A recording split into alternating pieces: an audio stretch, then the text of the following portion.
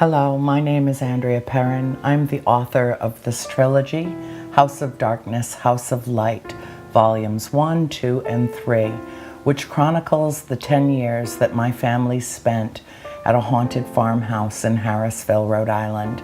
Many of you know the story in terms of the feature film that was made entitled The Conjuring, which was released in July of 2013. But anyone who thinks that The Conjuring tells our whole true story, I can assure you it only scratched the surface. There were many elements of the film that were fictionalized deliberately because the producers were afraid that the true story would literally scare people out of the theater. However, I have great faith in humanity and the ability to process new information. So therefore, I spent 7 years of my life chronicling the events which occurred at the farmhouse when I was just a child. We arrived there when I was 12 years old and we left when I was 21. I'm 57 now, and I still can't tell you exactly what happened while we were there and what exactly we experienced. Whether it was spirit activity, whether it was interdimensional beings, we don't know. I can tell you what I do know. It was not a figment of our imagination. It was not mass hysteria. It was not an optical illusion. It was the most enlightening decade of my life, even though my sisters will argue the point and say that though I say it was the best decade of my life, they say not so much. It was difficult. It was hard for our family to go through that experience, but it was also important to tell it. My mother said it best when she said, this is not the kind of story that one should rightfully take to the grave. If we experienced it, then it's our obligation to share it. We waited 30 years to do so. I began writing the trilogy in August of '07 and completed it in August of 2014 when the last book went to print. It has changed my life, but it has also changed the life of many, many other people who have thus far read it, people who had experiences of their own, and through reading this trilogy, decided not to be fearful anymore, decided that they've seen the dark side of existence and choose to live in the light in much the same way I have. It has been a liberating read for many individuals, and now where they used to keep their stories to themselves, they share them because it's important that we all understand that there is something beyond our mortal existence. There is something. To me, I find that a comfort for myself to know that in spirit, whether it be our soul or our connection to God, we do go on in some way, shape, or form, and that how we comport ourselves in this life does matter. Many people who have seen The Conjuring think that they've grasped the concept of what occurred to our family. I will take a moment to tell you that there was no exorcism. Ed and Lorraine Warren came to help us. I truly believe that. However, they were in over their heads right from the inception, right from the moment they stepped over the threshold of the farmhouse. To her credit, Lorraine Warren walked directly to our black stove and covered her eyes and closed them and kept her hand on the stove and said, there is a malignant presence in this house. Her name is Bathsheba. Well, The Conjuring portrays Bathsheba as the villain. I don't think that anything could be further from the truth. I don't believe that she was the offending spirit in the house. I believe that it was someone who was actually much older. Bathsheba never lived in the house, but she does have some connection and attachment to it. However, if you read this series of books, don't think of it in terms of a horror story, because really it's not. It's really a love story at its essence. And the thing that's, I think, most important about it is that we learned to live in peace and to go in peace from the farm. My mother had to ask permission for us to leave the premises. It was a difficult time for our family. We all learned a lot, but I will tell you, there's nothing easy about spiritual enlightenment. There's nothing easy about raising your vibration or increasing your awareness of our world, the nether world, our universe. We live in a multi-dimensional universe. And I think that the value of this story is that it gives people a chance to expand their consciousness in a way that few other stories ever could. When you leave this trilogy, you'll feel like you're a member of our family, that you lived there with us, that it touched you in inexplicable ways. And according to my tens of thousands of readers, it stays with them and will never leave them. That is its value, that is its grace, that is the importance of telling this story. I'm so glad that so many people have felt truly impacted by this in positive ways. It's not a series of scary stories, far from it. It is a journey of spiritual enlightenment. It is an odyssey. It is the story of a family, and it runs the gamut from good, evil, and benign, everything in between, every human emotion, every encounter that you can imagine. I love the spirits. In many ways, they're still with me. One of the reasons that I'm so happy to film this in this house, my home in Winter Garden, Florida, is because this house is haunted too. And I do have a tendency from time to time to do some filming here that picks up some inexplicable things. And I hope something shows up on this particular film. If not this one, there will be others. I want to thank everyone who has been a supporter, who has encouraged my family to come out and tell the truth, to share our story with the world. The world is ready for this story. It wasn't in the 70s. This subject was taboo. This was a subject that no one wanted to discuss. But that's changed, and the world has changed. And this story is part of that process of expanding human consciousness, of feeling that sense that we are not alone. And for those who have fear, I want this story to help dispel that fear. That's the greatest gift of it, is to let go of whatever it is that holds you back from living fully, because there is nothing to fear, absolutely nothing. We had a very intense encounter with some not so pleasant entities.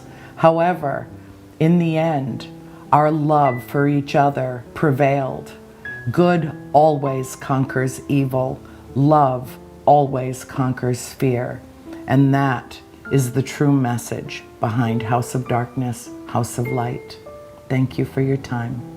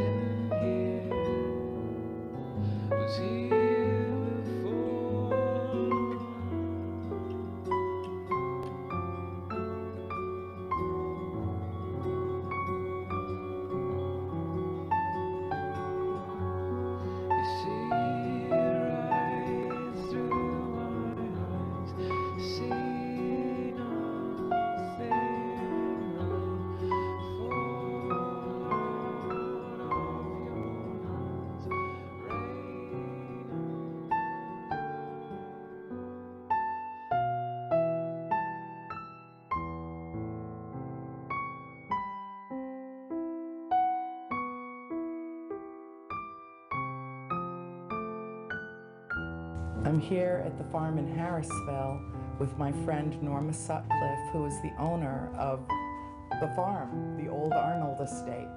And we're here today just to visit. My father and I came up to do some book signings and a few appearances in the area, and Norma was gracious enough to invite me to visit here at the farm. And my friend Julie is with me, and we've taken some wonderful photographs that we'll share with folks as time allows. So thank you for inviting us. You're always welcome here. And really, all I want to do is just share with you and talk with you and visit with you. And I know that you've had some wonderful experiences here, and you've had a few spooky experiences here yourself. And I wanted to know if there was anything that you'd like to share and talk about. You've told me over the years, and we've known each other now for about 25 years, that you were having experiences in the house too. And I know that they were not to the extent that we did as a family. And I think that's because when you came to the house, you knew it was haunted. And you were amenable to that. You were open to the idea that that was perfectly okay. And in the process have made your peace with the spirits. And so they've chosen not to taunt and haunt you the way that we did. But if you'd be kind enough to share a couple of the experiences that you've had over the years. Well, when we first bought the house and we moved here, we had, of course, the local people, as we mentioned, and we were living in this house, and they would all say, oh, you're in the haunted house. Now, at that point, other than the fact I was told that it was an alleged haunted house, I knew nothing about the stories. So unlike what we've shared, in future years as we get to know each other, but when we first moved in, little things would happen, and it was kind of interesting because my first impression was to say, oh, this must be the ghost, because that's and somewhat my background to the interest in it. But the real tangible things that began to happen, not only just happened to me, but it happened to several people who house sat at the time, because we used to travel. And I think the first one I can really remember is the footstep incident that my daughter encountered. And she said, oh, it was like I was in the other room and I could hear, I think she either said the door opened or sounded like a door movement, and that she heard footsteps, so she thought somebody was here. Now, she was an impressionable 15-year-old at the time, and knowing, of course, the story about the house and the idea it might be haunted, so it frightened her because she didn't find anybody. But at first I could have just joked with her and thinking it was her imagination. But shortly after that, I had my cousin house sit, and she heard the exact same area, the footsteps, what sounded like a door. I had another friend with her husband who was up in the front bedroom here, who was upstairs when she thought that a door had opened and footsteps, and they came down and there was nobody here. And I was the last to actually hear it myself. And I was in the kitchen. It was a Saturday morning. No one was in the house, and at the time we had the wooden porch off the front. Right. And my thought is that somebody crossed the porch because the door was opened. And again, I called out, and no one was there. Now, the fascinating part of that story is I knew nothing again of yours, but it wasn't until we visited Lorraine that she had the tape of your father speaking about some of the stories, and he talks about the footsteps in the front and the sound, and that's what first interested me. And I'm like, wow, they had the same experience. That was interesting. Now, some of the others I haven't went till later on, as we've talked over the years, but the one incident that Jerry and I faced walking into the front hall was the banging of the door. Yes. We had just stopped there to talk, and it began with a shutter, and at first you think it's a car went by. But then it actually accelerated, and it got worse and worse and worse, and it was very powerful, to Jerry just suddenly just grabbing the door and opening it because he thought the glass was going to break. And then it just instantly stopped. Mm-hmm. But I, with the scientific mind, I'm like feeling, is it the wall, is it the floor, is it? And I judged that it was just the door. It didn't seem like the whole house. But over the years, little things happen. We've always had the joke about the bed vibrating. Now, again, I didn't know your stories about the bed until we read, and that there was a connection to movement of beds, and that was part of the stories.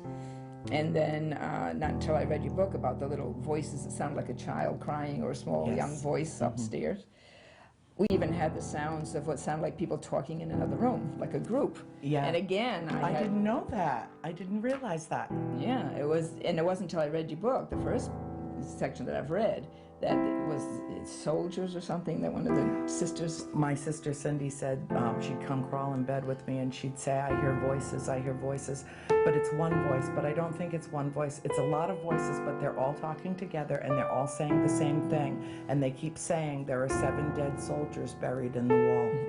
I couldn't actually understand if I heard anything, but I've had other house sitters who said it sounded like they could hear people talking like in the other room. But that was different too. We had several sightings of an entire family eating in the dining room. Maybe that would, I don't know if that was the association. One time, Jerry and I were packed up and ready to go away for a weekend, and because the daycare room was at the end of the house, he came out and he said, "Did you shut the TV off?" And I said, "Oh, yes, of course. Why?" "Oh, it just sounded like I could hear voices coming from the end of the house." And that's what that was the first time he associated with what having to hear. They don't like it when you leave. Oh, okay. So they would do the same thing to us. And then if we all left and all 7 of us left, there would be an incident when we came home. Okay. And as far as any, I mean, we thought we might have seen something. As far as seeing, we never really experienced that, except for up in the bedroom. I thought I had seen a blue light that looked like a shot across the bedroom. But that was only one instant, one time. And then, interestingly, right from that point, I was leaving myself to go away, and Terry had said, "Well, what do I do if something happened?" And I just joked with him. I said, "We got to be firm and tell him that you don't want to." And I actually be firm with them, yes. And he said, "Well, I actually thought I saw like a fog or something, you know." And I joked with him. I said, "I wish I would have had a video of that one." But, you know, he said, "I spoke up, you know." But that's the only thing I could say we actually saw and what looked up like it might have been something. But other than that, it's mostly been sounds. Was it like mist or was it more opaque? His point was a mist or something you could see through. The eyes just saw the blue light, but it came emanating from the same corner of the bedroom. So we had the blue light, but it came down the fireplace. Oh, okay. No, this would have been just like, almost like a shot across the room. And the fact that it was blue, if it had been white, I would have assumed. And of course, I guess car reflections could do that. But I have also studied. You keep deluding yourself, honey. Well, that was in the early years, you know. In the early years. Let me explain this away. I have that mind. I need to want to, you know, just understand it first before I jump to conclusions. Sure. You know, and that was kind of the mind I had. Yep. And, but from there, I mean, my daycare, with the daycare I ran there, I had some of my assistants make claims that they had heard the voice, children, the sounds of children, or just sense that they felt stuff. But the interesting thing over the years, as far as feeling, I had workshops here too. If you remember, I had cooking workshops. And I had them for about 9 years. Well, of course, you get all variety of people. And I never opened up or said anything about the house being haunted. They were here to do cooking workshops. But inevitably, when you have that many people, you eventually have people who say, "Oh, have you had any experiences in this house?" Or they might have said, "I sense there's something." And then I've had actually people who would describe what they saw. Really? And the description that most often came, which was interesting, was the middle-aged woman, I'm going to guess 50s or early 60s, with her hair in a bun, kind of an older woman. And that was mentioned maybe 3 different times by women. But the other interesting is the study, which was once your mother's bedroom at the time they had the experience. Was the room most often said to me that they felt something in that room. And this was just because part of my workshop was to tour the house. Of course. And so as we approached different rooms, the room most often mentioned would have been the study, which again was an interesting thing to hear once I learned the stories. Now I learned some of the stories from Lorraine when she visited, which was the interesting part of some of the stories is that, if you want to call it coincidental synchronicity, I call it sometimes, is how all of this came together in the knowledge about this house, not just the experience of whether it was apparitions or, you know, sounds, but my famous part that I tell, and I think is just as fascinating, is how we got to meet each other, how we got to know each other, the incidents that came around throughout all the stories, throughout all the years of being in this house. And that is another whole part, I think, of whatever the term people use for all this paranormal, but is that connection of people. And I don't know if you want me to go into any of those stories, but that's... So you say whatever you'd like. I think that it's fascinating how we met. I think that it was, I can't remember exactly what year, but we'd had the restaurant for a couple of years anyway. And of course, you knew the Shorten family when you were growing up, and my business partner was Gail Shorten. And I remember the day that you walked into the restaurant. I came to visit you, though, after Mary Ann had been there. I didn't know you were there until Mary Ann, my girlfriend, was this who initiated the whole thing. Oh, I didn't realize that. Yes, because what happened was Mary Ann, been a Lincolnite all her years too, and so was May, knew Gail, and just mentioned to me that she had opened a restaurant, just basically talking about her, and that she was going to go see what it was all about. And she told me that, and it was just a general conversation because everybody in Lincoln knew everybody else and what was going on. It's Rhode Island, yes. So she was interested in it, and that was it. And about 2 days later, she calls me up, and she's all excited. And she goes, "Naomi, you just won't believe this. You won't believe this." Now, at this point, I might have been in the house 2 years. And the only connection at that point that I had with any of the real ghost stories was the visit from Lorraine Warren, who was incidentally showed up unexpected, which I thought was an interest, because I myself, way in the beginning, said, in general, I would love to meet everyone that has anything to do with the stories of the house, because it fascinated me. Because when I had asked the realtor who had divulged this information, could I speak to the original family? She said, "Oh, no, they've moved to Georgia. You know, that's it." And so I figured, oh, that's it, I'll never get. So I had to get word of mouth from town folks, which I thought was probably gossip and, not really knowing. But then when Lorraine showed up, very unexpectedly, because she was doing a talk in Providence and chose just to meander by to see what was happening, was the first time I got some of the story. She walked through the rooms. She was describing Bathsheba. That's the first time I heard the word Bathsheba. She said she had sensed that in the bedroom of your mother at the time.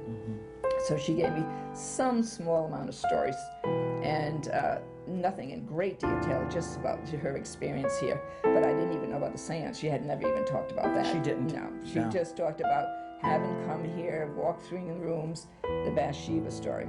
I'm not surprised that she didn't share that, because that was a pretty traumatic experience. Yeah, well, maybe that's what she didn't. I don't know. Maybe she didn't want to share it with me. I don't know. And I had asked her little questions like, well, why do other people that lived here, like the minister and his wife, said they hadn't really personally had an experience, and she made the statement, well, he was a minister, and, sometimes they stay low. They won't come and show themselves. So, but that was the first time I had experience. So meanwhile, after the phone call from Mary Ann, and she calls me back, she knew about the story. She knew I had told them that the family had moved. She said she went in and said hello to Gail. Gail knew who she was. And again, it's the synchronicity of people continuously talking. The conversation could have ended. So they were primarily talking about my brother, because it was my brother who was friends with Danny, in Gail's age. And then, Mary Ann, as she's explained to me, Gail then said, oh, by the way, what happened to his sister? Where did she go? And Mary Ann says, oh, we're good friends. And this is where the conversation could have ended. She could have said she moved to Burrville, and it could have ended. Right. But she continuously said she's in a historical house that they think is haunted. And apparently you were the partner that she had been introduced to. Yes. And you then spoke up and said, is it on Round Top Road? And Mary Ann said yes. So I almost fell over. that's the concept that could happen, where you would be back in Lincoln in a spot that my girlfriend, who knew all the stories, would have actually come across and actually have had this experience. I don't believe in accidents or coincidences. I don't. I think that we were supposed to come together, but the way that it happened was so interesting.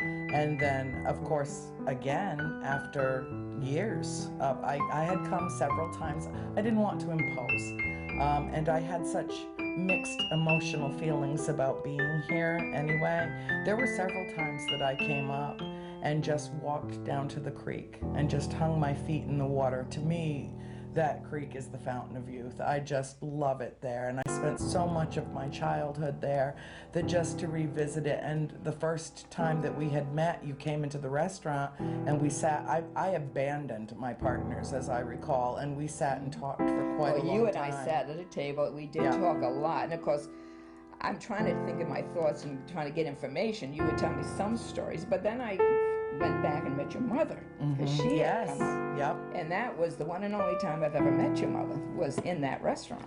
Well, I can guarantee you'll never meet her again here, No, because she she won't will come. never come to this house again. Yeah, well, I understand that. But I'm glad I at least had the opportunity. you can at talk that to her time. on the phone all I you want. did Yeah, last you night did for last a moment, night. Yes.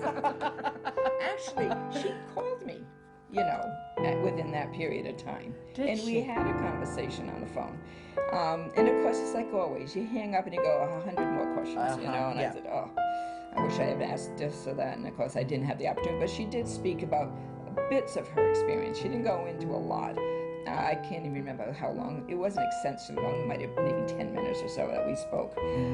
But I think it was because we had met, and then she was still a little bit curious about my experiences and what was happening, because she had asked. I remember her saying something about in the restaurant, did I hear the trumpeting sounds in the cellar? But the interesting thing as time went on is that there was a comment about, did you have trouble with the front door? And that was the other connection that she made to specifically talk about that front door. So that also connected, and it came from her, which is interesting. And I think she had said something about phones ringing excessively and, something that kind of... Well, the phone that we had at the time, and we only had 2 phones in the house. I mean, this was back before I had to put all the answering phone jacks machines. in. Yes, I know.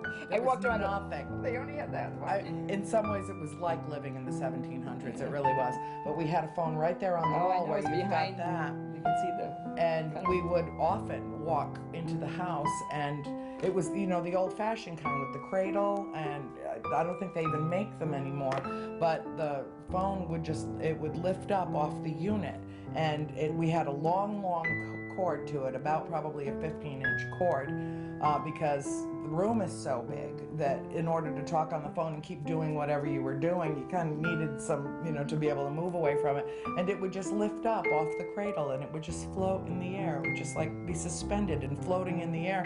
And then as soon as somebody came in the room and saw it, it would slam itself back down. I don't know how many times my father had to replace the unit because it would slam down so hard. It was literally cracked.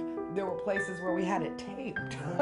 And we had the refrigerator in that corner there. And my sister Cindy they used to really taunt and torment Cindy. And she would come into the kitchen, and it was a refrigerator freezer unit, and it had doors that opened on both, but the top one was the taller one. And it would literally be opening like this, back and forth, and stuff was flying out all over the place. I mean, the floor would be covered in, the mayonnaise was down, the ketchup was down, everything was down.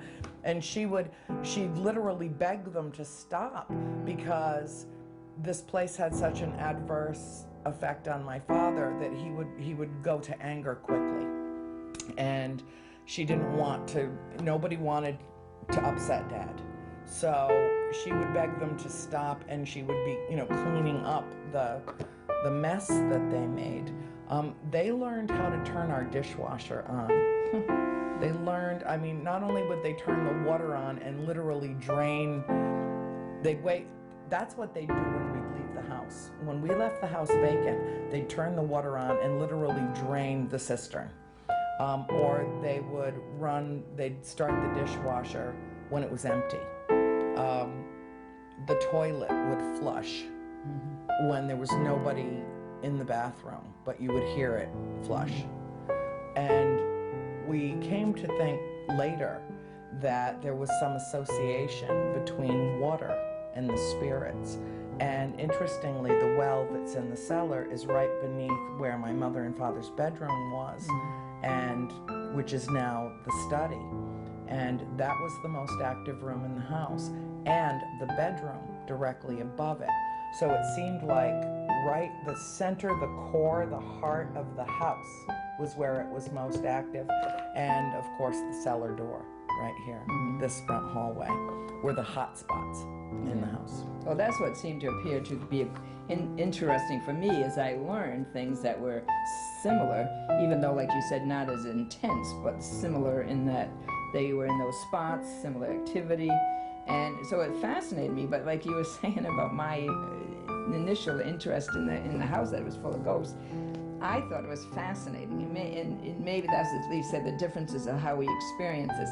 I thought it was sort of a learning experience. That's how I take it, you know, that you come and I was never afraid of the idea. And to let people understand about our feelings of Jerry and I, how much we love this place the moment we step foot. Well, actually, I was the first to come. And that's the other interesting part. Isn't and it? I don't know about your book, how your mother came alone first. Yes. And I came alone first. And your father was away. Jerry was hiking, so he was away. So the decision was made by both of us, her and I, to put the deposit down without the knowledge of either your father or Jerry at the time. I sense a theme developing. Yeah.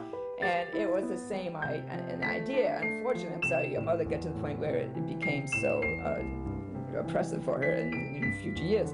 But with I, at the time, because of, like I say, I was knowledgeable of the ghost stories, it didn't frighten me, and I just found it fascinating. It was, to me, another step into another realm that I had not knew about, studied a lot about, but never truly said I could experience. I've had the psychic background, I've had a lot of that clairvoyance, ESP, all that kind of experience, but this would have been a new experience, so I came in with that. And of course, the interest in knowing that is that I also put a deposit on the house I was wanted, and Jerry didn't know that either. Surprise, honey. Yeah. But the reason it did not faze me in the least, that would even be an issue with it, is the style of this property, what this property was. It would have been, and I knew it would have been right out of his dream. You know, he wanted a historical property with land, preferably with water, and we had looked at properties, and either it didn't have enough land or it didn't have water, or so when I saw this and had the stream, plus the fact bringing a horse to the property, it had the barn, and it had land enough for the horses to, you know, graze on, and so all of that I knew was in his dream, and I said, this is here. And I said, I knew that. So the moment he even stepped foot on this property, I knew it was sold. And a little cute thing, it was an outhouse. You don't know how big Jerry was into outhouses all his life. It was an in-house outhouse, and though. that was even more elegant. I thought that more was even elegant indeed. Yes, it was. That showed an upscale version of a house of those days. But that was just to him, and because it was almost like the highlight of my tour with him. And I said at the end, and guess what? When I opened the door, and I guess a 3-hole. Small, medium, and large, to accommodate virtually any size person, And the idea that well is in the cellar, I mean, all of that, so the historical value of this house is tremendous.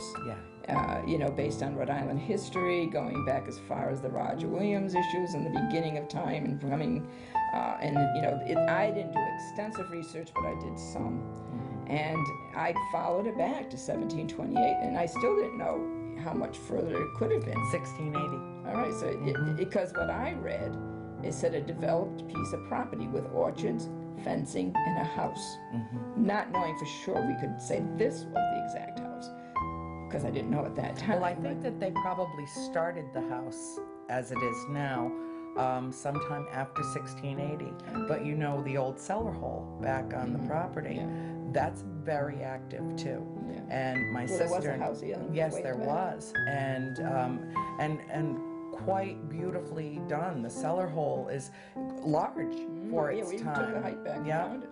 And my sister Nancy had some very intense. She was literally called to that place. And I had a very intense experience in the cellar hole too. I had literally, I don't know exactly how, I hopped time. I went down there, and what had been a very small tree growing at the time was huge. Now, I'd been down there 2 or 3 weeks before. A tree does not grow from this to this in 3 weeks. So I know that we described this place as a portal, but it's this house. But it's not just the house, it's the property. And originally this was thousands of acres. When this was deeded as one of the original Providence plantations, it was many thousands of acres.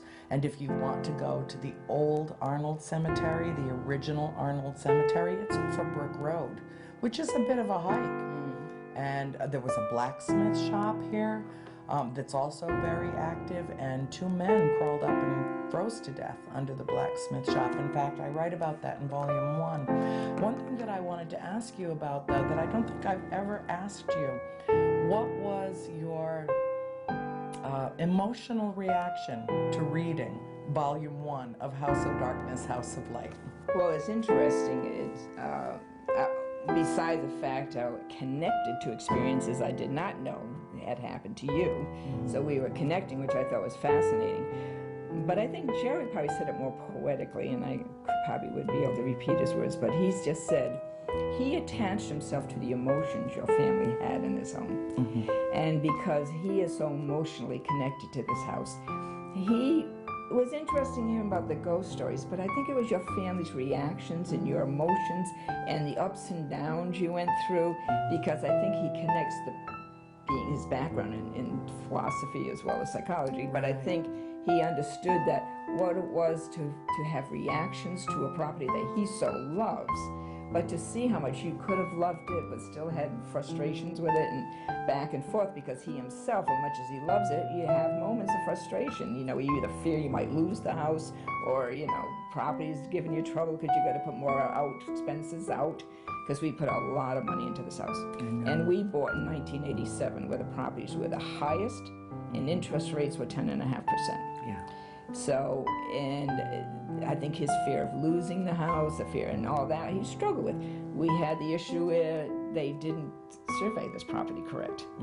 And it was found out that this tree right there was the property line. Literally somebody could have built a house. So we went through that until finally got into the hands of the management area. But for there was a few years there, we didn't know, you know, what was going to happen. You know, if somebody could just take over that land and be right next door. And so it was a lot of ups and downs, and he felt it emotionally more than me. I'm more the stable person. Look, when they're knocking at the door to throw us out, then I worry, you know. But he has the worry of the, you know, even earlier, you know, the fears. So he struggled with those emotions, and I think that's what he sensed with you, even though the issues might have been somewhat different. But he brought that in. He said it so beautifully on how he viewed it. But that whole feeling, I think even in the beginning when you talked about how your father and your mother first presented themselves to this property, how you walked down, and how the feeling of just walking the property and that sense of being here. And then of course you're having the horses and, you know, and I think the sense in the book that you mentioned about your mother might have had issues and might have felt like she might have wanted to leave earlier, but you yourselves and your sisters had such an attachment. We really didn't realize what the severity of what she was enduring. And the reason we didn't realize it is because she would not divulge it to her children. But when we started telling her what was happening to us individually, or in small groups, it was very upsetting to her. And she said that night that she asked me to go get Nancy, Christine, and Cindy. She did not want me to bring April into the conversation because April was only 6 years old. And because April had not reported any activity. Well, we didn't find out until much later that April had already developed a friendship with the little boy upstairs that she called Oliver Richardson. And she said that he told her here through her, you know, that's how they communicated with us as children, not through our ears, through here. And he told her his name was Oliver Richardson. Well, the Richardsons built this house. That's the name that was carved into the stone on the side. And it was originally called the Dexter Richardson House before it was called the Old Arnold Estate, or the Arnold Estate. We added the word old to it. But April kept it very much to herself, and she really resented the presence of Ed and Lorraine Warren because to her, they were a threat. because she thought that they were powerful enough to take her friend away. And to make the spirits leave. And her experience with the spirits was loving and peaceful. But she did know there were strange things happening in the house. And one time Sam Olafson came. My mother had had the experience, the chapter Kiss of Death, that I wrote about. She got on the phone with him the next morning and she said, Sam, I've made a terrible mistake. I need you to come up here. We can't keep this place. And April was sitting on the floor watching Sesame Street, which was a new show at the time. And Sam talked to my mother here in the kitchen, and then they got very cold. And my mother got nervous because she thought, oh, all right, this isn't normal cold. We're going to go into the parlor, into the fireplace. And when they walked in there, April looked up at Sam and she said, as the door opened to the pantry, opened by itself, she said, something bad happened in there, Mommy. And Sam said his blood turned cold as ice because he knew, and my mother knew, that April was also picking up on things. But the night that we first divulged everything to my mother, we kept her out of the conversation, all perceiving that she was too young to either understand or to share. Which was really unfair to her, but it all came out later. And at that time, my mother said, that's it, that's it. I remember she slammed her hand down on the table. We had a beautiful oak round table that came through inheritance to my father, and she slammed her hand down on the table. She said, we're selling this place. And we all started crying and begging her not to do it. Please don't do it. We love it here. We love it here. And it didn't make any sense to my mother. How can you girls be going through all of this, hearing voices, having your beds moved, you know, having one encounter after another, and want to stay? And we belonged here. We felt like we belonged here. When we first came, when our parents brought us here, as I wrote in the book, the sense of familiarity of this place was stunning. I think that's what Jerry sensed. I think it's the same thing, when that's what he was seeing when he read your book, how he connected with the emotions. Now, when I've spoken to him in the past, he's told me a couple of things that have happened in the study, and that the room that he so lovingly turned into an office and virtually a library, the room that he wanted to be his place in the house, virtually threw him out, and that he spends very little time in there now. Do you want to elaborate on that? Oh, no. He told me that's his favorite room in the whole house. Oh, He's there all the time. Well, years and years ago, he told me that his chair was The chair vibrated like the bed. That's the only other piece of furniture that did.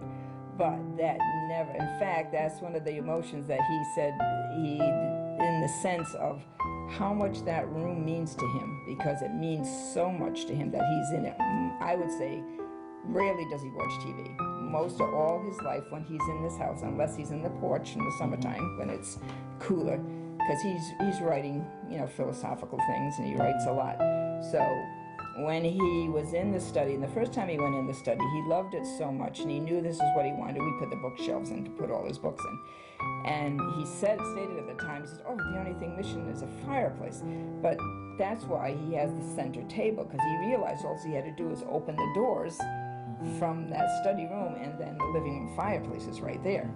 So that's why that table is in the center room. That's where he puts all his writings. So he's either 90% there when he's home during the winter months, or he may sit right in the parlor. In fact, the chair that's in there I had designed especially for him, because what would happen if he sat in the wingbacks, he'd fall asleep, which frustrated the heck out of him. So I had the writing arm designed for him, and that's called the Rhode Island writing arm, because it's not as large as the Pennsylvania. The Pennsylvania is a very broad seat wide, and I found that in a book, and the design was actually in the book of the dimensions, and it took me 3 years to finally find a carpenter or furniture maker that would actually made it so it was handmade just for us, because nice. It's smaller and it's got a narrower fan where he can put the books on. But that's what he chose. So he's either in the study or he's in that chair doing his work because he's in front of the fire. But that fire is his primary spot. He just loves it, because we've talked about should we put wood stoves in, you know, trying to save on the oil. And he goes, well, not that fireplace. You know, he just wants that open. Oh, I for love that what you've done experience. with that room. I absolutely love it. And- It's so beautiful. Remember, though, that when we lived here, the only fireplace that was open was the one in Yes, the right. parlor, in the formal parlor. And we had our big black stove here, right here in the kitchen, but only because the center chimney had been removed. And so we could only use the flue to vent the stove.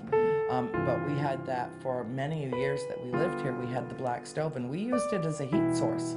We cooked on it sometimes, especially when there'd be a big snowstorm and we'd lose the lights. And it was, we spent many hours in this kitchen around our table just playing Scrabble or Parcheesi and, you know, huddled up next to the I think stove. that was probably the difference that we made here. Although the fireplaces were open, I think the Schwartz was open, but all the fireplaces. So they were already, we just painted them differently. But they had to have the stove and refrigerator still here, those people living here, because these were just two pantries. Right, It was small. Jerry and I who opened that all up in order for all the appliances to go in that room, so there wouldn't be no appliances here. So we could decorate it as it is now without the appliances. So Jerry's not really afraid of being in the study. It's just that he's Jerry's had not afraid of his experiences. house at all. Okay. There's nothing fearful in Because what I he- didn't he- feel fear in this house No. either. I recorded everything in my mind. It was like from a very young age, I knew that someday I was going to tell this remarkable story. I waited 30 years. And I think a lot of it had to do is I had to emotionally process what I perceived as losing this place. My sister Nancy never got over it. Nancy loves this house and is so drawn to this house that she can't really talk about it without crying. Christine will never step foot back in it again. My mother will never come back. My father has very mixed emotions about being here, but he is very comfortable here because he always felt loved by the spirit So that what made tormented my Christine mother. different to I know I understand your mother's issues, but for Christine, what was specifically hers that had the issue that made her most frightened? Or most Things disliked? happened in this house to Christine that were so traumatizing to her that, well, let me put it to you this way. I lived with Christine and I wrote the manuscript, the bulk of it, in her home in Georgia. It took me 3 years to get her to tell me what happened to her So in this you house. might not have known some of the things early on? before- I knew some of them because they would happen and Cindy would see. You know, we knew what happened to Christine when we were in groups, but she could not bring herself to divulge what happened to her personally in the house. And then one night, I finally said to her, well, Cindy came over. Cindy only lives a couple of miles away from us. And Cindy came over one night and I was frustrated. You know, I had worked so long and so hard on House of Darkness, House of Light. It was 1,500 pages long when I was done. And I had everybody's stories compiled, all the details, everything that they could remember. And yet there was this vacancy. There was this huge hole because Christine had not told me.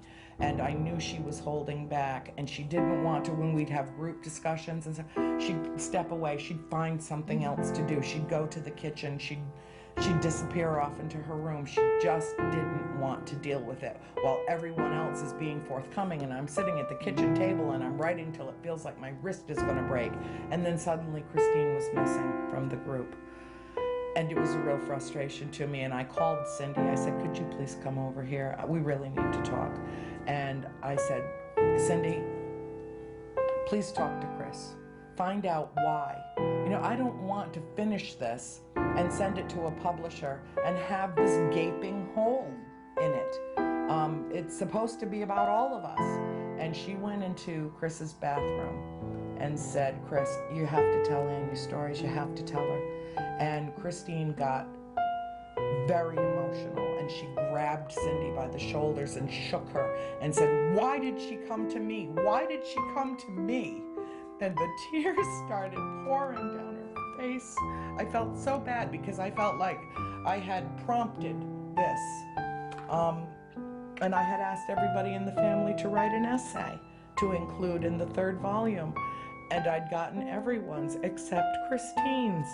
I didn't know. I felt I was hurt because I wanted her to participate. And I knew it was difficult, but it was difficult for all of us. And I wanted her to participate, and I wanted her to be represented in this manuscript, and I just couldn't get it out of her. And she and Cindy had almost an argument. And I said, that's it, that's enough, that's it. We're not even, we're dropping the subject. I'm going to just complete the book as it is, that's it. Well, it wasn't the next night, but a couple of nights later, as I was working on, the final chapter, that Christine came out into the living room, parked herself next to me on the couch, and said, "Are you ready?" I put myself in front of that computer so fast you can't even imagine. And I just sat there for about an hour and a half, and I typed every word she spoke as fast as my fingers would fly. It all came at once. It all came at once. And then she said, "That's it. It's over.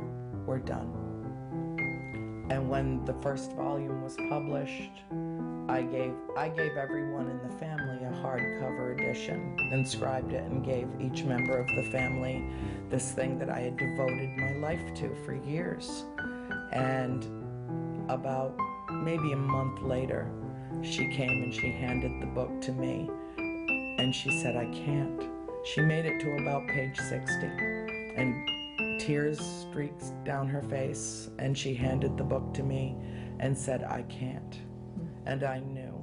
And I said, "Just keep the book. Keep the book. It's yours. It's a gift to you. You don't have to read it." Well, as far as I know, the only one in my whole family that's read volume 1 from cover to cover is my mother.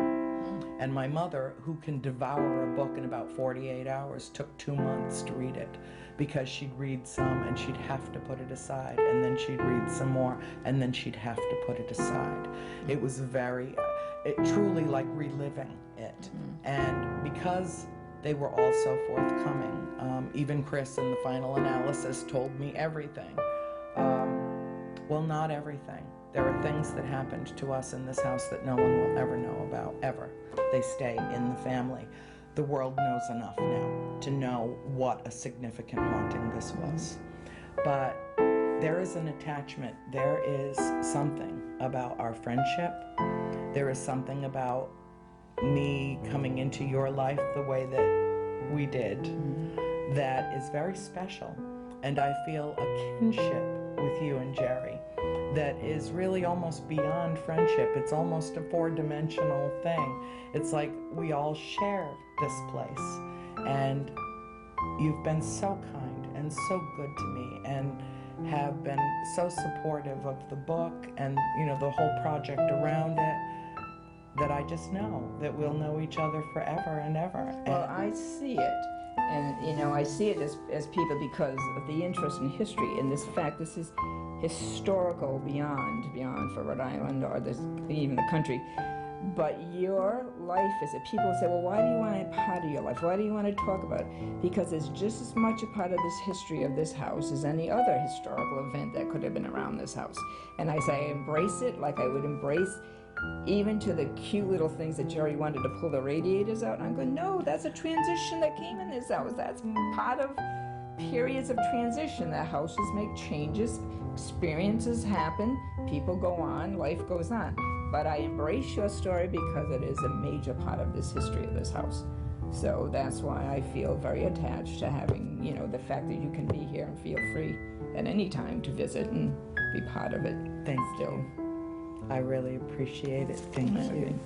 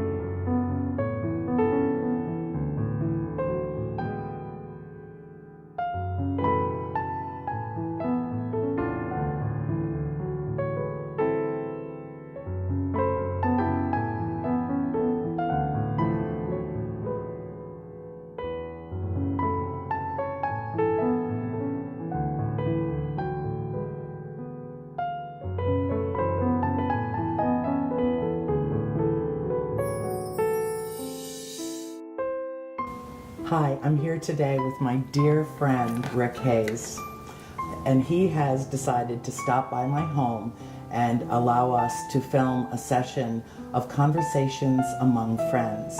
It's my joy and my pleasure to welcome him to my home. Thank you so much. Real pleasure to be here with you. It's been a while. I know, I know, but we had some time together yesterday, and when we did, well, the first thing that happened was when Rick walked in the house. He said, "You realize you have a presence here, an entity here," and I said, "Yes, we're well aware of that."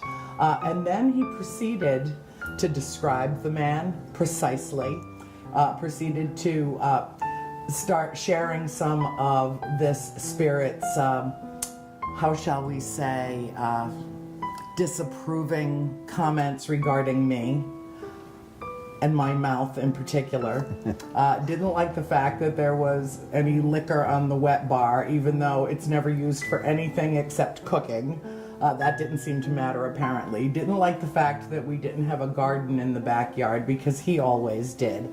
And told Rick that he had had a stroke, didn't die in the house, but this was his dream home and he loved it here. And Rick got to know him, and we did film a little of that just on my phone, and I'll share that later. But I wanted to talk with Rick about this today because so many people who know me and who have seen my videos know that I've said, we've got a spirit in this house, and events happen. George has been here when it's happened. My father has had numerous encounters. So anyway, let's start with that, and we'll talk about our spirit friend. Well, as I shared with you yesterday, immediately when I walked in the home, I felt, when I feel pressure, it also is sharing with me there's a presence in the room or in the home, and when I walked into your home, I felt that pressure immediately. And I define it as, if you go into a room with many people, you feel a difference in the pressure in a room than if you're in there by yourself, and that's exactly how I felt. And I walked in, and as we're sitting in your dining room area, and we're talking about just catching up because it's been a while. It has, too long. Yes. We won't let that happen again. No. We got exciting things to come. And but as we're sitting there, I felt that presence of that male. I can tell the difference between a male and a female in spirit, and I felt the presence of a male walking up close to me. And as he walked up close to me, and again, understand that they do not go into my body, but they want me to understand their situation or what they experienced here in their life in the physical body. So as he began walking up toward me, he immediately made me feel numb on one side, and I felt that, and I felt very numb on that one side. And so as we began, I asked you, I began sharing with you, we have a presence here, and you acknowledged that, yes, you already knew, so it wasn't no surprise to you. And I started describing him. One of the first things I shared with you, if you recall, Andrew, was that he was numbing my one side, which was sharing with me. It was either I felt a part of his life here he was experiencing, wanting me to understand the experience of his stroke, and on this side of the body. And then you validated to me that that is how he transcended into spirit, was through a stroke. He then began expressing his personality. And even my feelings is, even when we transcend in spirit today, the personality that we have created here makes it a part of us. And even if it's a dominating personality like himself, he's more at peace in the spirit body he's in now. But at the same time, he still has that bit of personality. And he began immediately sharing with me that, and I won't go into detail, but you were kind of expressing a current event, and yes, I was. you're a current political event. Current political event that was, expressing with like you do, with passion. And as you were doing that, I felt his presence, and he was sure.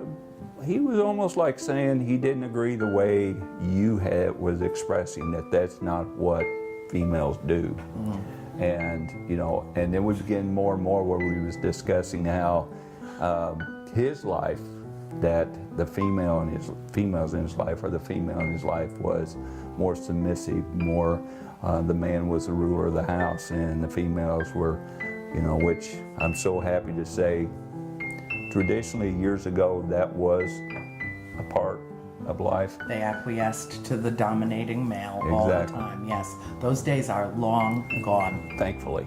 thankfully. Because, you know, we talk later about our feelings is it's a partnership.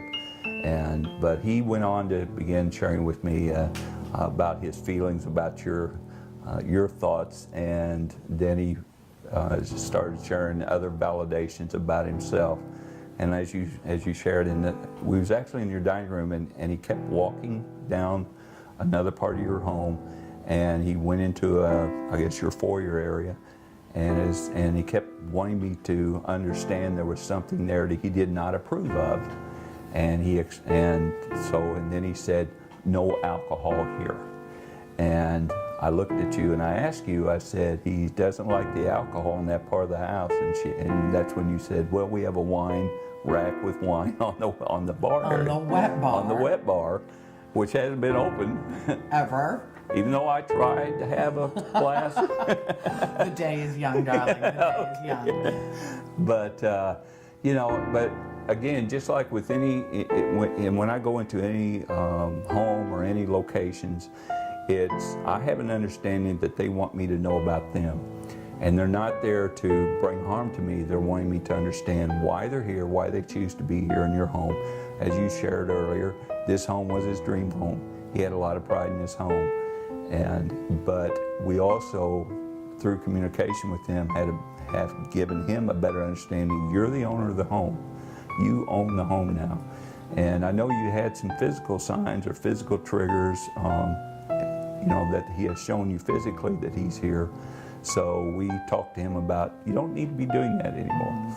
And I'll just share this, and that when we had completed, and I went to in one of your restrooms, and I was back there. It doesn't matter where you're at. Which is a little unnerving to me, actually, you know, because when I close that bathroom door and get in the shower, I'd like to think I was alone. I have a tendency a lot to say, show me some respect, you know. But I was in there, and immediately I heard his voice, and I heard him say, "I'm glad we told her now." And so with that, it gave me an understanding and an impression that he understood that he was able to relay the messages to Andrea and let her know, number one, that he is here, number two, he chooses to be here, and number three, this was how he felt about his own philosophy of life and how his experiences in life growing up and in this home and as an adult. And I guess the key on that statement was he was almost satisfied that we had communicated with him and communicated together with him. And it gave him kind of a sense of, I respect her more now. And as I shared with you just a few minutes ago when I came into your home, the air is lighter. It is different than yesterday. And I feel like it has a lot to do with the sense that he understands you and you understand him now. And there's an equality there more than it was before. I've had a couple of incidents where I've seen, as I shared with you, full body apparition in almost opaque shadow. And I said that to you yesterday and said it seems as though he was a smaller man, not very tall, and a bit hunched over. And then you immediately responded about his body language when you saw him in the parlor and how he was sitting and how rigid and stern he was. But that when he walks, he communicated with you that he suffered terribly from arthritis, probably osteoporosis. Right. And so I think that would account for the stooped over apparition that I've seen repeatedly in the house. I thank you for reminding him that he doesn't need to make so much noise in this house in the wee hours of the morning that I think that the house is being broken into. I appreciate the fact that he wants to make his presence known. I respect the fact that this was his house first. And I always show respect for the dead. You know that. Yes. I agree with you that they retain certain characteristics when they pass. But I will also pretty much tell you that by the time I'm done with him, he'll be a feminist. I'm going to educate this spirit about the power and presence of this woman in this house. I've never had any altercations with him, but one thing that did happen that I shared with you yesterday was a couple of months ago when Dad was right there at the bar and he was paying bills. We have one of those Oster blenders, the old-fashioned kind, heavy glass, and it turned on high. And it takes something to press that button. It takes a significant amount of energy to press that button, and my father screamed. I was in my office at the time. I came running, and you know, if our spirit objects to my occasional language and my political outbursts, especially about a certain candidate that I have no tolerance for, then he really got an education that day, because my dad freaked when that happened to him. The poor thing. George has been here when all those beautiful ornamental copper pots that are up on top of the very flat, very wide refrigerator, George just came flying off the refrigerator while George and I were talking about what? Ghosts and spirits, demonology, blah, blah, blah. We were just having a normal conversation in the kitchen, and everything came flying in a split second off the top of that refrigerator. It wasn't unbalanced. It was perfectly stable, and it's as if he just went, phew, gone. But the thing that's so interesting, and something that happened to us at the farmhouse quite a bit too, was that objects would go flying and would hit walls or hit floors or hit windows, but nothing would chip, nothing would break, nothing would dent. And I'm interested to hear your perspective about that, because the inference is that it's happening in an alternate dimension, and therefore there's no damage done per se. But I know you're very familiar with cases like this, and I want your perspective on that. Okay. Well, first of all, as you know, I'm Rick Hayes, so I just share with you what I feel. I don't try to follow anyone else. I'm just me. So my thoughts, I used to say for years, Andrea, I used to say I believe, and now I'm truly saying I know. And I'm not being egotistical in that sense. It's just that after the years, almost 15 years of in the industry and the public, and the many experiences I've had, it's becoming from I think to I believe to I know. And one of the areas is that we have a tendency to be frightened about is when we receive what I call the physical validations, or the signs and things flying across the room. And my feelings on most experiences I've had and going to cases like that is that they're not trying to harm you. They're just trying to say, I'm here. They're trying to get your attention in some way. And I use the example of if a baby's in a high chair and it wants a bottle on the table, but it can't reach the bottle, and the mom comes later because the baby is crying and screaming, and the mother is not paying attention to the baby. Then eventually what the baby's going to do out of frustration is she brings over a bowl of cereal and lays it on there. That's not what he wants. The baby wants the bottled milk. He'll pick it up and throw it on the floor. And it's the same way with those that are in the next part of their life. They're wanting us at times to know they're around. And so what they'll do is they'll give us the validations that you shared, the plates coming across the room, things like that flying. And the reason we often say, why didn't it break? Well, the reason is because it has a lot to do with energy itself. If they have a tendency to take that energy, and by the way, everything is made up of energy, and so if they have a tendency to take that plate and have the energy to throw it, they also have the energy to make where it does not break. And it gets even more attention to you, because you look at the plate and say, how did that go across the room and hit that wall and it didn't break? There's got to be something more than just a coincidence here. And so that, to me, it all has to do with the energy and the controlling of the energy, even of the plate of the energy. So that, to me, is why we get a lot of those signs. And I express to everyone, pay more attention to those, because what they're doing is they want you to know that there's another part of life, and they want you to know that they choose to be around you. And so that's why we get those type of, to me, that's why they get those, I know. that's why we get those type of signs like that. I too have made the transition that you have. I went from I think to I believe to I know. And there is a huge spectrum between these three. And the largest leap is the leap of faith between I believe and I know. Yes. And it takes kind of spiritual courage to even utter those words. And yet both of us do it with such conviction, such confirmation of our own experiences.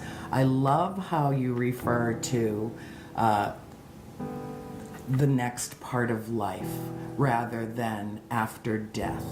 Because I too believe, as you do, that we are all energy. Everything is energy. Energy does not disperse. It does not, it only transmutes.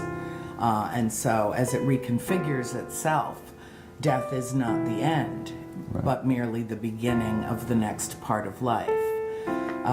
Do you think that spirit has any sense of time or space per se? And I'll ask you this for a reason. Okay. When we left the farmhouse, we thought that we would be leaving the spirits behind. And nothing could have been further from the truth. Attachments were formed, they were profound, they were lifelong. When I arrived in Georgia with my family, most of my family, Cindy was already there. And when we pulled into the yard of the new house in Cherokee County, there was an apparition standing behind her. Now, this was a new house. There was no way anything was left behind there. Can you hold that thought for a moment? I just had your... Oh, yes, no doubt. He just really? tapped me on the shoulder. Okay. And his words to you was, I am here. So he wants me to acknowledge himself to you today, and he's here.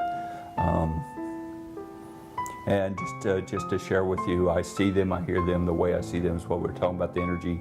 I'm hearing him right now. The way I see them the majority of the times is an elongated light, very bright in the center. I also see him in a shadow form as well. I also see him in a full body in certain times. With him, I felt his presence come up. I felt him tap me on the shoulder, and he said, I am here. So he wants you to know that he's here, okay? So go ahead, I'm sorry, but no, that's when they okay. come up and say hello, I and I acknowledge want to know if he knows what year this is. And again, this is his personality. He relayed to me, he says, why wouldn't I know what year it is? Okay. And to answer what you were sharing, and I apologize again for interrupting, No, not but at all. they do know, and I love what you said. I keep the word death and dead out of my vocabulary just because if you look up the definition of that, it means an end. We don't end. We simply transcend from this part of our learning experience in life, and we go to the next part of our learning experience in life. We just transcend to a different body form. But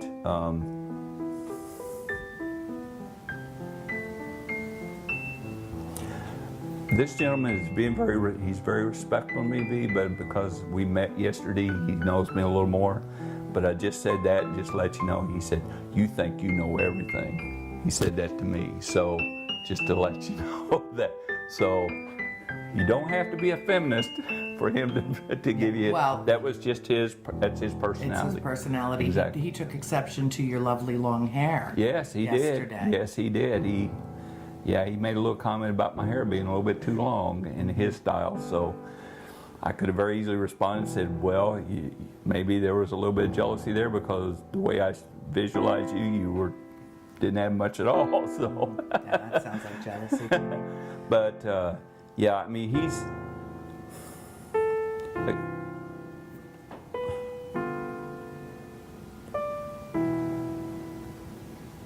okay. I want to answer your question on time. He wants you to know that he's an intelligent man. I know And that. he's expressing that to you. But they have an understanding of time because they are a part of this. So they understand the time, the year. But they're also in a part of life where time is not man-made. You know, we created time. We created by defining time by years, days, months, seconds, and minutes. Where in that part of life, it is an eternal part. So there is no reason basically to communicate with time at all. But they're fully aware. It's just like this is my second time in your home to visit with you. Yesterday I had no correlation at all of where your rooms were until you showed us around. I came in today, I knew which room to go into because I've been here before. It's the same thing with time with them. They know the time frame we're in. That doesn't mean they're in that time frame, but they're observing and they understand the time frame we're in. You're known all over the world as one of the preeminent mediums, one of the preeminent psychics on this planet. Did that proclivity come to you at birth and you just nurtured it? And essentially, were you born this way? I think we're all spiritual beings, Yes. that transmute into a physical experience so that we can be on this plane of action to learn our lessons, and then we ultimately return to the spiritual realm. But do you believe that you came prepared and with your gifts at birth, or is this a marked proclivity that developed as you aged? No, I do believe that when we're created on this earth in the form of a physical body, the spirit goes into the physical body, that we are given many gifts in life, including the gifts of what I'm sharing is the gift of knowing that there is a life continual. And so I recognized it early. My memory can only take me back to a certain age, which had been around 4, maybe 5 years old. I was raised in a very traditional church upbringing. My grandfather was a very highly respected evangelist in his career here. But at the same time, just like because of society and because of traditional beliefs, I had to maintain these abilities to myself. I've had them all my life, and I maintained them to myself until it's been 15 years now. I can't believe it. 15 years. But 15 years ago, I heard this. I heard it's time. And so that was... I did too. I did too. I had a feeling you did. I really do. The day I started writing the trilogy, it's like one of those old-fashioned alarm clocks went off in my head. You know, the kinds with the big bells on them, the big round ones, and they literally move when they ring. And I heard that in my head, and I heard the words, "It's time." And I went to the calendar, and I wrote down on August 7th, 2007, and so it begins. And we spoke yesterday. The journey is going to be amazing, and you know, we've spoken about the mountain, the time it's going to be happening, and it's time. You may have heard that. You're hearing this from me as well. It's time. So it's a perfect time, actually. So it's the same thing with me. I mean, the last 15 years, I realize more and more every day. First of all, every individual that's walking on this earth has a purpose in life. Agreed. And each has a unique purpose in life, and it could be something as it could be something as essential as raising children. It could be something as essential as being a doctor. It could be something as essential as sharing unique abilities. But we all have a unique purpose in life, and so 15 years ago, I recognized, I was told it's time. I knew this was my life purpose at that time, and for the last 15 years, it's been my life purpose, and it's been a phenomenal 15 years. Every experience you experience in life is sharing with you, this is a part of your purpose. And even though you may not understand it, it's part of your purpose. And so you're on your purpose. And speaking of that, I've shared with you personally that I walked around this planet for decades going, why am I here? What is this? It feels so unfamiliar to me. Beautiful, but so unfamiliar to me.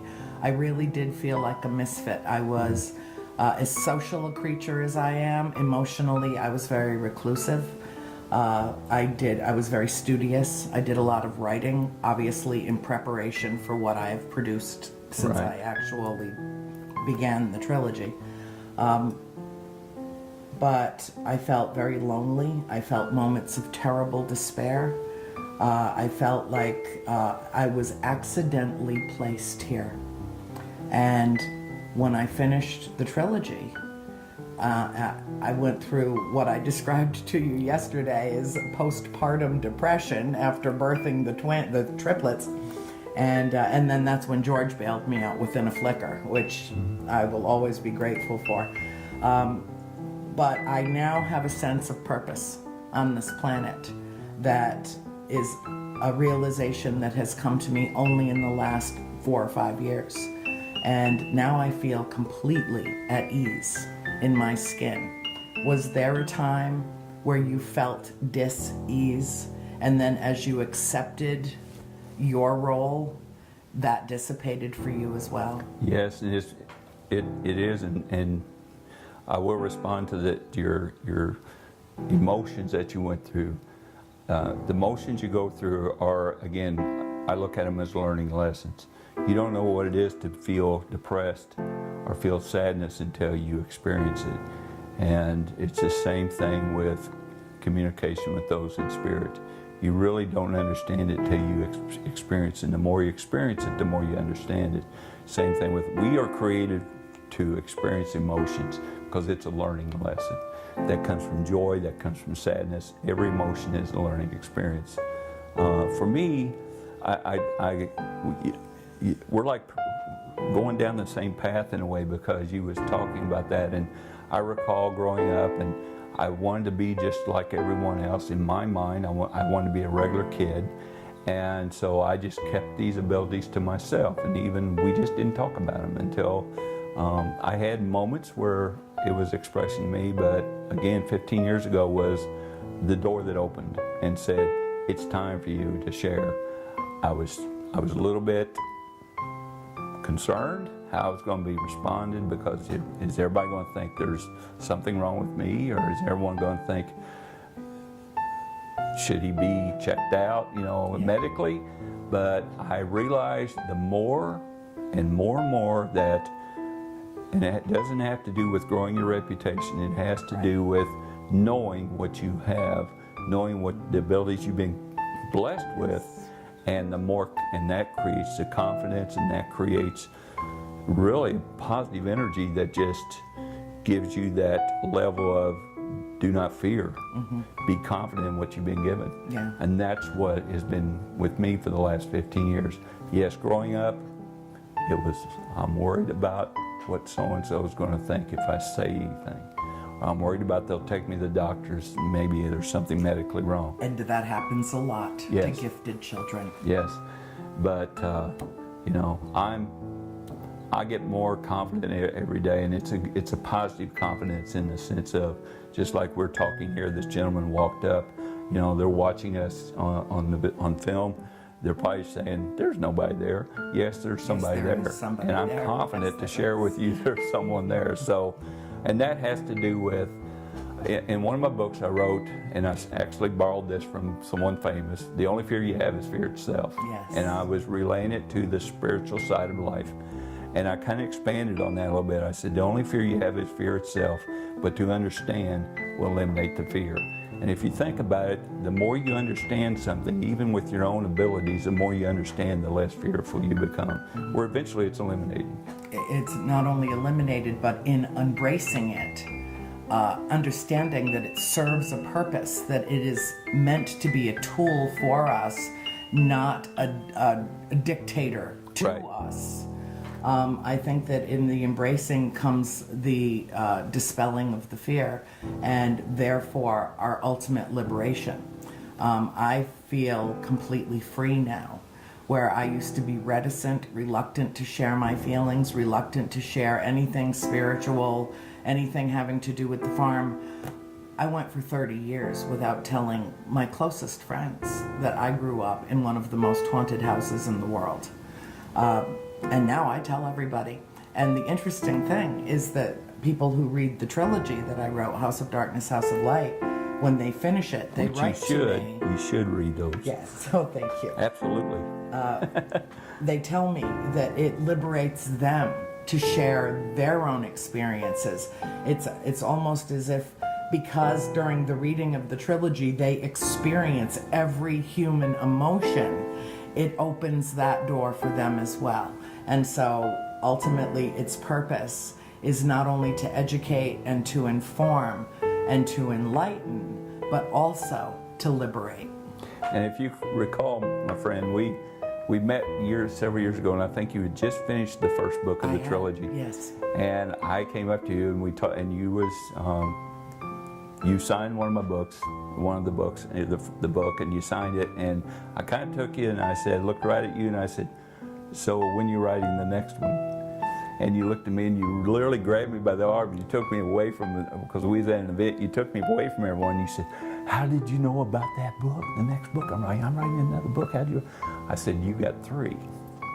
And you looked at me, and you said, I do? I don't know if I'll get, I think the second book's the finished one. And I said, no, you have 3. And the reason I felt that is because what we're talking about here today, it is because it was a part of your purpose to share with everyone. You had restricted yourself because of those around you, the environment you was in, to share because of the fear of what everyone would feel. Same thing with my abilities.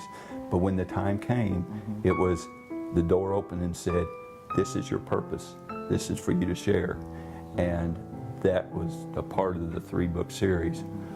I knew she was writing the 3 books before she did. You called me a couple of years ago and said, how's your mom? And I hadn't put anything out anywhere that my mother had fallen and broken her hip. And I said, I shouldn't have been shocked. Excuse me for having been shocked. But I said, oh, she's doing much better, Rick. Thank you so much for asking. How did you know? That's a really stupid question. And you said it was her right hip. And I said, no, I think it was her left. I had a moment of confusion. And you said, no, absolutely not. It's her right hip. And my mother could hear me on the phone. She's like, who are you talking to? What's going on out there? So, of course, I had to share with her. But when we were together in Waverly, Ohio at the Emmett House, which has sadly burned to the ground under suspicious circumstances, sadly, what a great loss to the community, historically significant building, right on what was the Erie Canal. You had a conversation with me that I'll never forget, and you said to me, you'll do very well with the trilogy. In fact, you're the first one that ever referred to it as a trilogy, because I didn't have any intention of going beyond 2 books. And you said you'll do very well and you will become known worldwide because of those 3 books. But it's the 4th one that will explode. I remember that now. Christopher Moon was sitting adjacent to us, and he was kind of, watching what was going on. And he leaned over to me. You don't know this, but he leaned over to me afterwards, and he said, Rick's right. I didn't know that part. Wow. And just to share with you, the reason I shared that with you also, I'm one of those in this industry that is also known for the positive energy. And even the messages I receive, you talking about your mom, it's my responsibility when I receive these messages not to share them in a negative light, but to share them in a positive light.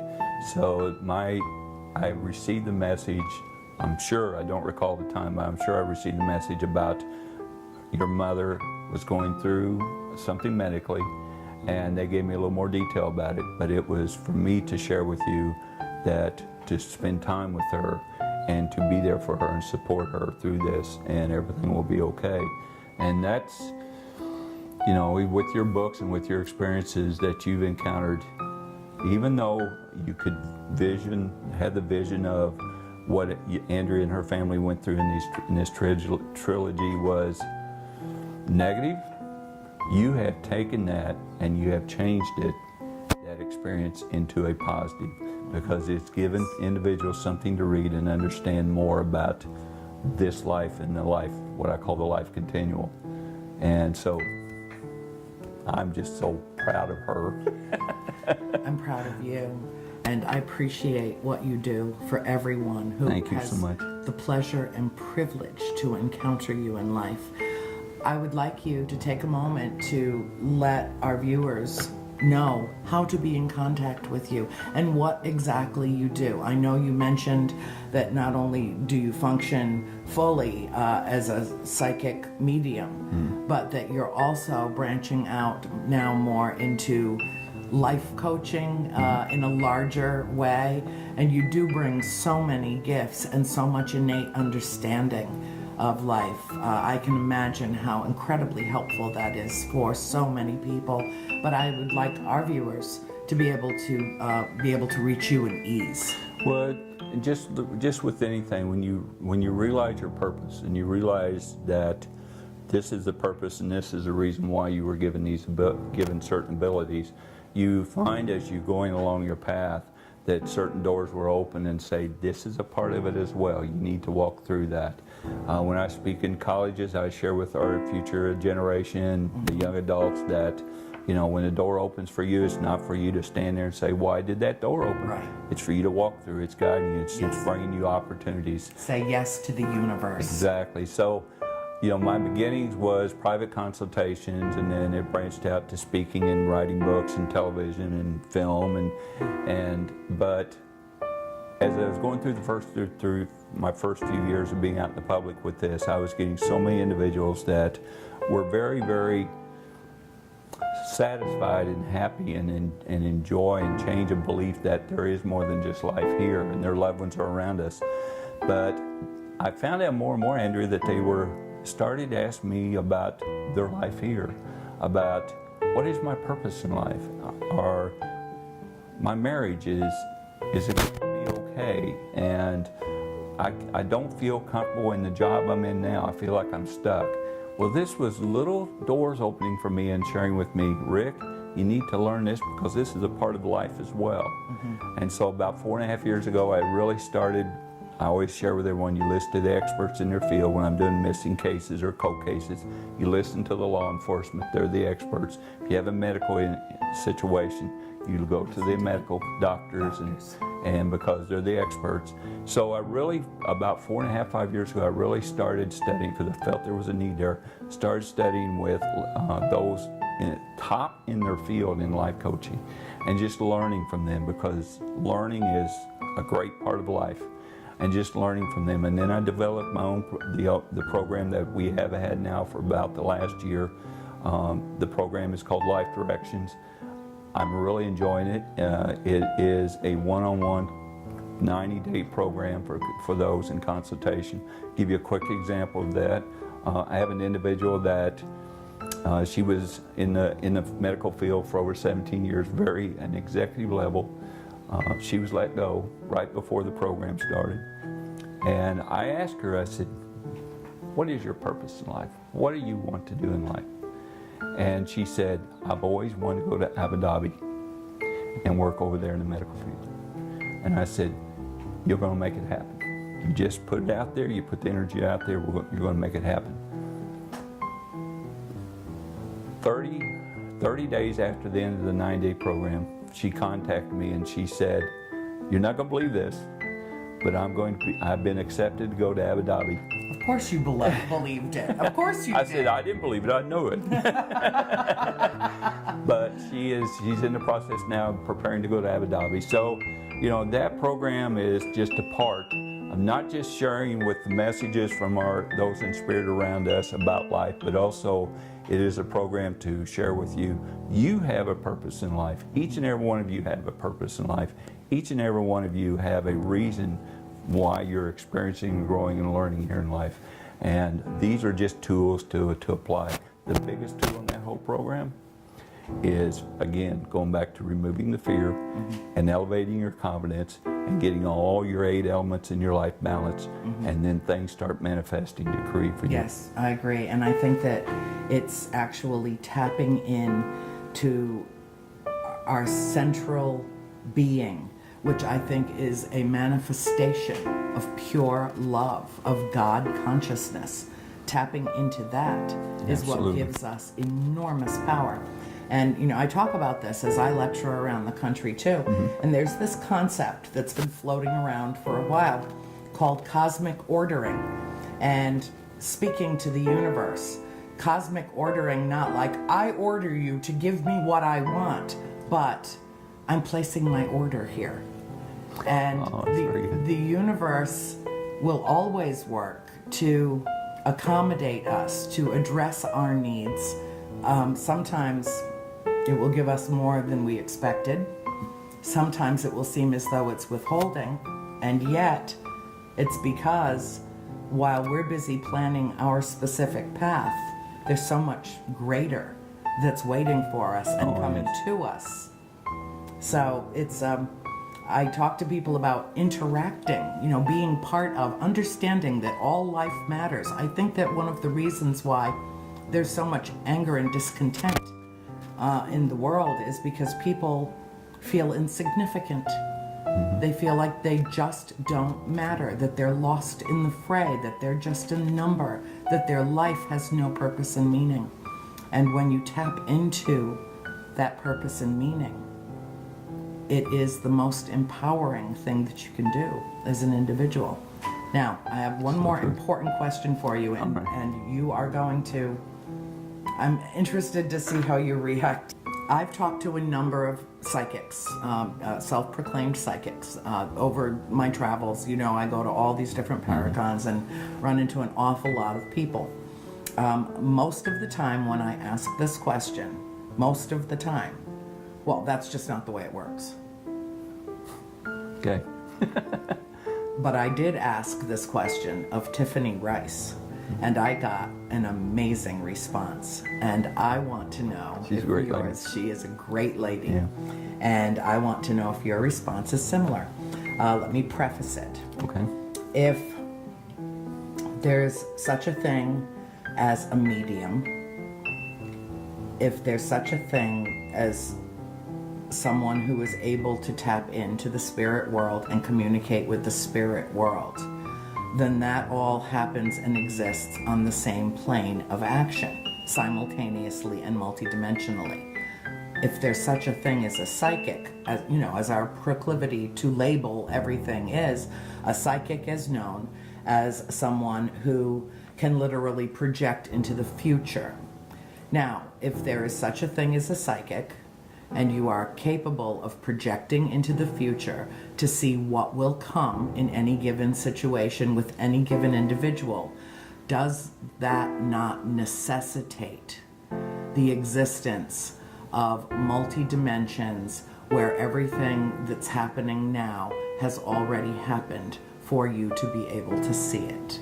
I will respond in my way. Okay. I do feel that when we're created on this earth in a physical body, that we have a path that has already been determined. Certain experiences we learn from, certain things we're going to grow from, and certain things we're going to experience from. We also have what I call the gift of choice. We have the gift of choice. Just because the psychic says your tire's going to be flat next Thursday on your vehicle doesn't necessarily mean that tire's going to be flat next Thursday. The reason why is because you are now have a better understanding that you may have a tendency of having a flat tire next Thursday. Your tire may be worn. This is going to give you the choice, the opportunity to change that tire. So we have, we was just talking over lunch this afternoon, about a month or so ago, is 3 days before it happened. I was asked about something, and I shared that I was seeing a plane going down, and I said this is going to be very soon. For some reason I get what I call picture postcards. They're actually visualizations, but I got a picture of the Middle East. There was a connection to the Middle East, and I said all on the plane will move on. And I think it was 2 days later, the Egypt Air in the Mediterranean. Yeah. And so the response to that is, if you got that, why did that happen? Was it predetermined? Was it already meant to be? It has a lot to do with an individual's choice. Being on the plane, for example, it has a lot to do with how we interact and react with the things that are ahead in our path. Is it different? Is it different dimensions? In a sense, yes. Does it still intertwine? Yes, because life is all one. So If everything is one thing, then all thing is existence. exactly. So, you know, when I received that as a psychic, because I'm titled, I tell everyone, they call me in this industry a psychic medium or medium psychic. Just call me dinner. Just call Rick Hayes dinner. I'm happy, okay? But Call me for dinner. that's right. So, but you know, it was when I received that, it was my responsibility to share it. And if in some way, if it was meant to be, for me to share that publicly in some way to help those in that dimension, in that part of the dimension in the future, then I would have been given that opportunity. It's sad to receive what we call psychic visualizations ahead, because you almost feel like you're responsible, that you need to change it in some way. Yes. I feel like sometimes we are given the responsibility given that responsibility and that opportunity to change that. In that case, it was a part of another dimension that things happen. What did we learn from it? That's what I share. When we get individuals ask, why do we have these tsunamis? Why do we have, you know, the terrorist acts? Why do we get these things? It all comes down to one thing. It's sad, it's tragic, but for every challenge we receive in life, there's a reward. So just think about your own individual life. When you're having a bad day or you've had something tragic in your life, look at the reward, the learning you learned from that. In some way, reward. I've had so many individuals that will share with me, you know, they went through a tragedy, but the family since then has gotten so much closer. Yes. That's a reward, you know. It saddened us, but there's a reward from that. So I don't know if I answered your question or not, but No, you did. Okay. I think you have a very clear understanding that life is a series of lessons, and the test always seems to come before the lesson. It really is an amazing journey that we're on, a truly sacred and it spiritual intertwines. journey. And it intertwines, it really does. It does. Those in spirit, that part of life they're in that part of life, we're in this part of life, but we intertwine. Just like this gentleman here, you know, he's in the next part of his life, you're in this part of this life, but your life is intertwined with each other because you chose this home, you chose to take ownership of this home, just as he did years ago. He made it his dream home. You'll make it your home to dream in. And you're intertwining with one another. That's the focus and that's the key. And it's all energy. It is all energy. It sounds mystical, you know, that it's energy. It's actually it is scientific. Life. It is life. It is. It is the nature of life. I love you with all my heart. You are an exceptional, extraordinary human being. Thank you. I am You are blessed to call you my friend, and we are truly kindred spirits. We are kindred and we're connected. Yes. I don't know if you recall this, but the first time we met, my feeling was, I felt like I've known you for hundreds of years. You know, this first time we had seen each other and met each other, and we immediately connected, and I thought, that's that energy. That's that energy That's intertwining. right. It's this. Yeah. So It is. it's such a pleasure to be in the hospitality of your home. I can't thank you enough for this opportunity. And again, this lady right here is one special individual, one special energy, and look for you have some exciting things coming up. I'm so proud. I'm so proud of you. Thank you. Thank Thank you. you for joining Thank me you. here today. Mwah. Love you, sweetheart. Love you. Thank you for joining us. This is the first of what will be a series of conversations among friends. I'm the first. You are the first. First. Thank you for joining us today.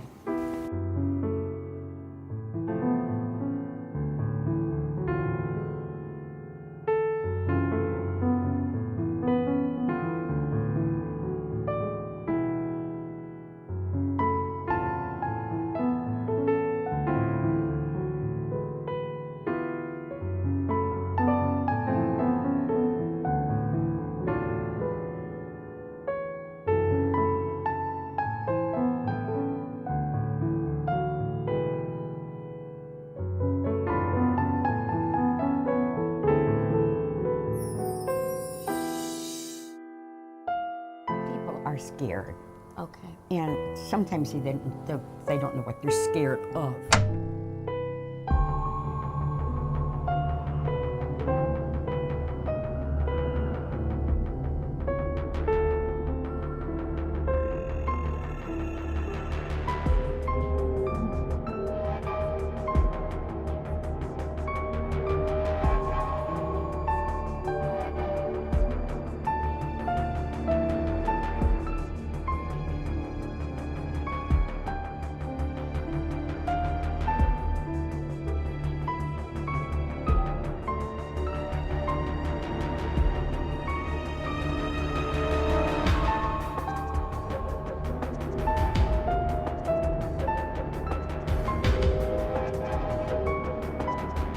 Hi, I'm here in beautiful snowy Connecticut to visit Lorraine Warren at her home and finally get the opportunity to meet her. God bless you. It's just so wonderful. I can't believe I'm here. Thank you. You know, there's so many questions as I've come into this house, and I'm like, I think the one question that I would love to ask you first is, what was one of the most cherished memories that you have of Ed? For one thing, Ed did not understand my sight disability. Did you tell him right away, or how? I tried to tell him. I even tried to tell my parents, but nobody understood me. I didn't look for it. I really didn't look for it. When I realized there was something about me that was different, and I was at a private Catholic girls' school, and I told one of the nuns that her lights were brighter than Mother Superior. And I paid a price for that.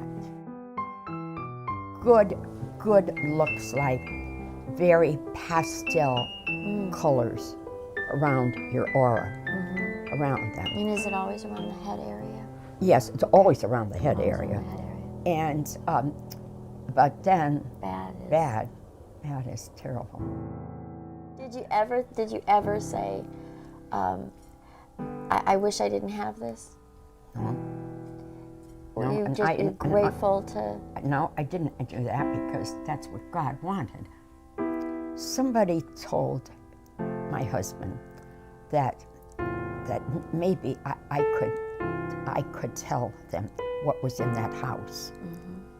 Now, I didn't know that I had that kind of gift. And in fact, I didn't understand my gift at all. That's got to take something out of you. Every single case, every single time that you have to deal with something like that, it has to take a toll. I don't know does. how that. It does take a toll. When you were at home and you were home and Ed said you were home for 8 days, you didn't come out, you didn't talk to anybody, you didn't eat. Have you ever told anybody what you saw that made you do that? No, I'm not going to. And I respect that. In the film The Conjuring, when I watched it for about the third time, because it is such a wonderful film, and I really got the sense that it really was a love story in many ways. But I just felt like he was very protective of you. You were the center of his universe. This family was very much Yes. so important. Yes, that was right. You've said that this film, The Conjuring, was so very accurate, probably as close that anybody could get to what really happened to you and Ed and the Perrin family. And Yeah, I think it was very well done. Very well Yes. done. Very, very well done. When I got up to the top of the stairs, there was a room there, and there was a spirit right in the corner of the room. It's very scary when it happens to you like I that. can't even imagine. And we sat on the bed. The bed went up. Did it physically levitate? It levitated the bed. Animals obviously have the ability To sense. to sense. Now, with your animals, have they ever had an experience like that? I remember one time, Ed and I came back from a haunting in northern Connecticut. And we came in the house, and the animals walked backwards. They walked backwards away from us. Lorraine Warren is my mother-in-law, and she, of course, is a psychic and a clairvoyant and a light trance medium. And she's been involved in the supernatural for, I'd say, 60 years now, maybe more than 60 years, along with her late husband, Ed Warren. And I am Tony Sfera, her son-in-law. I'm married to Judy, her daughter. A month after we were dating, one night she says, "Hey, do you want to go see my parents lecture at UConn, University of Connecticut?" I said, yeah, sure. What are they, college, professors? So you hadn't met them yet? No. I said, what are they, college lecturers or professors? What are they? She said, no, they're not professors. They're ghost hunters. And I said, what? She said, yeah, the Warrens, Ed Warren, Lorraine Warren, they're my parents. I wasn't like into ghost hunting at the time until I met Ed, and demonology and things like that. Until I met Ed, and he told me about all the different cases he's been on and how bad they were, and how ghosts do exist, that people, when they die, their spirit lives on and never dies. And it was very intriguing to know that when you pass on from this realm, that you're never going to die. And that's one thing we've learned, though, that Ed learned, I learned, and Lorraine knows, that your spirit is never going to die, so that means you're never going to die, just your body. That movie, The Conjuring, was made very well. James Wan took pains to make it like a real incident that happened. It's nothing that Lorraine sought out or Ed sought out. Exactly. This movie. They came to Lorraine. Exactly. The producers came to Lorraine and said they had a treatment. One of the producers said he had a treatment for one of their cases. And when Lorraine asked what case it was, they said, the Bewitched Farmhouse. And Ed used to always call it that, the Bewitched Farmhouse. And we used to do lectures years and years ago, and all the time when Ed was well, he would say to us, I'd say he said to me maybe more than half a dozen times at the end of a lecture when we're packing up our stuff, he'd say, hey, you know what would make a great movie? And I said, what? He goes, that darn Bewitched Farmhouse in Rhode Island. So a lot of times I'd say, which one is that? He goes, the Parent House, the one in Rhode Island. He never went with it trying to get it made or anything, but a year and a half after he passed, the phone rang, and it was a producer who wanted to do the Farmhouse. Not only does it talk about Ed and Lorraine and bring them to the forefront because they were the pioneers, but it also lets people know that the demonic or the devil in this movie exists. People used to say to Ed Warren, oh, you're only in it to make books. You're only in it to make the limelight, to be on TV or to be in the nursepaper. You know what Ed used to say? You're damn right I am. He said, because now I'll do anything I can to expose the devil, that the devil exists. Absolutely. Because the biggest success that the devil ever had is convincing people that he doesn't exist. Well, the Warren's Occult Museum that's on this property was founded back in 1952, the New England Society for Psychic Research, and there is an occult museum that Ed Warren used to collect these artifacts from various cases that he was on. And some are very, bad.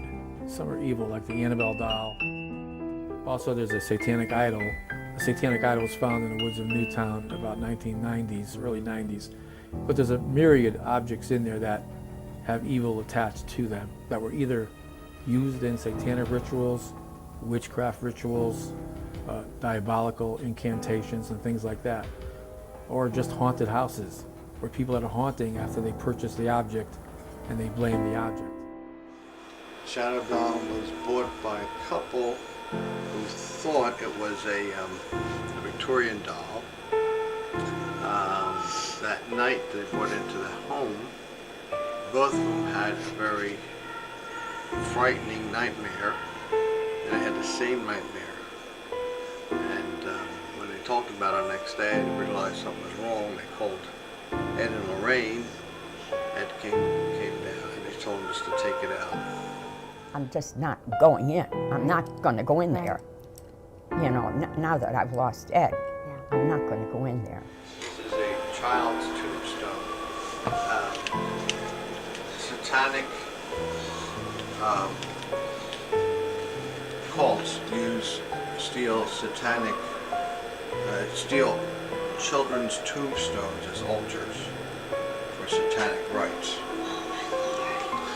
But the thing about this is, you see, it says Warren, but here the date of death is August 23rd. That's the day it died. There's only one answer. It's my faith. Right. That's what protects me. Amen to that. Yeah, that's what protects me, protects my pets. Because so many people say, and you've heard it a million times, why don't you destroy it? Destroy it if it's so evil. Yeah, that's true. A lot of people do say that to us, but you're destroying, just like it said in the movie The Conjuring, you're only destroying the vessel. When you destroy the vessel, the evil's still there, and it can just wander. We'd like to know where that evil is, so we do binding, ritualistic prayers. We do binding prayers. Father Jim does binding prayers around these objects to keep the evil bound within. So we'd like to know where they are. Where it's in a museum, that's where they stay, instead of letting them loose somewhere into the atmosphere. Right. You cannot destroy them. No. It is letting it, because you don't know what. My dream, after I pass, that they are all going to the Vatican. That would be wonderful. Yes. This has been a dream come true for me. I've been speaking to Lorraine on the phone on and off for 6 years. She's been kind enough in my quest to have questions answered in regards to the paranormal, but also because you've been quite a mentor for me, whether you know that or not. I don't think I've ever said that to you. Thank you. I think you're a mentor to a lot of people, though. Thank you, my dear.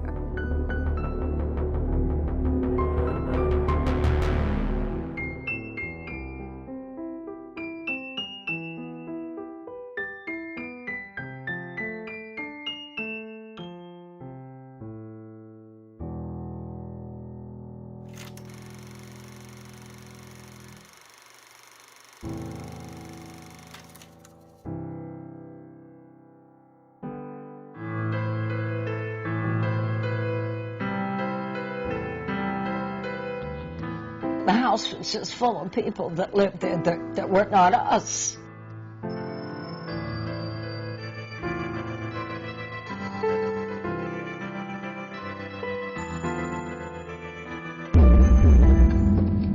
I was 11 years old when my mother found the farm. And we arrived in the middle of a snowstorm. We were just moving into a charming, lovely, old house, as far as all of us were concerned. Nancy and I were sharing a room, Andrea had her room, and Cindy and April would share a room. And it was boom, boom, boom. It was pretty much everything was the same way, but it was going to move to this big new house with this really great big yard. Wham, wham, the bedroom doors start flying open out of nowhere, out of absolute nowhere. Wham, bam, up against the sides of the walls, and everybody would be just in total shock, and we'd be, okay, who did that? No one was thinking in terms of, oh, the house is haunted and it's freaking the animals out. None of us had even conceptualized the possibility of this, including my parents. She hung herself in the barn. There are things that happen in that house that I won't ever tell anybody, nobody, not my family, not my sisters, not my parents, not my best friends, not anybody. And then he started to talk about Bathsheba. She murdered that little baby, and she drove a needle into its skull and killed it.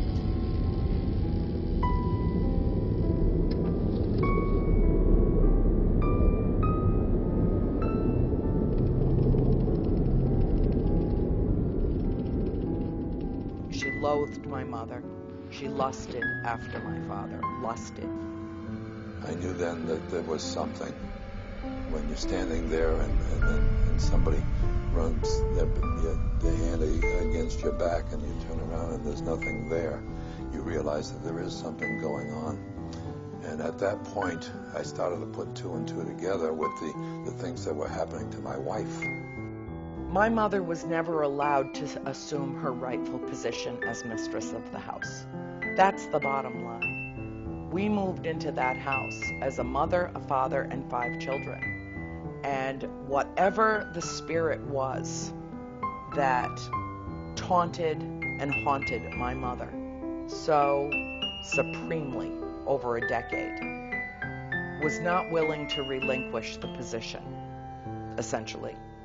What she did was treat my mother abominably. She loathed my mother. She lusted after my father. Lusted. I use that word deliberately. Was mistress here before he came. And mistress here will be a nun, will drive you out with fiery brooms, will drive you mad with death and gloom. If you don't leave, you will join us, because he too will be dead.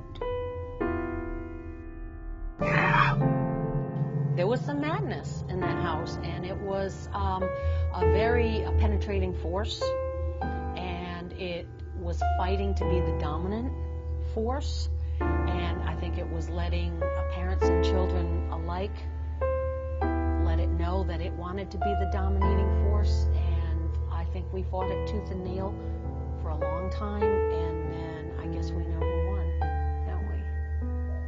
Because we know who left and who's still there.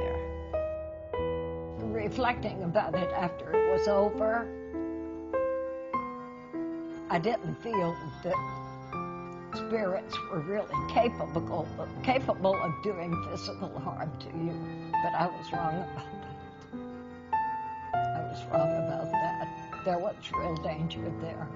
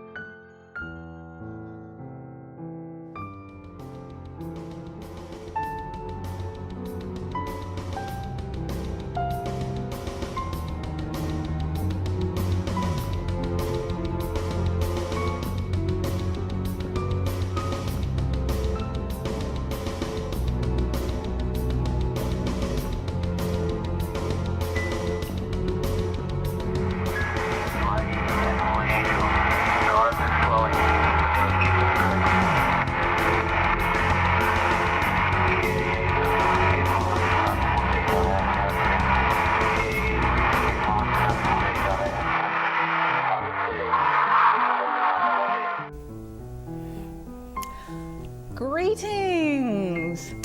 It's great to be back in the studio after so long.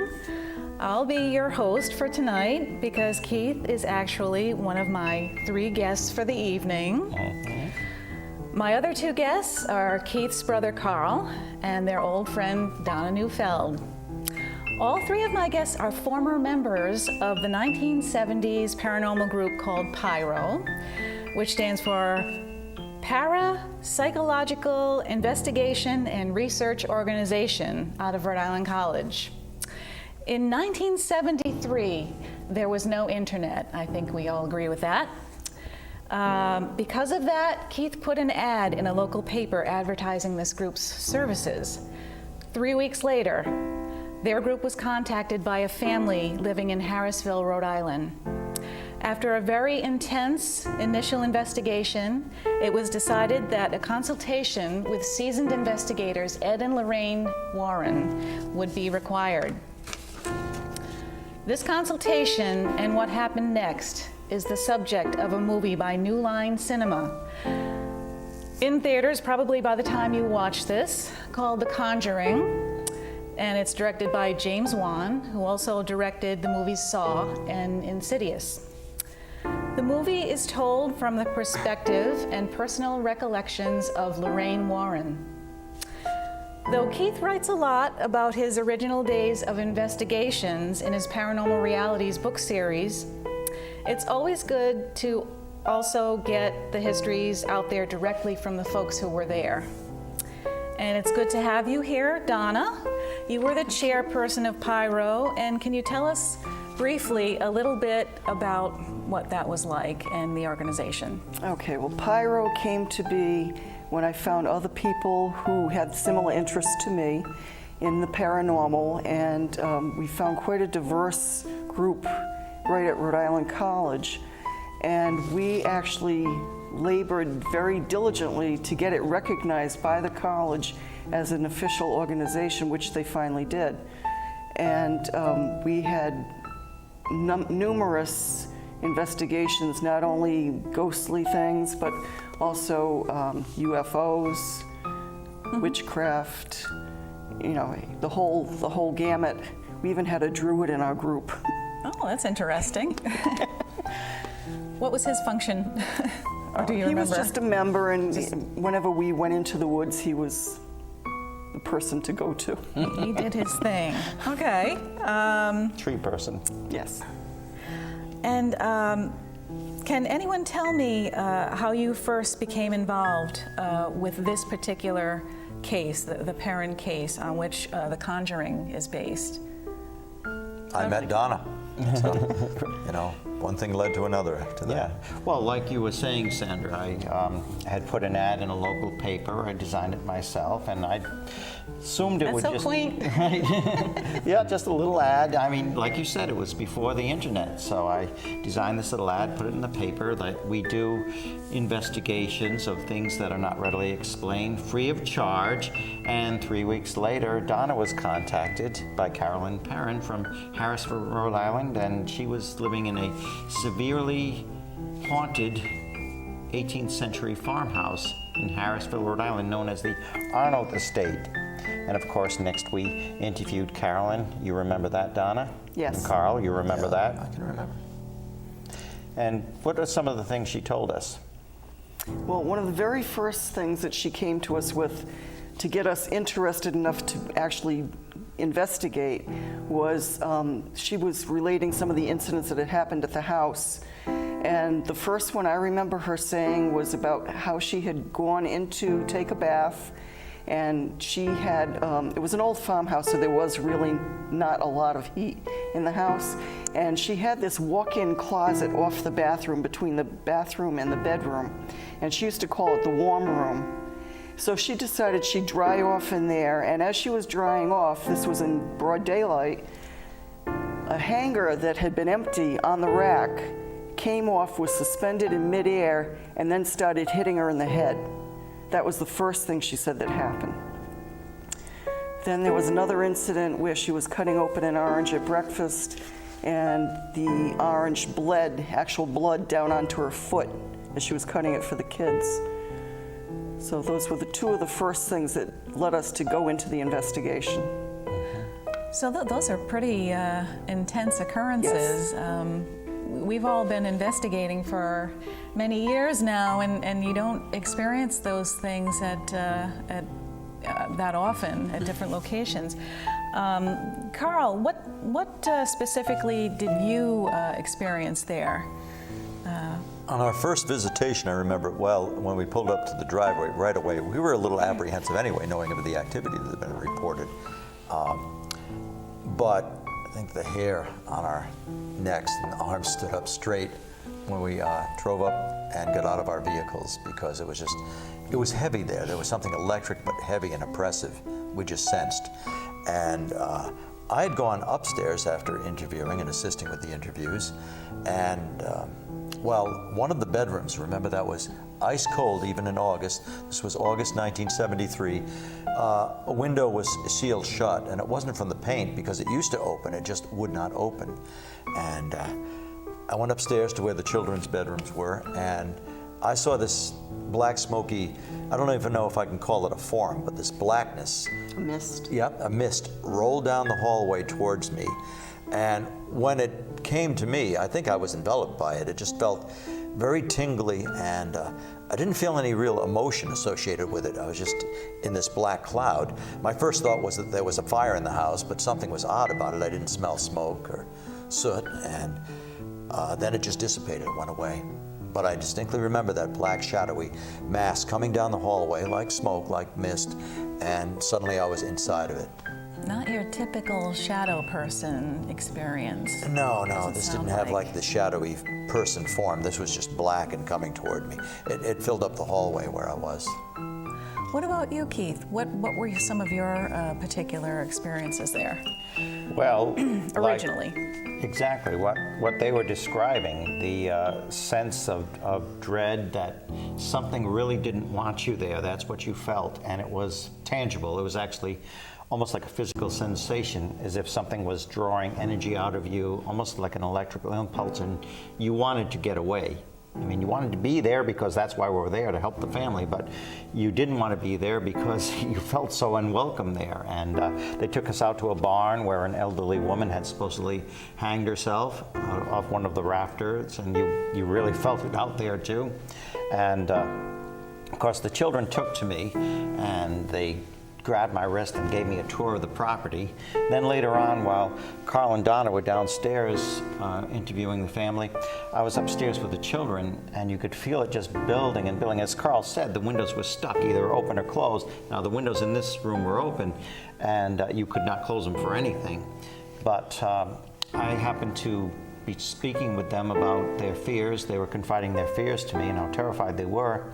And of course, we talked about the fact that they were Catholic, that they did attend worship service, and I advised them, well, try praying, try calling upon Jesus. As soon as I said that name, the window that wouldn't close, something slammed with tremendous force. That's significant. Enough to shake the room in that split second.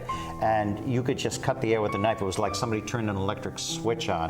Almost like an electric current underwater is the only way I can describe it. One of the girls was slapped, and she was slapped on the left side of her head. She went almost reeling off the bed, screaming, and they were terrified. I called upon the name of Jesus 2 more times, and it stopped. I mean, there was like things moving, there was like pandemonium going on in the room, but it all happened so fast. And after I'd called upon the name of Jesus 3 times altogether, it just stopped. It didn't leave the house, but it left the room automatically.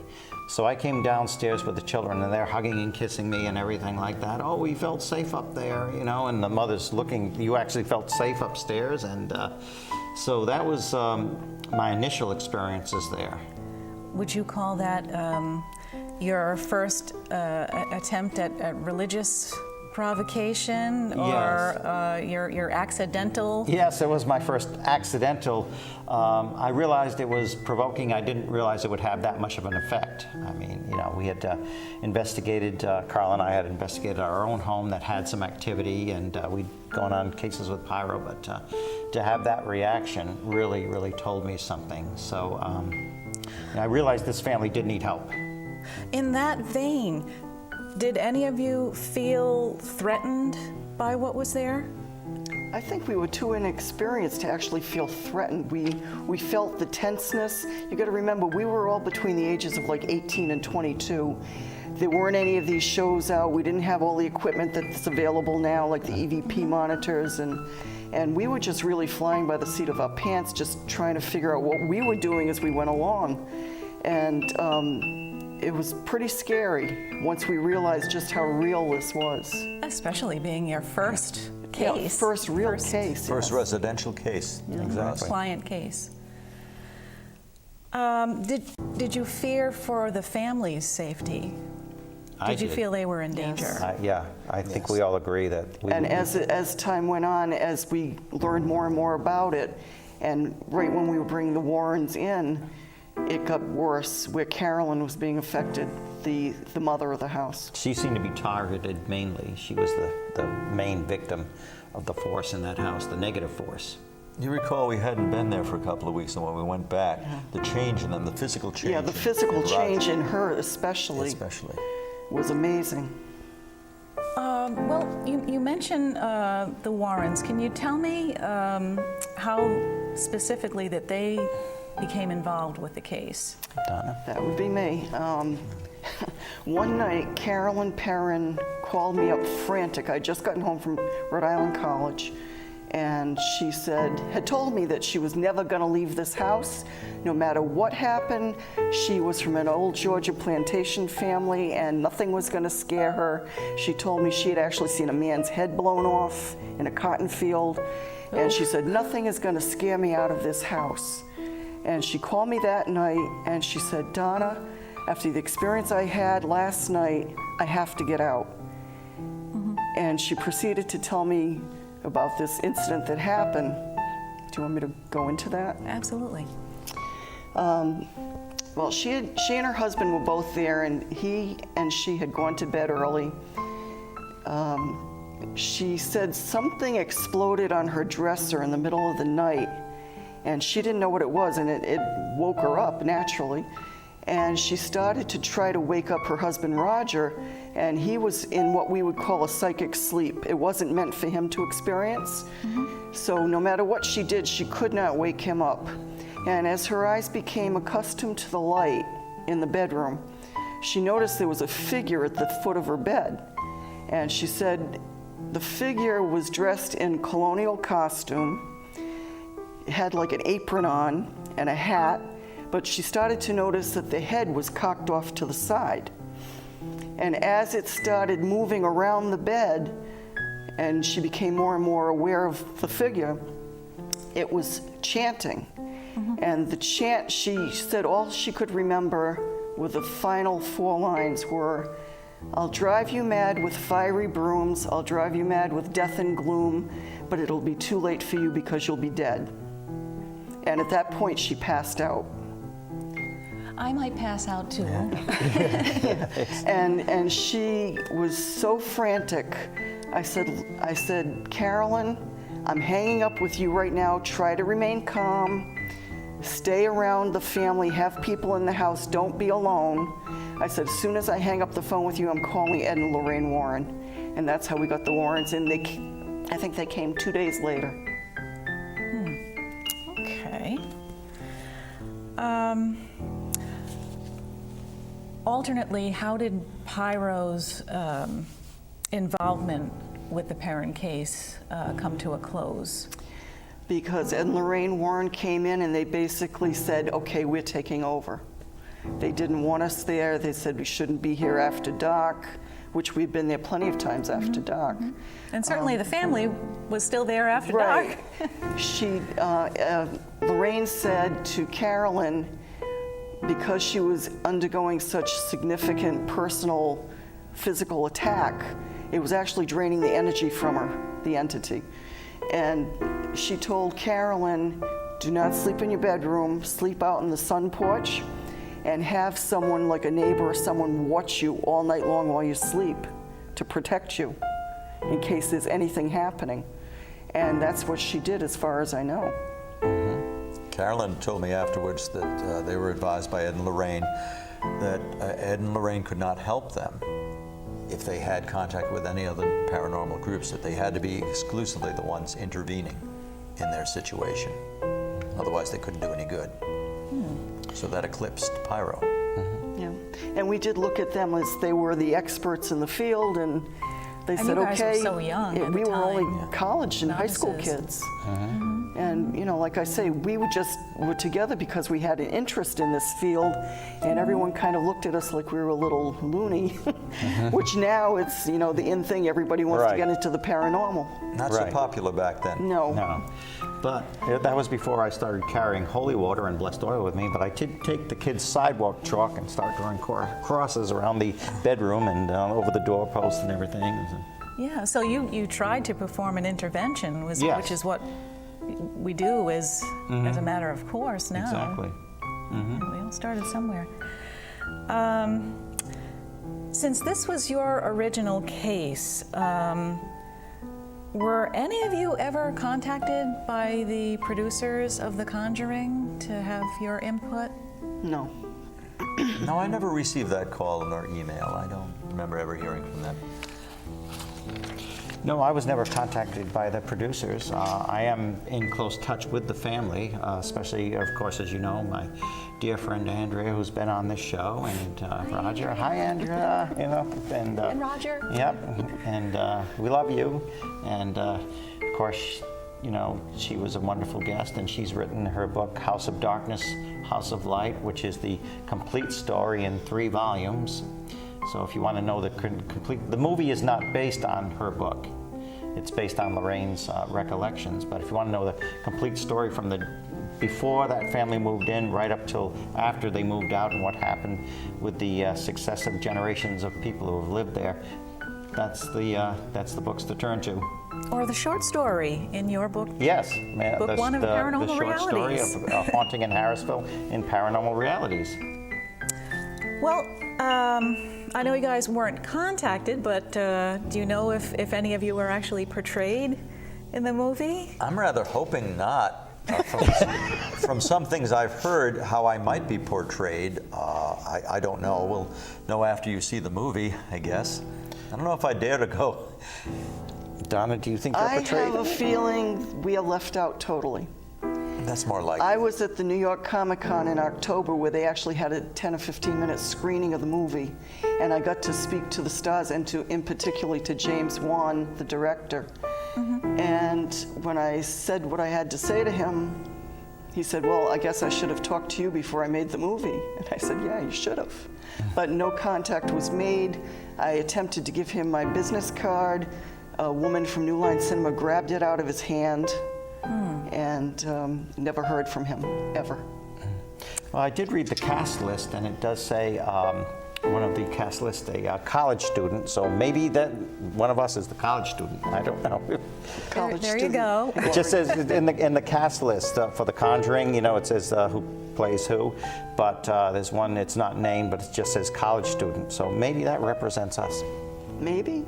I did say to him that I was hoping that at the very least our group would get recognition in the credits of the movie, but he never contacted me, so he doesn't even know the name of the group. Well, who knows? Well, Maybe. Mr. Warren, you're going to have to be on our show. What can I say? Yeah. We'll be contacting you. Of course. We're easy to find. To introduce the group Pyro, or any group representing a college-based parapsychological investigation outfit, organization, it would violate the storyline, I think. They would have to change too much You know, to have that. You can't expect the story exactly as it happened. I mean, you want a 3-week movie, but, you know, it's things are changed, and but some things, you know, remain the same. But I do know, unfortunately, Lorraine, because of her busy schedule, and, you know, God bless her, all she's doing, she could not be with us tonight, but I know she did appreciate our intervention and us consulting her and her late husband. One of my regrets about this is that, unfortunately, Ed is no longer around, could not be around to see this movie made, which I know was... Actually, Lorraine would say he's here with her now. Oh, yes. Yeah, yep, she would. But I do have a brief recording of Lorraine from one of her lectures, where she does mention us and how she did appreciate us, and see if I can get it to play over here since it's a handheld tape recorder. Anyway, we were involved in that case back in the 70s. Donna was a student here, and Carl was a student here at that time. They hosted us to go to that house. The Bewitched Farmhouse was a case that literally intrigued us. The research into that case and its very historic home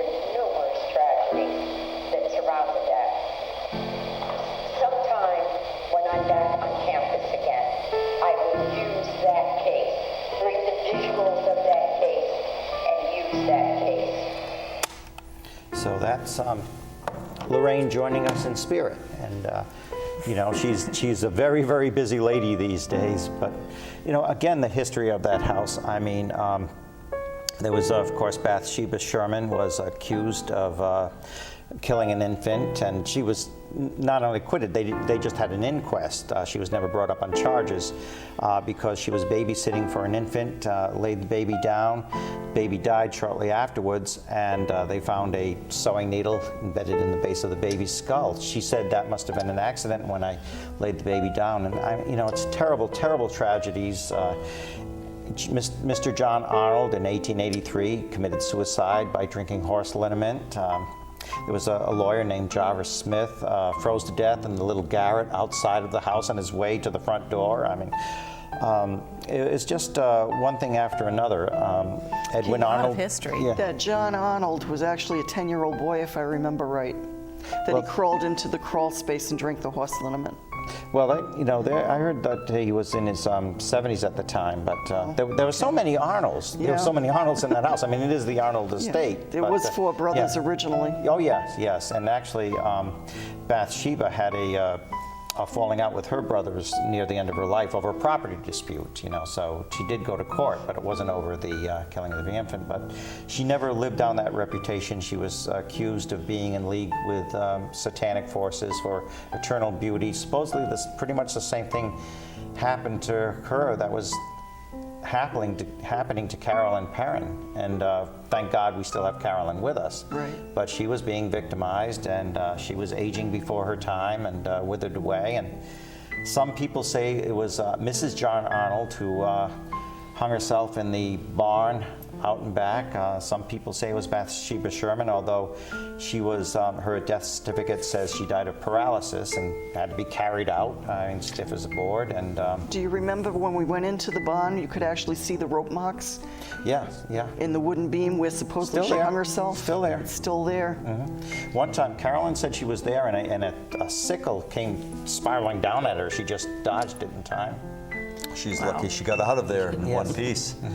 Well, do you have any closing words about this? And because the movie's coming out, and we'll all remember our first case fondly. And maybe we should reorganize Pyro just for that one night and get as many Pyro alum as we can, and many alumni from that group, and go see the movie together. Yes. That would be wonderful. Yeah.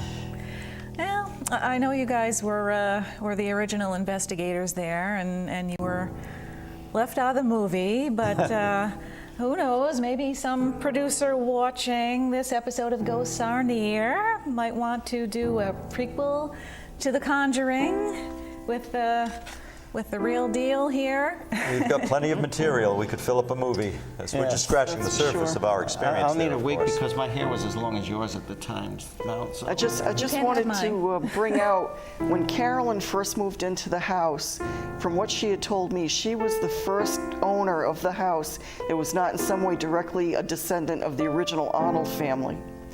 That the owner she had bought it from, the widower, had been married to an Arnold descendant. And he used to leave the lights on in the house all night long. Yes. All over the house, up and down. And he used to live in this little tiny space in between a barn area and the house. It was like almost like a 2x4, just big enough to put a cot in. Mm-hmm. And that's where he lived, basically.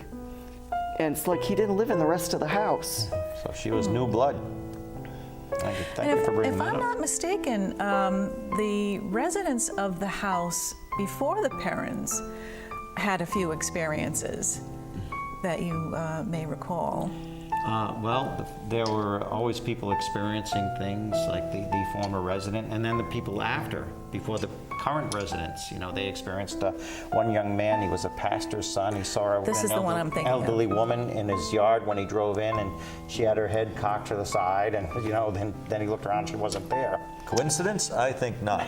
Well, at this time, we're going to say our goodnights, and anybody who would like to come up and meet original members of Parapsychological Investigation and Research Organization, please feel free to come up and meet them in person. And again, thank you so much for joining us. We very, very much appreciate you joining us tonight. And we will do it all again. very, very shortly. Thank you for joining us, Donna. Our pleasure. Thank you. Carl, and our friends. Come and join us. Hello there. Hi. Hello. Chuckles Crew. Yeah. So see good to you see guys. I know you. Yes. Our good friends, Charles and Lacey and Maureen.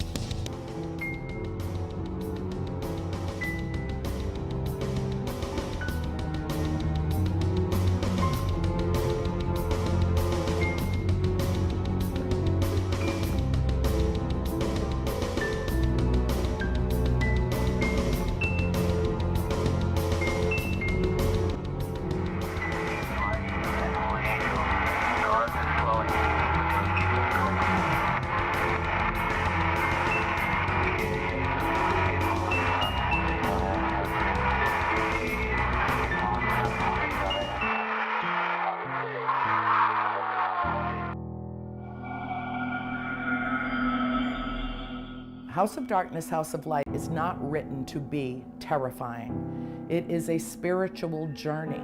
It is an odyssey. It encapsulates itself around the reader and literally draws them into our life as a family 40 years ago. We moved into that farm as a perfectly normal family, and we moved away 10 years later as a paranormal family. The Conjuring is an excellent film. It really is based on the case files of Ed and Lorraine Warren, who visited our home 5 or 6 times between 1973 and 1974. Many, many events occurred at the farm that they never even knew anything about. If people think that they've seen The Conjuring and they know our story, they have no idea. Though in broad strokes, it tells our history, the fine lines of our history are written in the trilogy. And there's no film in existence yet that even comes close to what actually happened. The books tell all. This is also a case where the book is better than the movie because it's far more in depth and has the detail of everything of any significance that happened at the farm over the course of 10 years. And that cannot be compressed into a 2-hour film. It's impossible. I waited 30 years to even begin to tell our story to the world. Many people who have written to me over the course of these years have said, your story liberated me to tell my own. And I can't think of anything more powerful than that.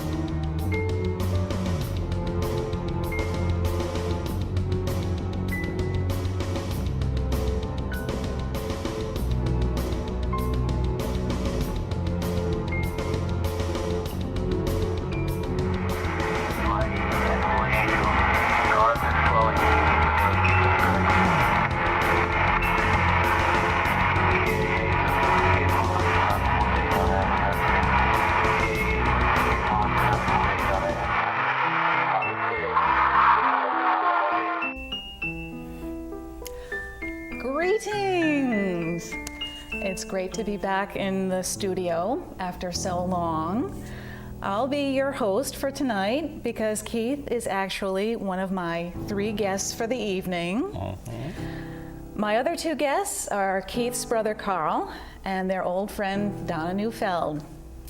All 3 of my guests are former members of the 1970s paranormal group called PIRO, which stands for Parapsychological Investigation and Research Organization out of Rhode Island College. In 1973, there was no internet. I think we all agree with that. Because of that, Keith put an ad in a local paper advertising this group's services. 3 weeks later, their group was contacted by a family living in Harrisville, Rhode Island. After a very intense initial investigation, it was decided that a consultation with seasoned investigators Ed and Lorraine Warren would be required. This consultation and what happened next is the subject of a movie by New Line Cinema. In theaters, probably by the time you watch this, called The Conjuring, and it's directed by James Wan, who also directed the movies Saw and Insidious. The movie is told from the perspective and personal recollections of Lorraine Warren. Though Keith writes a lot about his original days of investigations in his Paranormal Realities book series, it's always good to also get the histories out there directly from the folks who were there. And it's good to have you here, Donna. You were the chairperson of Pyro, and can you tell us briefly a little bit about what that was like and the organization? Okay, well, Pyro came to be when I found other people who had similar interests to me in the paranormal, and we found quite a diverse group right at Rhode Island College, and we actually labored very diligently to get it recognized by the college as an official organization, which they finally did. And we had numerous investigations, not only ghostly things, but also UFOs, witchcraft, you know, the whole gamut. We even had a druid in our group. Oh, that's interesting. What was his function? Or do you remember? He was just a member, and whenever we went into the woods, he was the person to go to. He did his thing. Okay. Tree person. Yes. And can anyone tell me how you first became involved with this particular case, the Perrin case on which The Conjuring is based? I met Donna. So, you know, one thing led to another after that. Yeah. Well, like you were saying, Sandra, I had put an ad in a local paper. I designed it myself, and I assumed it would so just... quaint. Right? Yeah, just a little ad. I mean, like you said, it was before the internet, so I designed this little ad, put it in the paper. Like, we do investigations of things that are not readily explained, free of charge. And 3 weeks later, Donna was contacted by Carolyn Perrin from Harrisville, Rhode Island, and she was living in a severely haunted 18th century farmhouse in Harrisville, Rhode Island, known as the Arnold Estate. And of course, next we interviewed Carolyn. You remember that, Donna? Yes. And Carl, you remember that? I can remember. And what are some of the things she told us?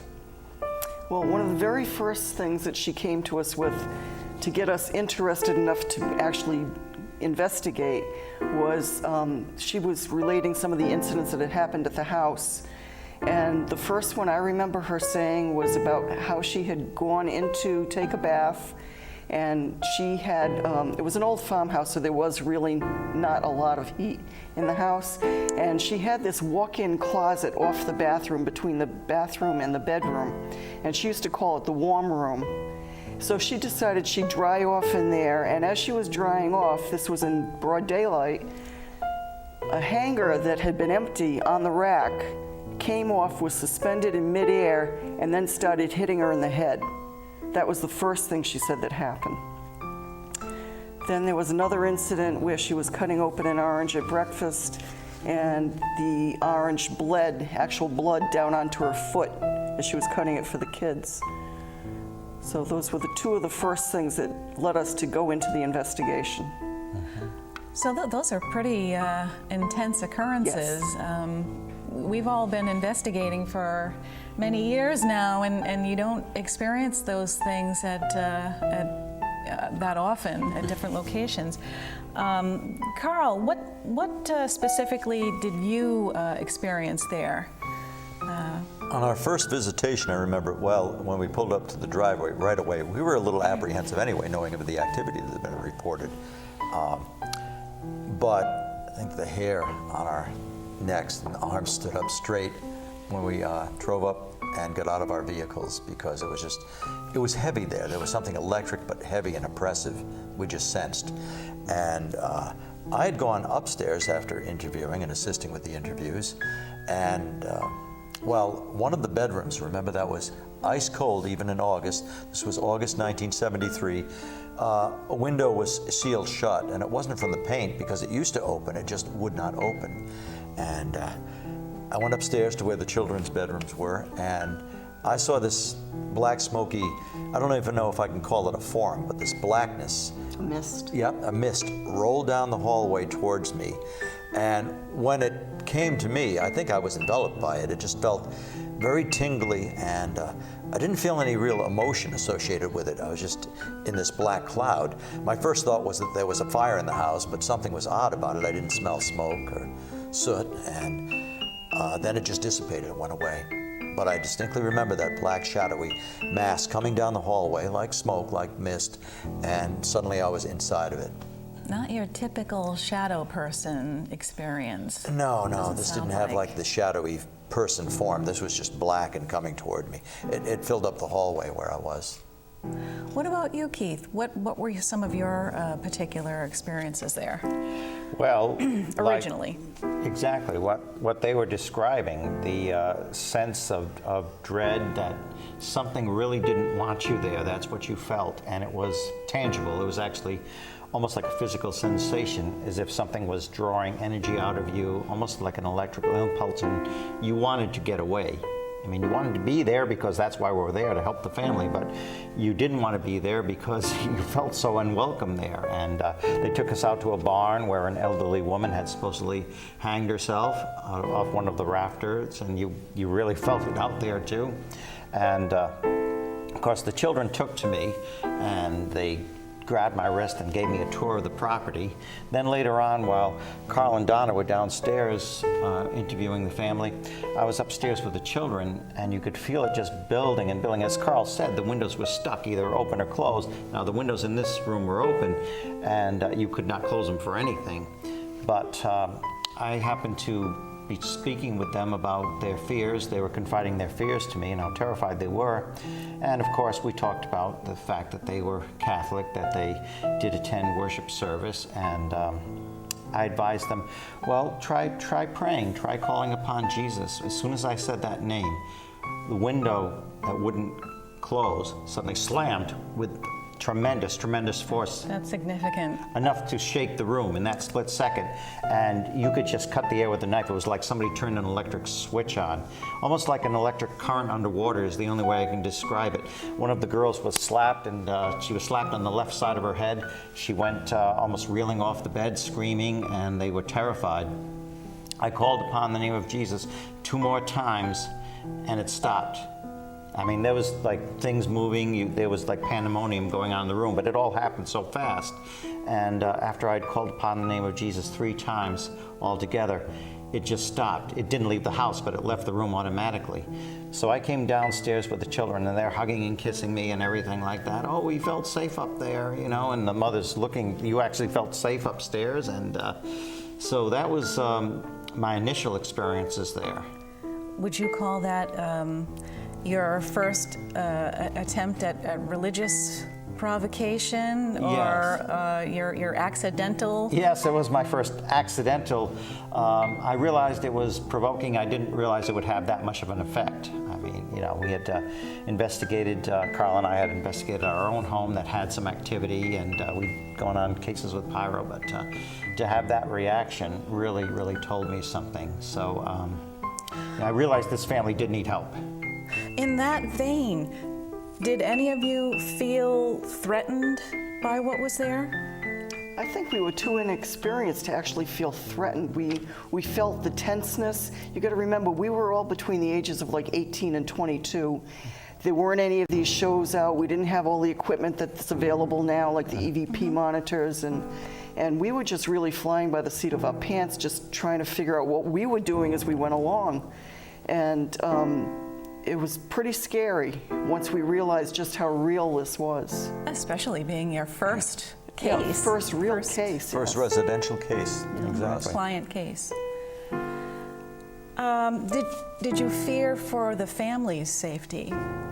Did you feel they were in danger? Yeah, I think we all agree that. And as time went on, as we learned more and more about it, and right when we would bring the Warrens in, it got worse, where Carolyn was being affected, the mother of the house. She seemed to be targeted mainly. She was the main victim of the force in that house, the negative force. You recall we hadn't been there for a couple of weeks, and when we went back, the change in them, the physical change. Yeah, the physical change in her especially was amazing. Well, you mentioned the Warrens. Can you tell me how specifically that they became involved with the case? Donna? That would be me. One night, Carolyn Perrin called me up frantic. I'd just gotten home from Rhode Island College, and she had told me that she was never going to leave this house, no matter what happened. She was from an old Georgia plantation family, and nothing was going to scare her. She told me she had actually seen a man's head blown off in a cotton field, and she said, nothing is going to scare me out of this house. And she called me that night, and she said, Donna, after the experience I had last night, I have to get out. And she proceeded to tell me about this incident that happened. Do you want me to go into that? Absolutely. Well, she and her husband were both there, and he and she had gone to bed early. She said something exploded on her dresser in the middle of the night, and she didn't know what it was, and it woke her up naturally. And she started to try to wake up her husband, Roger, and he was in what we would call a psychic sleep. It wasn't meant for him to experience. So no matter what she did, she could not wake him up. And as her eyes became accustomed to the light in the bedroom, she noticed there was a figure at the foot of her bed. And she said the figure was dressed in colonial costume, had like an apron on and a hat, but she started to notice that the head was cocked off to the side. And as it started moving around the bed, and she became more and more aware of the figure, it was chanting. And the chant, she said all she could remember were the final 4 lines were, I'll drive you mad with fiery brooms, I'll drive you mad with death and gloom, but it'll be too late for you because you'll be dead. And at that point, she passed out. I might pass out too. And she was so frantic. I said, Carolyn, I'm hanging up with you right now. Try to remain calm. Stay around the family. Have people in the house. Don't be alone. I said, as soon as I hang up the phone with you, I'm calling Ed and Lorraine Warren. And that's how we got the Warrens in. I think they came 2 days later. Okay. Alternately, how did Pyro's involvement with the Perrin case come to a close? Because Ed and Lorraine Warren came in and they basically said, okay, we're taking over. They didn't want us there. They said we shouldn't be here after dark, which we've been there plenty of times after dark.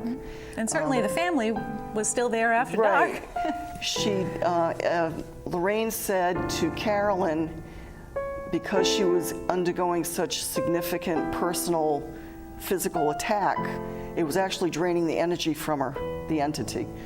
And she told Carolyn, do not sleep in your bedroom, sleep out in the sun porch, and have someone like a neighbor or someone watch you all night long while you sleep to protect you in case there's anything happening. And that's what she did as far as I know. Carolyn told me afterwards that they were advised by Ed and Lorraine that Ed and Lorraine could not help them if they had contact with any other paranormal groups, that they had to be exclusively the ones intervening in their situation. Otherwise, they couldn't do any good. So that eclipsed Pyro. Yeah, and we did look at them as they were the experts in the field, and they said, you guys okay. were so young at we the were only time. college and high school Novices. kids.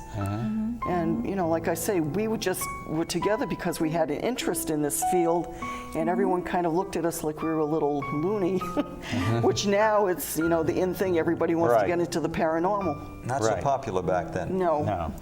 But that was before I started carrying holy water and blessed oil with me. But I did take the kids' sidewalk chalk and start drawing crosses around the bedroom and over the doorpost and everything. Yeah, so you tried to perform an intervention, which is what we do as a matter of course now. Exactly. We all started somewhere. Since this was your original case, were any of you ever contacted by the producers of The Conjuring to have your input? No. No, I never received that call or email. I don't remember ever hearing from them. No, I was never contacted by the producers. I am in close touch with the family, especially, of course, as you know, my dear friend Andrea, who's been on this show, and Roger. Hi, Andrea. You know, and Roger. Yep, and we love you. And of course, you know, she was a wonderful guest, and she's written her book, House of Darkness, House of Light, which is the complete story in 3 volumes. So if you want to know the movie is not based on her book. It's based on Lorraine's recollections. But if you want to know the complete story from before that family moved in, right up till after they moved out, and what happened with the successive generations of people who have lived there, that's the books to turn to. Or the short story in your book. Yes, book 1 of Paranormal the short Realities. story of Haunting in Harrisville in Paranormal Realities. Well, I know you guys weren't contacted, but do you know if any of you were actually portrayed in the movie? I'm rather hoping not. From some things I've heard how I might be portrayed, I don't know. We'll know after you see the movie, I guess. I don't know if I dare to go. Donna, do you think you're portrayed? I have a feeling we are left out totally. That's more likely. I was at the New York Comic-Con in October where they actually had a 10 or 15-minute screening of the movie, and I got to speak to the stars and in particularly to James Wan, the director. And when I said what I had to say to him, he said, well, I guess I should have talked to you before I made the movie. And I said, yeah, you should have. But no contact was made. I attempted to give him my business card.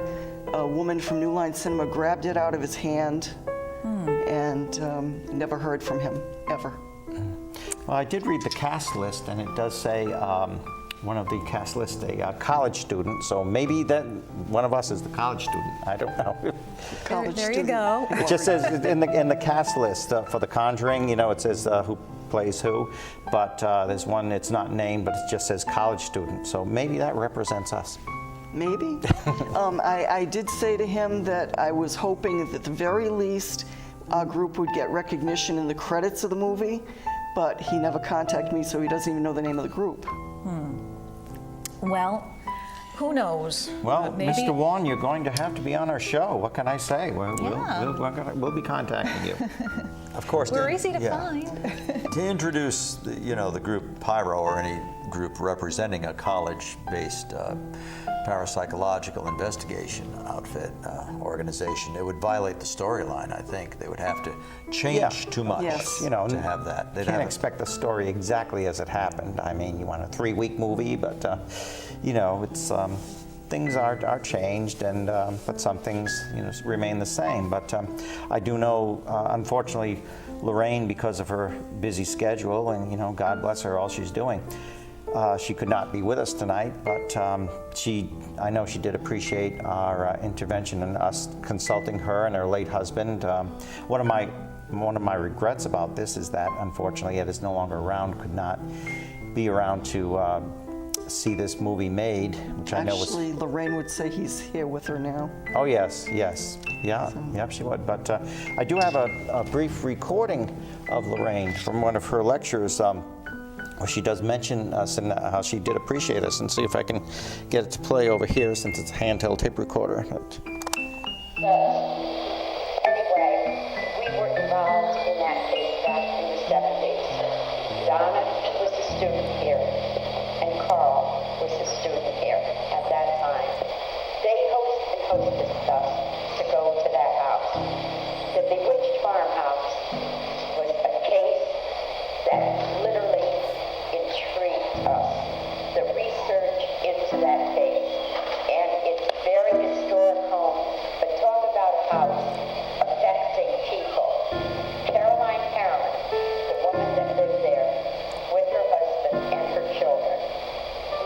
turned into someone who had lived there in the past.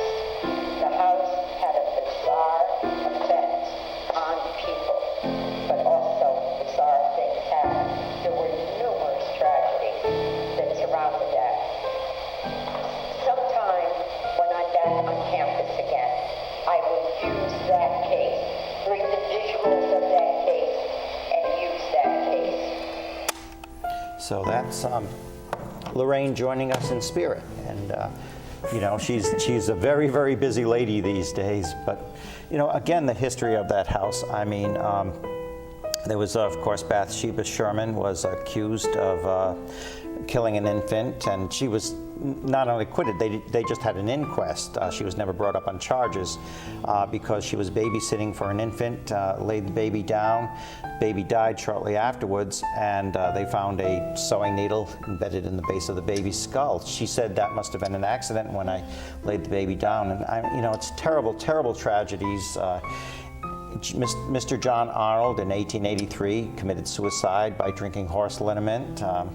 There was a lawyer named Jarvis Smith, froze to death in the little garret outside of the house on his way to the front door. I mean, it's just one thing after another. Edwin Arnold. History. Yeah. That John Arnold was actually a 10-year-old boy, if I remember right. That he crawled into the crawl space and drank the horse liniment. Well, you know, I heard that he was in his 70s at the time, but there were so many Arnolds. There were so many Arnolds in that house. I mean, it is the Arnold estate. There was 4 brothers originally. Oh, yes, yes. And actually, Bathsheba had a falling out with her brothers near the end of her life over a property dispute, you know. So she did go to court, but it wasn't over the killing of the infant. But she never lived down that reputation. She was accused of being in league with satanic forces for eternal beauty. Supposedly, pretty much the same thing happened to her that was happening to Carolyn Perrin, and thank God we still have Carolyn with us. Right. But she was being victimized, and she was aging before her time and withered away. And some people say it was Mrs. John Arnold who hung herself in the barn out and back. Some people say it was Bathsheba Sherman, although she was, her death certificate says she died of paralysis and had to be carried out stiff as a board. And do you remember when we went into the barn, you could actually see the rope marks? Yeah, yeah. In the wooden beam where supposedly she hung herself? Still there. It's still there. Mm-hmm. One time, Carolyn said she was there, and a sickle came spiraling down at her. She just dodged it in time. She's lucky she got out of there in one piece. Well, do you have any closing words about this? And because the movie's coming out, and we'll all remember our first case fondly. And maybe we should reorganize Pyro just for that one night, and get as many Pyro alum as we can, and many alumni from that group, and go see the movie together. Yes, that would be wonderful. Yeah. Well, I know you guys were the original investigators there, and you were left out of the movie, but who knows, maybe some producer watching this episode of Ghosts Are Near might want to do a prequel to The Conjuring with the real deal here. We've got plenty of material. We could fill up a movie. We're just scratching the surface of our experience. I'll need a wig because my hair was as long as yours at the time. So. I just wanted to bring out when Carolyn first moved into the house. From what she had told me, she was the first owner of the house that was not in some way directly a descendant of the original Arnold family. That the owner she had bought it from, the widower, had been married to an Arnold descendant. And he used to leave the lights on in the house all night long. Yes. All over the house, up and down. And he used to live in this little tiny space in between a barn area and the house. It was almost like a 2x4, just big enough to put a cot in. Mm-hmm. And that's where he lived, basically. And it's like he didn't live in the rest of the house. So she was new blood. Thank you for bringing that up. If I'm not mistaken, the residents of the house before the Perrins had a few experiences that you may recall. Well, there were always people experiencing things, like the former resident, and then the people after, before the current residents. You know, they experienced one young man, he was a pastor's son. He saw This is the one I'm thinking elderly woman in his yard when he drove in, and she had her head cocked to the side, and you know, then he looked around, she wasn't there. Coincidence? I think not.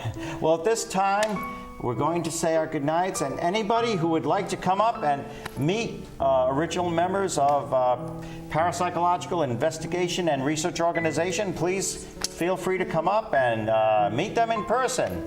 And again, thank you so much for joining us. We very, very much appreciate you joining us tonight, and we will do it all again very, very shortly. Please, sir.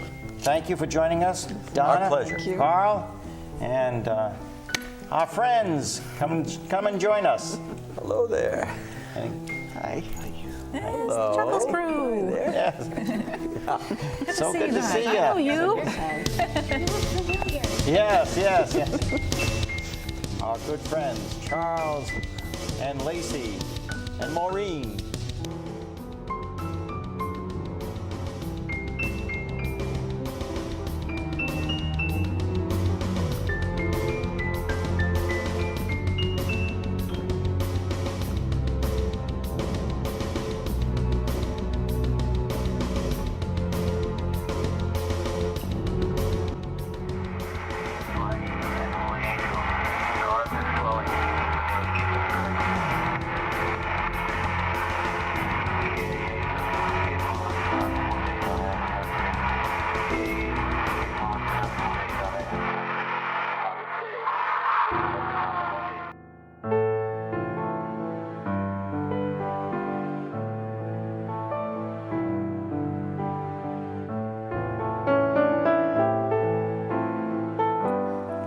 All my life, my mother has said, fear the living, not the dead.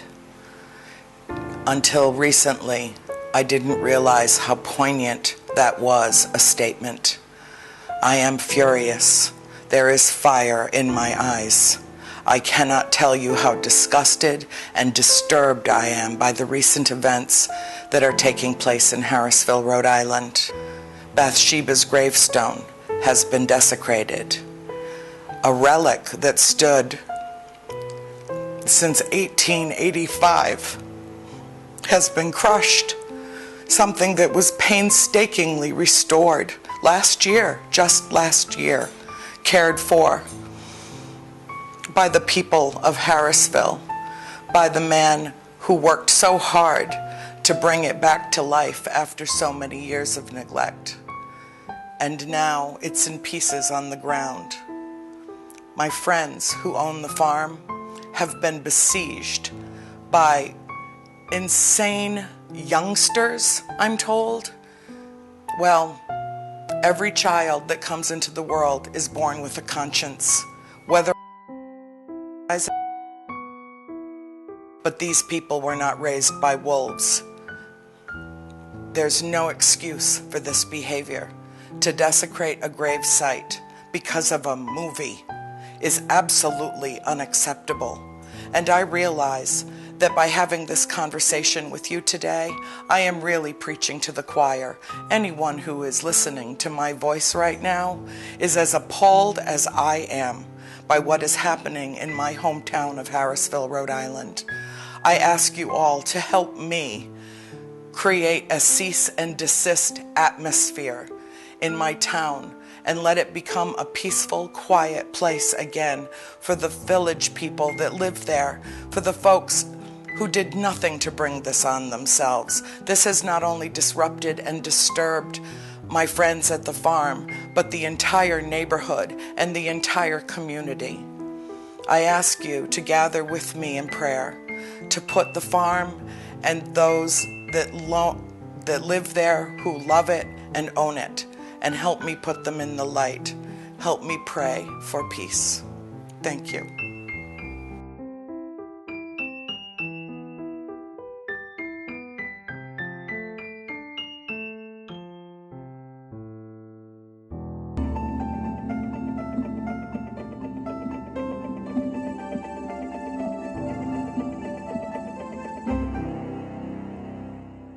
That this this was bigger, stronger, and more powerful than any of us had ever had a sense of. And none of us moved into that house thinking, oh, I wonder if it's haunted. We were little kids. That concept never occurred to us. My parents are both Virgos. They're both very sensible, very pragmatic, very intelligent, very scientifically based people, both of them. And it took a while for my father to accept the fact that the house was haunted. But meanwhile, my mother was going through incredible turmoil, and my sisters were having experiences of their own. I was having experiences of my own. We could see that my mother was troubled by something, and so we did not impose what was happening with us, the 5 girls, on her. Instead, my sisters would come crawl into bed with me at night, sometimes crying, sometimes trembling, and would cuddle up to me and say, Annie, Annie, there are voices in my room and something's moving my bed. There are voices and they all talk at once and they all say the same thing. And that's my little sister Cindy, 8 years old. There are 7 dead soldiers buried in your wall. Over and over, almost like a chant. One voice, but several.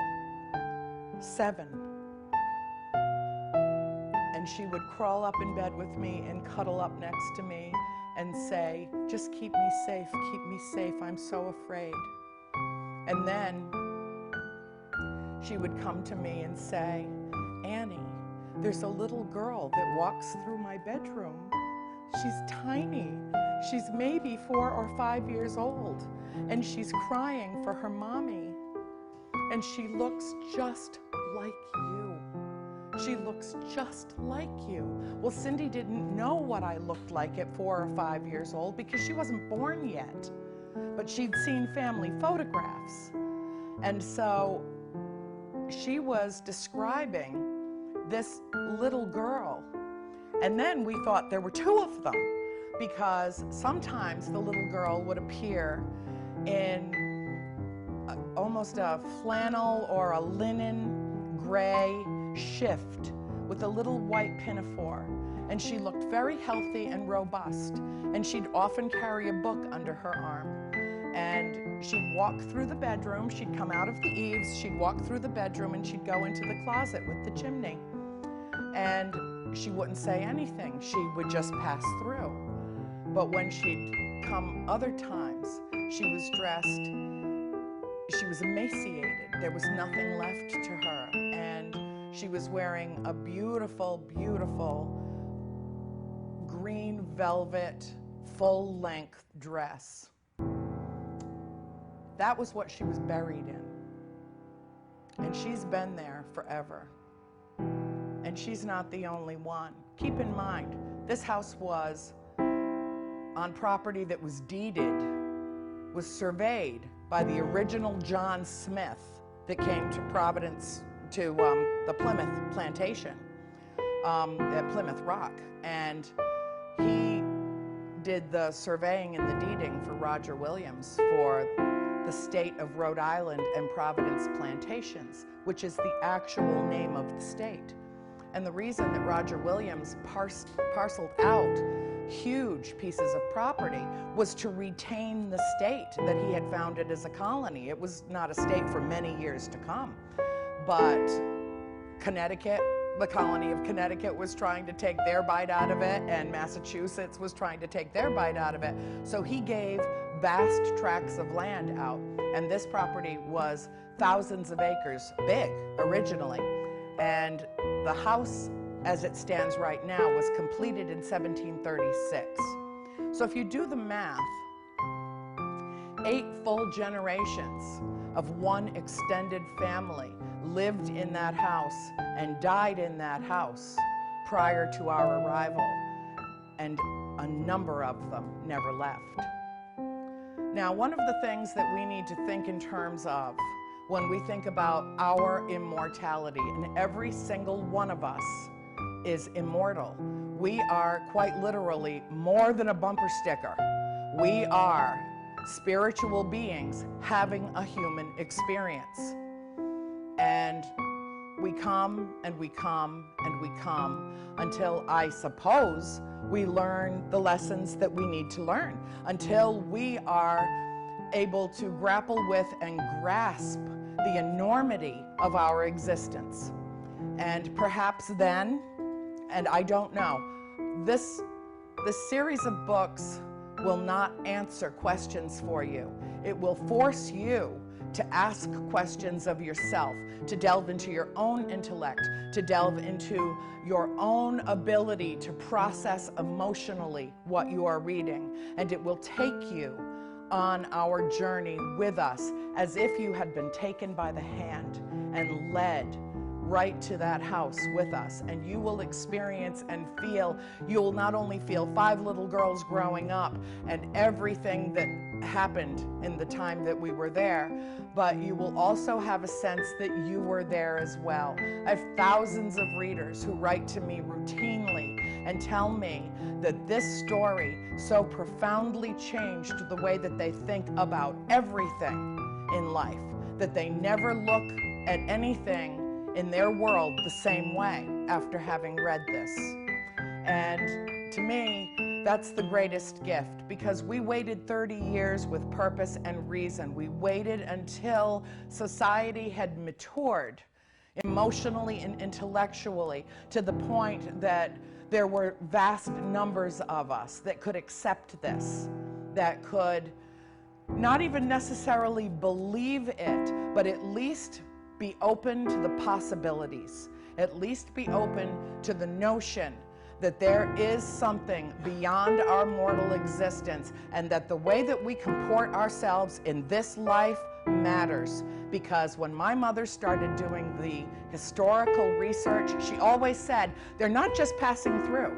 These people are somehow attached to this piece of property. And she began a very exhaustive, extensive research process, trying to determine who had lived in the house, how long they had lived in the house, when they died, where they died, and why they're still there. We found out that the man that was leaning up in the corner of the parlor, the dining room, when we moved in, is very likely Johnny Arnold, who crawled up into the eaves of my bedroom and drank horse liniment and killed himself, and died an extremely excruciating death. And then there's little Prudence Arnold, who was raped and murdered by a farmhand. She was 11 years old. She doesn't know she's dead. It goes on and on. I can name them all. It doesn't mean that I'm absolutely right. It doesn't mean that the history has it exactly right, but we did our best to try to identify these spirits, and my mother did it with her own purpose, and that was to identify them and then perhaps usher them on, do something to help them move on, so that they were not eternally tethered to this property, so that they didn't have to live in that limbo and for all time, and time does not exist for them. It's an irrelevant notion for us. It's just how we measure our time on this planet, and we made it up because we had to have some way of saying, you know, we're here for this. But for the spirits, they have absolutely no notion of time. And they're also tethered to that property, and I know that they are because about 20 years after we left, my sister Cindy and Nancy, 2 of my sisters, decided that they wanted to go up to the farm and they wanted to visit, and the woman who owns the farm now was very gracious, and she allowed them to come in. And the first thing that happened is they got put, what Cindy always called being put in the bubble, where you can scream at the top of your lungs and a person that's 10 feet away won't hear you and won't know that you're in trouble and won't know that you're in distress. And they immediately got put in the bubble and felt hands on their faces and their hair being played with. And they both, without talking to each other, felt it. And the woman who owns the house now was talking to them and they couldn't hear her. It was like Charlie Brown's teacher, wah, wah, wah, wah, wah. They couldn't even discern what she was saying, because they were being spoken to directly by the spirit that was there to protect them from the evil presence in that house. And they sensed both of them. And she got right up in their faces and she said, "Oh my God, it's you. You're back." How would she know? How would she know? She recognized them. I took my father back there last year for the first time in 30 plus years that he had stepped foot on that property. He was immediately approached. I never walk into that house that something doesn't go flying, that something, a light just sparkles through the room. And it's their way of acknowledging us and recognizing us and telling us that they do. And so when I finished the books, it took 3 years to write all 3 books, and I did it to the exclusion of all else, quite literally. My mother says I lived on catnaps and coffee for 3 years. But when I walked into that house, after it was done, I felt enveloped as though I was being steeped in drawn butter, a sense of love and acceptance that I had never, ever felt in that house before. And it's because they know I've told their story, they know I've told it well, and I've been honest, and I've treated them fairly. And that includes Bathsheba. Bathsheba Sherman was a very young woman when she lived in that house, and she was in charge of an infant. She was about 16 or 17 years old. That baby died, and when the doctor examined the corpse, found that a needle had been impaled in the base of its skull, and it had convulsed and died. Consequently, she was accused of murder, and because Burrillville, the town, was not even incorporated then, she had to be, there was an inquest, and she was taken to Chepachet, Rhode Island. And she was let off the hook, a la Lizzie Borden.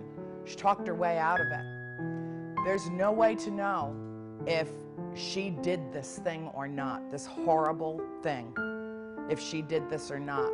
But it didn't even matter, because she was tried in the court of public opinion, and that woman lived her entire lifetime being called a harlot, being called a devil worshiper, being called a witch, that she had sold her soul to the devil for eternal youth and beauty.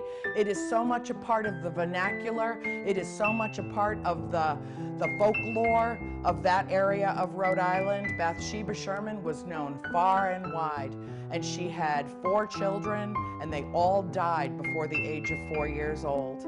And she went from being a young, ravishing beauty to a shriveled, crippled horror of a woman who had a reputation for brutalizing her farmhands and her staff, who had a reputation for just being evil and bitter and vindictive.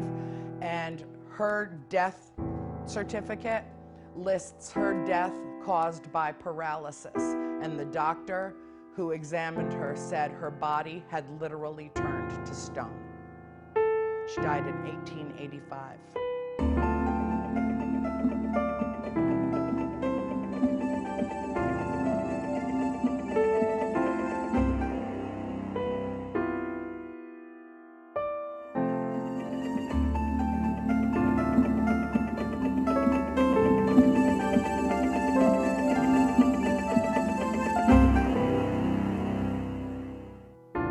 Welcome. The following event occurred on October 10th, 2015 at the May Stringer House in Brooksville, Florida.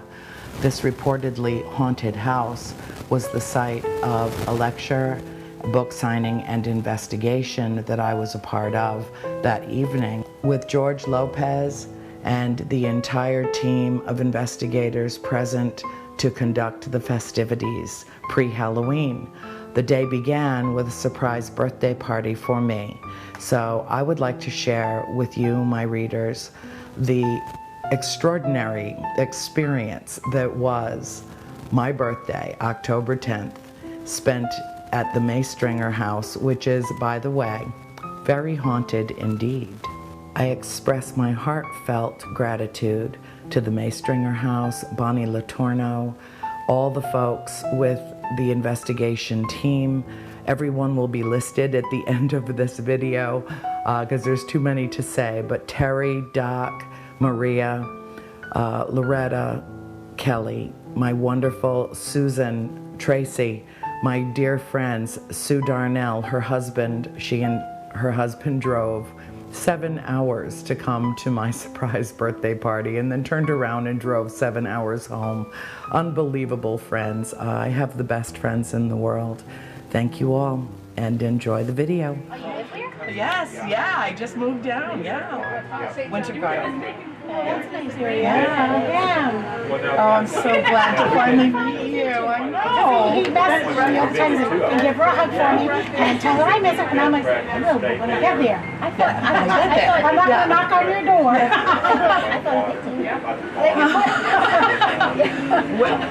We're like, I don't know, we're cosmically connected.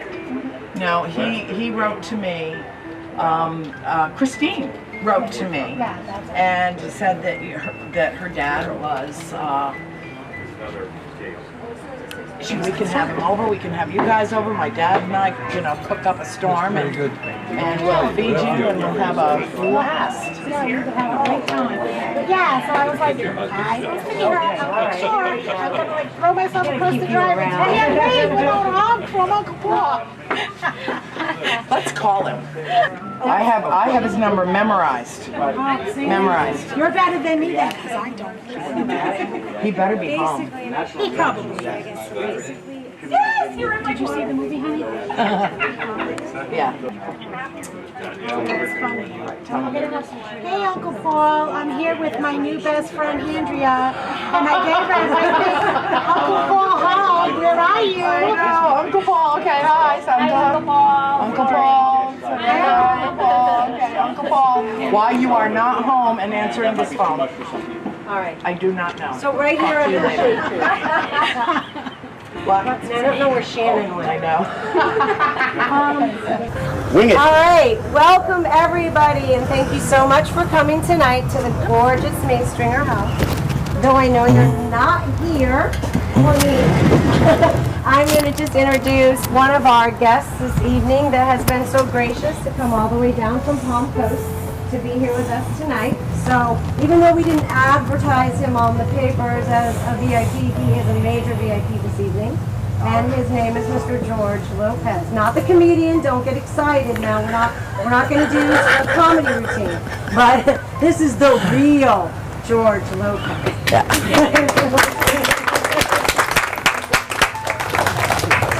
There's no coffee, so I'm already pissed off. About 6 years ago, one of my team members introduced me to the Maystringer house. There's a difference between what we develop into and somebody who's thrust into it, such as Andrea Perrin and her family back in the 1970s in Harrisville, Rhode Island, where they were introducing an entirely different level of spirit contact. It wasn't willed, wasn't requested, it was waiting for them, and may have always been there for them. What you will hear in this time frame, speaking to this individual and asking questions and listening to her, is somebody who had to have the fortitude, or family who had to have the fortitude to live for 10 years in a haunted farm, and the experiences and the opportunity to still pick her mind, pick her brain about what had transpired over that time frame is absolutely amazing. And you'll have an opportunity, a very small opportunity, unfortunately, to get an idea, an inkling of what they had gone through. And plus investigating with her tonight what she still experiences to this day. Ladies and gentlemen, it's my honor and privilege again to welcome and have you enjoy the speaking engagement known as Andrea Perrin. Thank you, Joy. Thank you, sweetheart. It was good. Hi, thank you so much for coming tonight. I love it when I have a group of people this size, because I get to meet every one of you, pictures, talk, and interact in a way that I don't get to do when I'm standing in front of 500 or 1,000 people. So this is a delight for me, and this was planned several months ago, but it happened to coincide with my birthday, which got turned into, thank you Maria, Terry, Doc, everyone, got turned into a big event. And I really appreciate that. So you're my dear friends. I love you. Can everyone hear me just fine? Everybody can? Okay, good. I'm going to talk today about a number of different subjects, but it's all going to be wrapped within a bubble called the metamorphosis. And what I'm talking about specifically is being changed by spirit. When you are touched by spirit, and how many of you have ever had any kind of a supernatural experience, have ever been, there you go, you know that once that door is kicked open, it might as well be kicked off the hinges. It never closes again.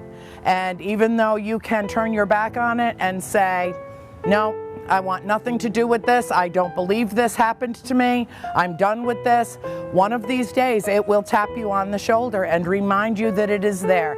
If you are touched by spirit, there is purpose and reason for it. If you are touched by spirit, it is because you have a profound connection to spirit. I used to think that everyone, if one person was a psychic, everyone could be a psychic and just develop and enhance those abilities. If there was one medium on the planet, then everyone could be a medium.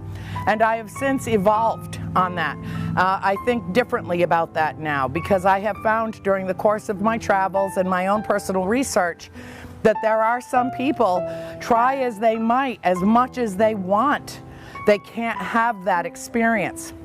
And I think that there are some of us that for whatever reason it is, we are more open to the multiple dimensions. You know, the thing that I want to talk to you predominantly about today is the dispelling of fear.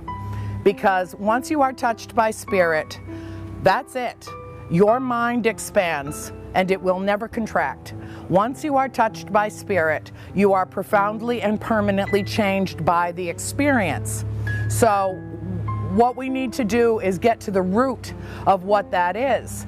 And I think that most people live in what they perceive to be a three-dimensional, five-sensory realm. But that is not the truth of our existence. Our existence is in a multi-dimensional universe. And there are multi-levels of dimensions that are around us all the time. This might appear to be a relatively small crowd of maybe 30 or 40 people, but what we really have here is a crowd, because every one of you has your own spiritual attachments with you all the time. Sometimes you feel them, sometimes you don't. Sometimes you're focused and honed in on what your day-to-day living is, your experience of living, and you don't notice what's going on around you. But it doesn't mean it's not there. And one of the metaphors that I have used for this is a perfect metaphor for tonight, because it's the new moon. And on the night of the full moon, when the world is basked in the glow of the light of the full moon, we enjoy it and we drink it in. It's a beautiful thing to see. But on the night of the new moon, it does not appear. The sky is completely black, but none of us doubt that it's still there. We just can't see it. And that's the same thing with spirit. It's the same principle with spirit. One of the things that I find that was so profoundly altering for myself and my family over the course of the 10 years that we lived at the farm was that we began to see differently. We began to experience things almost immediately. I mean, literally immediately when we moved into the farm. And here's the interesting thing. Many of you have had the opportunity to meet my dad. When we moved in, he sent me in with a big box out of the back of the truck in the middle of a snowstorm and said, take this to your mother in the kitchen. And I said, okay, I sure will, Dad, and went into the parlor and took a right and saw a man standing in the corner of the dining room who looked absolutely solid to me. and dressed very oddly. And I thought, where have we moved to that people dress like this? But, you know, and there he was, and he was focused on Mr. Kenyon, who we had bought the house from, and he was moving out as we were moving in. And I walked past him, and honestly, it was like I could have reached out and touched him. And I was a very well-raised, polite child, and I said, "Good morning, sir." And he looked right through me, like I was the ghost. He didn't see me. And so I just kept walking, and I went into the kitchen and I said, "Mom, who's that man with Mr. Kenyon in the dining room?" And she said, "There's nobody with Mr. Kenyon. His son's on the way. He's not here yet." Okay, and then Christine walked in. My sister Christine walked in, and she said, "Mom, who's that man with Mr. Kenyon?" Mom says, "Honey, his son's not here yet. There's nobody with Mr. Kenyon." And then Cindy walked in and said, "Mom, who's that man with Mr. Kenyon?" And then Nancy walked in and she said, "There was a man with Mr. Kenyon, but he just disappeared." And that was our introduction to the spirit world. Now, about an hour later, he remanifested. And 3 of us were in the dining room with Mr. Kenyon and my father. And all 3 of us, the children, saw him. But my father was standing 2 feet away from him and didn't. And that was my clue that something odd was going on here. None of us spoke about it. It was chaos that day. There was a caravan of cars and trucks and people coming and going, and none of us talked about it. But about 2 nights later, Cindy came crawling into bed with me. I was the only one that had my own room. And Cindy came crawling into bed and she said, "I don't want to sleep in my room, I'm scared." And hers was the room right next door to mine. And so of course I pulled back the quilt and said, "Come on in, honey." And she said, and I said, "What are you afraid of?" And she said, "I hear voices in my room."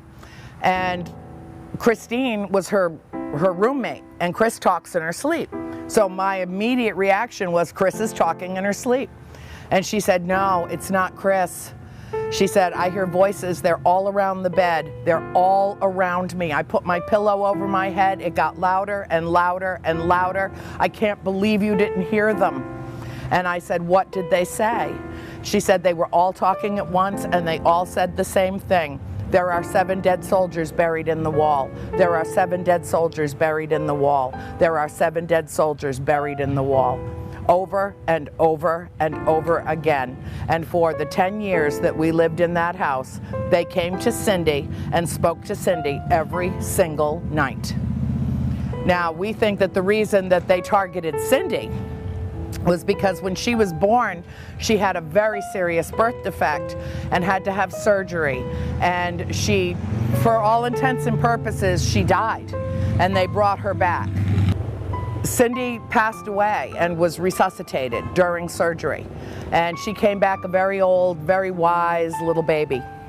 And we think that probably the reason that she was so frequently contacted in the house was because she had been to the other side and then come back. So, that made perfect sense to us. Cindy says, I talk about the house about being the best 10 years of my life. It's the only place I've ever lived in my life that felt like home to me. It's the only place that I was completely comfortable. I had never had an altercation with the spirits. If they started to manifest in my presence and they were in any way problematic, I would ask them to stop because I was doing my homework or I had something else that I needed to do and I was really not in a position to interact with them at that time, and they would always adhere to my wishes. That was not the case with Cindy. She could not seem to get away from them. It was not the case with my mother. Now, there's this movie called The Conjuring. How many of you have seen The Conjuring? Admit it, admit it. Okay, put it completely out of your mind. There is not a single scene in that film that in any way portrays what it was like to live in our house. If you want to know the whole true story, I brought the books. And if you're really interested in going on that spiritual odyssey with our family, that's the way to do it. And it's not an easy read, and it's not a series of scary stories. There are 1,000 books out there about people's hauntings and, you know, the stuff that ba-boom, ba-boom, one experience after another, and all the meat and potatoes is gone and you get the bare bones story. Because that's what a lot of people want. They want to be scared witless. But that's not how I approached the telling of our story. I approached it as what it was, an intimate family memoir.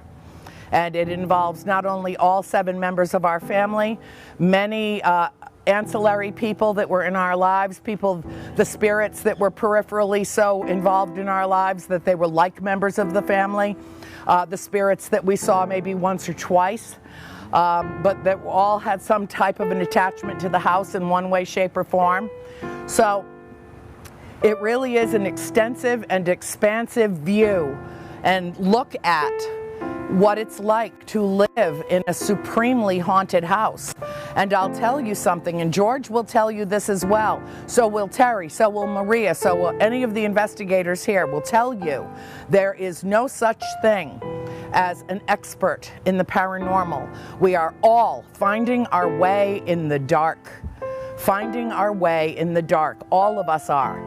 At 57 years old, I know no more about what I saw in that house than I did as a 12-year-old. Absolutely not. What I do know is that it was not a figment of our imagination. It was not something that targeted us specifically as a family to hurt us, but it responded to our presence. When you bring 5 little children into a home that is supremely active, and you bring that kind of energy into a home, it gives them something to draw upon. And that's what happened. Most spirit is benign or even benevolent. Most. There is rarely a spirit or what some people call a demon. I don't use that word in description because I don't know what a demon is. I've never seen a demon. And I have a tendency to take that word and relegate it to religious doctrine, which I do not espouse. I know that there is pure, unadulterated evil in the world. That I know. And that as spiritual warriors, one and all, it is incumbent upon us to be the light we seek. And therein lies the metamorphosis. It was, how many of you are familiar with a wonderful book written by Franz Kafka called The Metamorphosis? Have you read this? It's, if you haven't read it, you should, because it really has at its root a true spiritual reality to it. And it's about a man, just a brief overview, about a man that goes to bed one night as a human being, and he wakes up as a life-sized, full-sized, human-sized cockroach, and has to deal with his new reality. Now, what we're dealing with is an understanding that we're not actually having a new reality experience. We are coming to terms and coming to age in terms of our spiritual growth. And so therefore what we're doing is we're perceiving a new reality, but it's actually our old reality. We're just perceiving it in a new way. So when we cross out of that realm of three-dimensional, five-sensory thought, and we open up our minds to the possibilities of so much else, it really is transformational. It's transcendent. It is the awareness that we seek doing what we're doing. That's why some people can go into a home such as this beautiful May Stringer house and feel nothing at all, nothing at all, nothing. They can look at the antiques and walk the rooms and, you know, they have no sense of what's going on in this house. And I walked into the house with Terry and I was like, oh, there's kids everywhere. What's going on? There's kids everywhere, you know? And she's like, yes, that's right, Andrea. Yes, that's right. But that's my sensory perception of it. But I don't use five senses. I have multiple senses. And if you really want to get into this field and you really want to study anything that's supernatural, paranormal, the first thing that you have to do is transcend your mere mortalism. I just coined that phrase. Mere mortalism. You have to let it go, because that's like living in black and white in a technicolor universe. And once you come to terms with the fact that you've been living a half-life in this tiny little black and white world from the 20s movies, and you're suddenly an avatar, then you understand that you have made that quantum leap in consciousness. You have made that leap that allows you to be open to what is around you all the time. I tell my mom, when I recently just moved to Florida, but before that I was living with my mom and my sister Christine up in Georgia, and one day I walked into the kitchen and I smelled strong, sweet Southern tea. And I looked at my mother and she looked at me and she said, "Aunt Vivian's here. Aunt Vivian's here." Use that sense. You know, Aunt Vivian had passed away, but nobody on the planet made better Southern iced tea than Aunt Vivian. And it had an aroma, a distinct aroma about it, where she would steep it, and it would just fill the air of a room. And that's what we walked into in the kitchen. Nobody was making tea in the kitchen. Nobody was doing anything in the kitchen. And yet we knew she was there. And Mom and I both stopped and told her how much we loved her. And thanks so much for visiting. Now, most people would look at us and say, those people are crackpots. You know, they're just nuts. But that's how we've lived for so long, because we had that level of transcendence living at the farm. There are a lot of things about the film that misrepresent our family.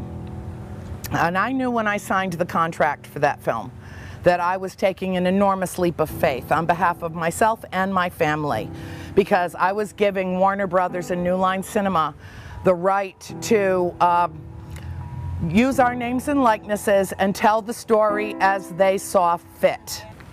I thought that my mother would be extremely upset when she saw the film. She didn't even watch it until a year after it was released. We watched it on DVD so that we could watch it at home, so that should she have a problem or an issue with it, that we could turn it off. She could leave the room. She was free to do that, not stuck in a public theater. I thought that she would be furious when she saw the scene where she was holding a pair of scissors above the heart of my sister. What upset her more, she thought that was so ridiculous that she didn't even take umbrage with it, because it was just so off the charts. And because she had the knowledge that the whole true story is out. So anybody that really wants to know what happened can know that from us, from the family. What she took exception to was the fact that they set the Warrens up as the devout Roman Catholics who were there to solve all of our problems and heal all the issues, versus the Perrin pagans, you know, the godless heathens. And nothing could be further from the truth. If you have any question in your mind about this, talk to my dad, because he was on the way to the brotherhood and potentially the priesthood when he met my mother, and that changed everything for our family and brought us into existence. He was born and raised Catholic. He was an altar boy for his entire youth. He was educated in Catholic school. My mother converted to Catholicism to marry him, and all of us were baptized. So my mother took great exception to the fact that we were represented as people who had no spiritual connection with God whatsoever. And I think that that type of a thing does great disservice to people like us who are really serious about research and investigating paranormal activity, because anybody who's really seriously into this knows that very often families that are targeted, individuals that are targeted, are deeply devout, whether or not they ever step foot in a church, that they are tested by the powers that be. And it's not the ones that have no faith, it's the ones that have deep faith. And so to put that out into the world the way that they did was she felt was duplicitous. and that it did no service to anyone who was really embarking on this as a course of study, a course of discovery. But there were also cosmic kisses in The Conjuring that tell me, divinely so, that it was okay. My personal belief system is everything happens with purpose and reason in its proper time. And The Conjuring came out at a time when I think the world was hungry for more information, that people had spiritually evolved to such an extent that they were ready for our story. Even James Wan, the director, said, I'm an aficionado of the Warrens. I've read every book. I've read every case study. Why don't I know about the Perron family? And it was because they were told point blank that they could not discuss our story. And even though they did, and they veiled it in different ways in different books and that type of thing, they were told specifically by both of my parents that they could not divulge what happened to our family. And Ed said before he died, this was the most compelling, the most disturbing, the most intense, and the most significant investigation that they ever conducted. And he wanted to make sure that the story was told. He told Lorraine Warren, his wife, to make sure while she was still earthbound to get that story told. There were cosmic forces involved with telling this story. And in many ways, it is accurate in the grand strokes, in the sweeping strokes. Good conquers evil, love conquers fear. The Perron family had an extreme haunting that they all survived. All of that is true. The fine lines of history tell a much deeper, much more compelling story. Because what we had to do was not only come to terms with the spirits in that house. We had to learn to live with them. We had to learn to share space with them. We had to acknowledge them, and we had to ask to leave. My mother begged to leave that house. My mother spoke to the spirits that specifically were targeting her and said, please release me. Let me go in peace. And yet, when we left that house, it fractured our family. My sister Nancy refused to go. She went and cut a separate deal with the new homeowners that my father found because nobody would buy the house. Nobody would even come look at the house for the months it was on the market. So he went to the abutting landowners and cut them a very sweet deal so that all their land would abut with what was our land. And then Nancy went and she was their babysitter. And she said, I'll stay on in the house indefinitely as the caretaker if you will let me stay. And they said yes. So that was it for our family. We never lived under the same roof again. And extricating ourselves from the house is in volume 3. And many, many of my readers say of the 3 books, that's the most heart-wrenching and the most compelling of all of the whole story. Because we thought that when we did leave that house, that was the end of it. The Conjuring makes it look like the Warrens moved in for 3 weeks and solved all of our problems, and we all had a group hug on the front lawn. Nothing could have been further from the truth. The Warrens came to the house 5 or maybe 6 times over the course of a year and a half, and the last time they came, they foisted a seance on my parents that my father highly objected to, and my mother got so spiritually attacked that she was literally picked up and thrown from one room into another. Whatever got the medium that came into the house that night threw wide open the doors and said, everyone, come on in, come on in. That is spiritual malpractice. You don't walk into a haunted house and invite anything that happens to be into the ether so that you can maybe identify it and then dispel it. That's not how it's done. Well, that night ended with my father punching Ed Warren in the face and taking a man twice his size to the ground, probably broke his nose. I cleaned the blood up at about 2 o'clock in the morning with peroxide and a towel. The table The table lifted up off the floor probably 4 to 6 inches. I was watching from a space about that wide. I was told to go upstairs with my sisters. Of course I disobeyed orders. Of course I disobeyed orders. I needed to know what was going on with my mother in that house. And Cindy and I snuck downstairs and we watched what happened that night. They can't even recreate what happened in that house with CGI. I don't know how we're going to do it, Dad. I really don't. We're going to try. We're writing the screenplay right now for the real story, the real movie. But I can't tell you how it profoundly traumatized and changed all of our lives. You want to talk about metamorphosis?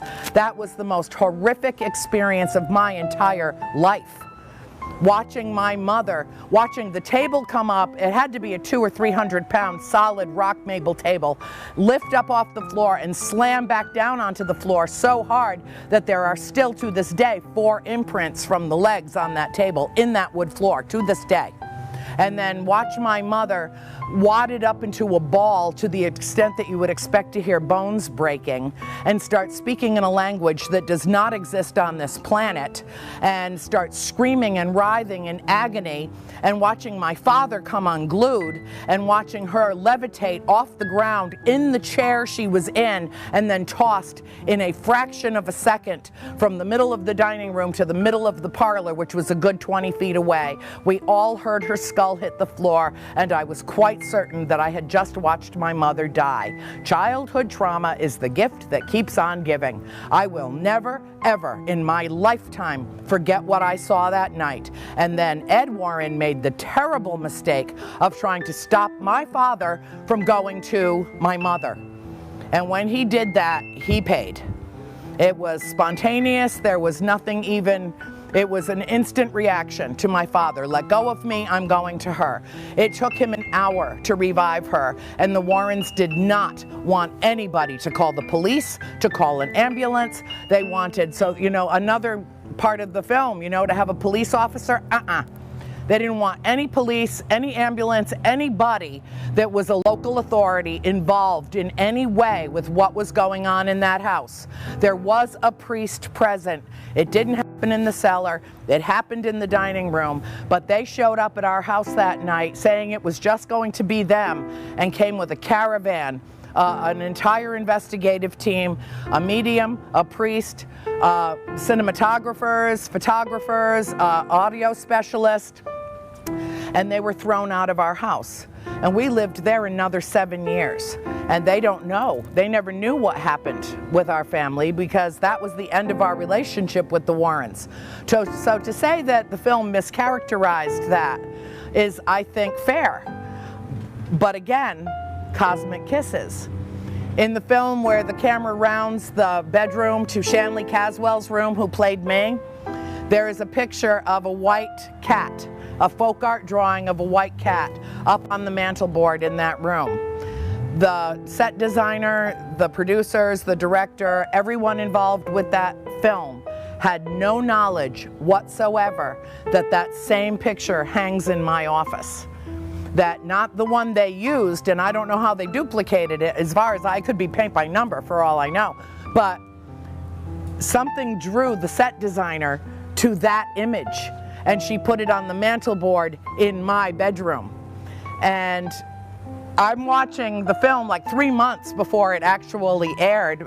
Warner Brothers very generously brought myself and Mrs. Warren out to have a private screening of the film, and all we did was pass back and forth a box of tissues. And even dear old Mrs. Warren said, "That's not how it happened, Andrea. I didn't tell them that that's how it happened. I didn't." She's crying and I'm crying, and I'm seeing the cat, and I'm seeing Cindy run through the house with a set of wind chimes to hang on the porch that were virtually identical to the wind chimes that we had hanging on our porch. There's no conceivable way they could have known about that.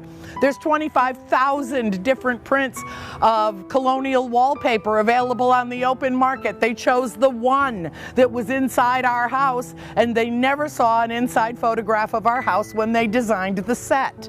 It was one thing after another after another. I never told them about our dog getting killed as soon as we got to the house, because I never put it in the books, because I thought that it would be so, 40 years later I still couldn't write about it. It was such a tragic thing. It was such a bizarre, inexplicable death that I didn't want my readers to think, oh, this is too much, this is too heavy, I can't deal with this, and then stop there and not really get into the story. So I talked about it with my mom, and she said, just leave it out, leave Schultz out. It's okay, he knows, it's all right. And yet, right there at the beginning of the film, inexplicable death of the dog, the family dog, that would not cross the threshold and come into the house. Our animals wouldn't either. If you ever lost an animal that you love, I'm going to just go off track for a moment. Please know they're waiting for you. Know it. We saw as many animal spirits in that house as we saw human spirits in that house. Cats, dogs. There was a horse in the barn that would whinny in the middle of the night before we had horses. No, if it's got eyes, it's got a soul. Know that. All living creatures have a soul. All living creatures have a soul. It is incumbent upon us to be kind to each other and to everything that walks this earth. It truly is. And that is part of the metamorphosis. That is part of coming into cosmic consciousness, to coming into an awareness that we are all integrated, that we are all correlated, that we are all connected, that there is one thing that connects all of us, and that is love. And when we learned to appreciate and to acknowledge and to accept the spirits in that house, there was love. Many of you have seen this story, or you heard interviews that I've done about the story about the old antique radio that Mom and Dad picked up at an auction just to fill an empty corner of the dining room. They put it in the corner where there was no plug. Remember, there was no outlet there. This radio had no innards. It had nothing. It was just something to put a pitcher and bowl with baby's breath in, to take a corner up in a very huge room. And it would blast Nights in White Satin, to the point where you would have to cover your ears and run out of the house. It would just explode out of that radio, just that song. And we're like, why that song? And then a couple of years ago, I was doing a spirit box session with George, and then we started doing kind of a soundtrack of the different songs that were so meaningful to us that I wrote about in the books. And he played Nights in White Satin, and he's got it booming through his house, and I'm standing in the kitchen making a cup of coffee, and I'm listening to it. It was like I was hearing it for the very first time. They were communicating with us. What was the main line of that song?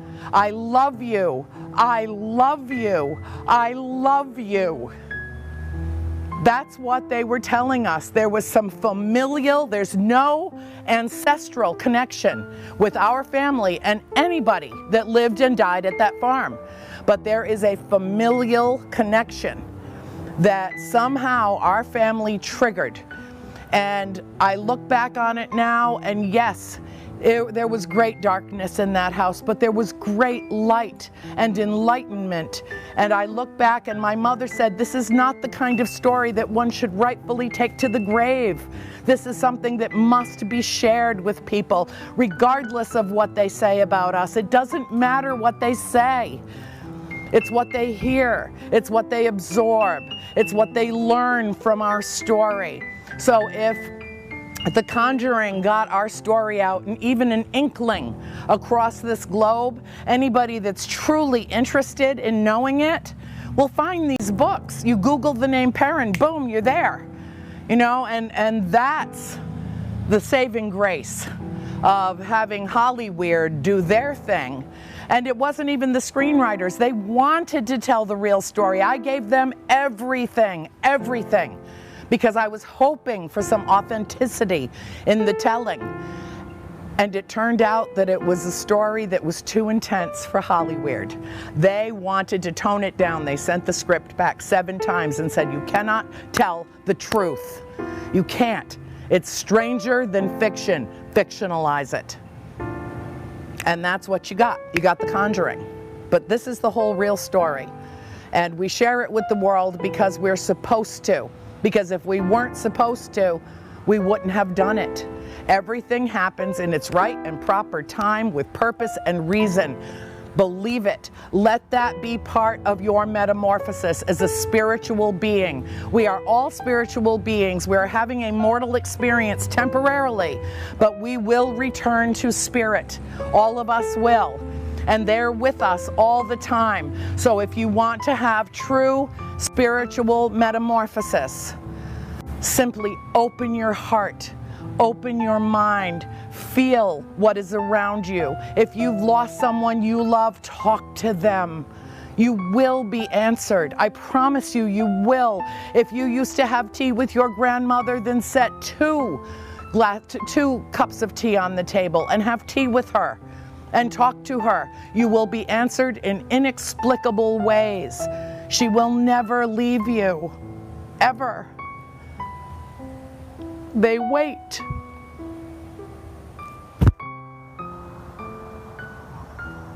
Our message is an important message.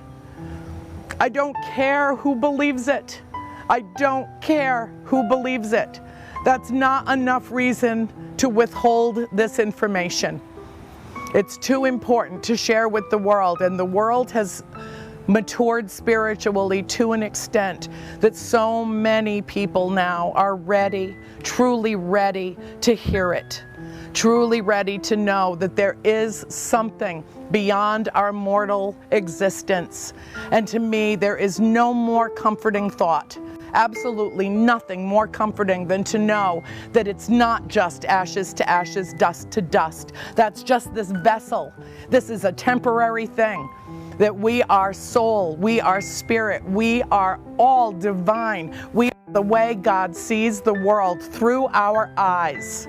And it is incumbent upon us to come onto this plane of action to learn how to love each other well and how to accept and to transform into the true spiritual beings that we were always destined to be. Metamorphosis means change. What does the human being resist more than anything else is change.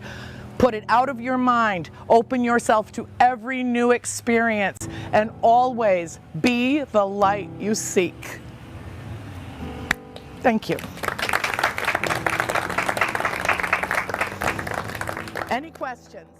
Your experiences, did this change your own personal beliefs as far as your religious inclination? Yes. Well, the Catholic Church turned its back on us. It wasn't the other way around. Our priest was so terrified about what he was hearing that was going on in our house that he approached my dad. I think it was the second Easter that we were at the house, and said, you know, you might want to take your family elsewhere to worship. Well, I can't think of really a nicer way to say get out. But yeah, it was really a matter of going into the woods. My mother said we go to the woods to find God. Now, if that makes us pagans, then I guess we're pagans. But you know, we had a very strong, fundamental spiritual background as children. But you know, the thing that I find most interesting is that the Catholic Church, that's the foundation of everything doing with exorcism and spirits and so on and so forth. But we were in church, and little April, my littlest sister, she said, when the Father said, and the Father and the Son and the Holy Spirit, or the Holy Ghost, April goes, oh, they've got ghosts too. And every head in the church turned. And I believe that was the day that the priest suggested that maybe we should just go someplace else. And we went to the woods, and yes, it did change me.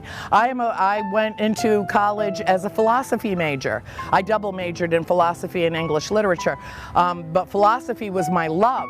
And I found that when I started to feel what was going on in the house, I got very interested in metaphysics, as I figured there had to be some explanation for this.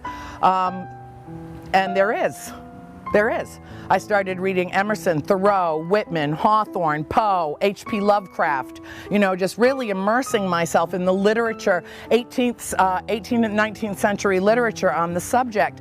I started studying, don't take this the wrong way, folks, but I started studying witchcraft because I wanted to know what they knew about the world and what they were pulling from, what witchcraft meant, really, studying the history of it. There's a whole chapter in Volume 3 that details the entire history of witchcraft from the very beginning that it ever appeared in text, all the way through to explaining that Bathsheba Sherman was not actually a witch. You know, and copped the blame for everything in that movie, and it wasn't her at all. The spirit that was attacking my mother had a broken neck, and Bathsheba died of paralysis. She did not have a broken neck, and the one that came after my mother repeatedly, clearly, obviously had a broken neck. It was literally hanging off the side of her shoulders. It made it sound like she hung herself. Right. All made up. Put it completely out of your mind. The night that my mother had her most profound experience and her most healing experience in the house was after the seance. And she was standing in front of the fireplace and heard talk behind her in the dining room that I had just walked through and was completely shut down. And she turned around and she saw an entire family having dinner together in our dining room on their furniture, and the mother cooking over a fireplace that was raging that had been closed for 150 years, sealed shut. The center chimney was gone. And she looked into that room and she just stared at them. And there were two men sitting at the table, and one of them looked into the parlor and saw her and made eye contact with her, and then nudged the man beside him and pointed her out, and she was the ghost. And that's when my mother understood that we were living in a portal that was cleverly disguised as a farmhouse, that we were living in a multi-dimensional place. And it wasn't just the house, it was the barn, it was the property, it was the river, it was the lake, it was everything on that property. This is ancient land. The Nipmuc tribe lived there prior to the colonists coming. Now, my sister saw 12 little Indian children playing in, oh, this'll really get you. Now think about this. You want to expand? You want to have a little metamorphosis? Think about this. My sister April saw about 12 little children playing with like hide and seek in the pine grove on our property. And they were all dressed in handmade clothes. They had what looked like sandals, or kind of not like moccasins, more like sandals. And apparently they had all died together, whether it had been a flood or a bad storm or whatever. But they were playing in a pine grove that had only been there for 40 years. Wrap your mind around that. How could that be that they were putting their hands on trees that did not exist when they lived? We know nothing. I think that's a really good place for all of us to start. We know nothing. We are infants when it comes to our understanding of the supernatural realm, of multi-dimensions. We are just breaking into this in terms of science, in terms of spirituality, in terms of physics and mathematics, you know, being the main language of the universe. What is it that she could have seen that and come running home saying, "Mom, there's a whole bunch of kids playing down in the pine grove"? And I was watching them, and they were careful not to step on the lady slippers, because we were always told that that is a species of plants that you worship. You never step on a lady slipper because they're so rare, and the rarest of the orchids.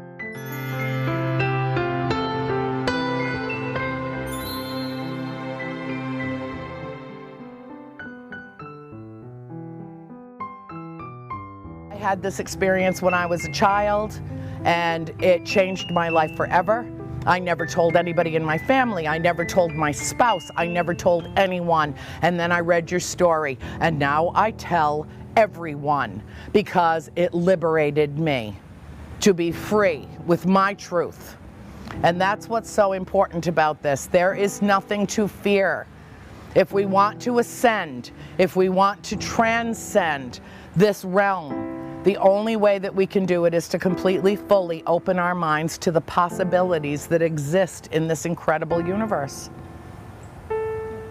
You're welcome.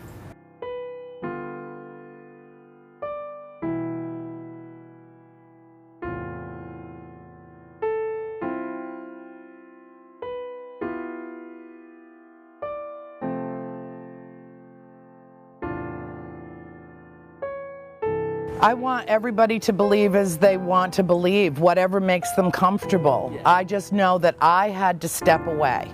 Yeah. My religion is wherever my 2 feet are at any given moment. I am truly connected, and it is a wonderful feeling. It is an absolutely pure, essential feeling that I live in a place of acknowledgement and worship. And it's not that I worship something out there, per se. It's that I really do believe that each one of us is a living, breathing manifestation of God consciousness. And so, you know, some people will flinch to hear me say, I am God. So are you. So are you. You know, and that might be foreign to some people. But essentially, that's what all religions teach. You can read that exact phrase in the Talmud. You can read that exact phrase in the Quran. You can read that exact phrase in any number of versions of the Bible. It's in there. And so it is said. I don't rely on someone, on outside authority to tell me what to think or feel or believe or do. I'm way past that. I was past that when I was 13 years old. But for some people, it's a rooting and a grounding and a foundation, and whatever works for anybody on their unique spiritual path, I'm all for.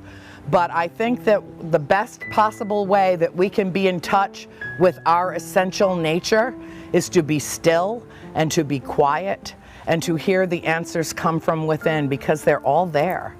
They're all there. They're part of us. They're literally ingrained in our DNA. We don't have to seek our information or our validation outside of us. It's not necessary. We are it, simply through our own existence. And that might sound a little metaphysical for some of you, and I'm sorry, but you know, I'm a philosophy major. What do you expect? Are you ready to investigate a house? Sure. All right, let's do it. Let's do it.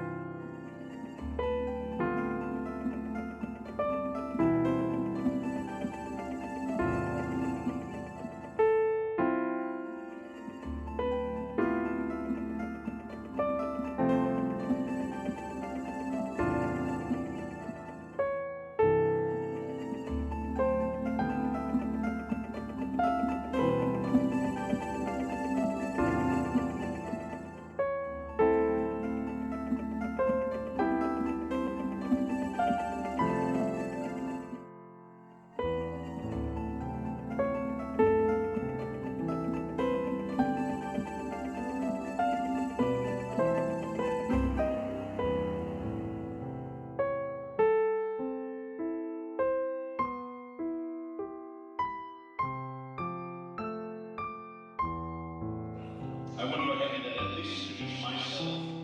My name is George Lopez. I am a radio show host for a group of shows called Dead or Paranormal on the website Blog Talk Radio. I host alongside Miss Andrea Perrin on Tuesday nights on a show called A Woman Awakened, 9 p.m. Eastern Standard Time, each and every Tuesday. A little bit of a preview for this coming Tuesday, and then Tuesday we get all the information for the show. We will be continuing our commitment tour on Tuesday night as we broadcast live from the John Adams Farmhouse Museum, 9 p.m. Eastern Standard Time, and Andrea Perrin will be in the basement of the museum below. So maybe it's a time for us to enjoy that. So all of our speakers are here. Now, before I got in contact with Mrs. Penny Costa, he had been so gracious to invite us to come to this event. thought the Autism Society was an organization for people who were born in the fall. I had no idea what Autism Society was. And he educated me on so much of the good work that he's been doing this entire weekend. And before we bring him on board again, round of applause for Pentecost and his team and the work they've done this weekend.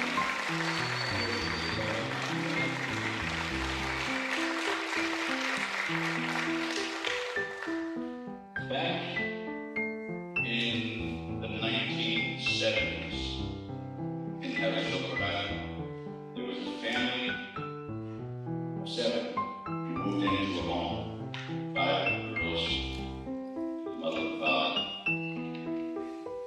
What happened in that home became a case legend in the paranormal community, and it became an amazing experience for this family. The family extended and expanded since then with the help of some tremendous paranormal investigators in this community. The people you didn't get a chance to speak to was we will do a Q&A and hear their stories have all been to the house here in Harrisville. Start off one of the first persons who had an opportunity to investigate, Mr. Keith and Carl Johnson. Please come on.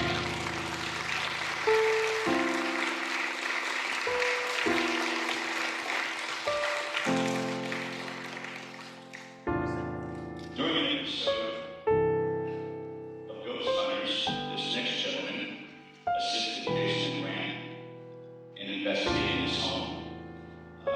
He went on to bigger and better things with the haunted collector. I consider him an amazing friend and an amazing individual in this field. Ladies and gentlemen, please welcome Mr. John Savage.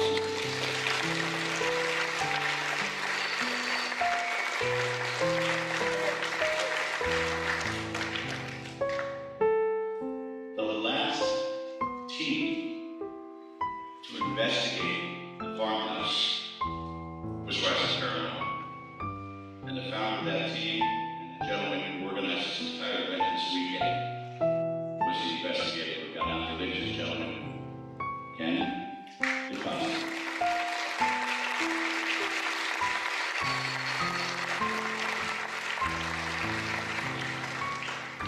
Investigator.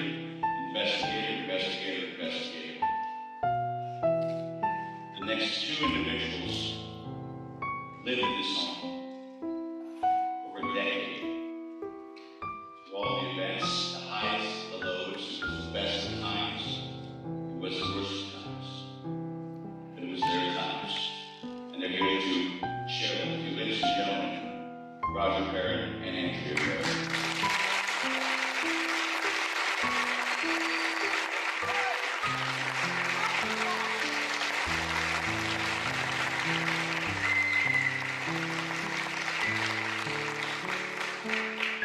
Now, what we thought we'd like to do is first give you an impression, take you back in time to those particular investigations, those particular times that these individuals were introduced to this farmhouse in Harrisville, Rhode Island. And once we get done with this panel, and this is almost in the timeline that when we get done, we'll have a Q&A. I'll come down to you so they can have the microphone so they can hear you.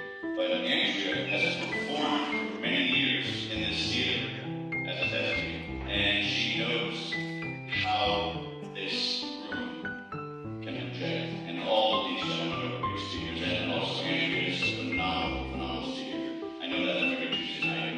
So let me go ahead and start right now. We'll go to Carl with you, and then we'll pass it down. Hello, everybody. Yes, as Keith was mentioning during his talk, Keith and I were members of a group based in Rhode Island College from 1972 to 1974, Parapsychology Investigation and Research Organization, PIRO. Keith placed an ad in a local paper. This was before internet usage was common, and so Keith placed an ad in a local paper. Well, 3 weeks to the day later, we had a response to that ad, and that was from Miss Carolyn Perrin. We went to her farmhouse on Round Top Road, and some really wonderful people, Roger Carolyn and their daughters, his daughter Andrea Perrin. And we had some very, very interesting experiences there.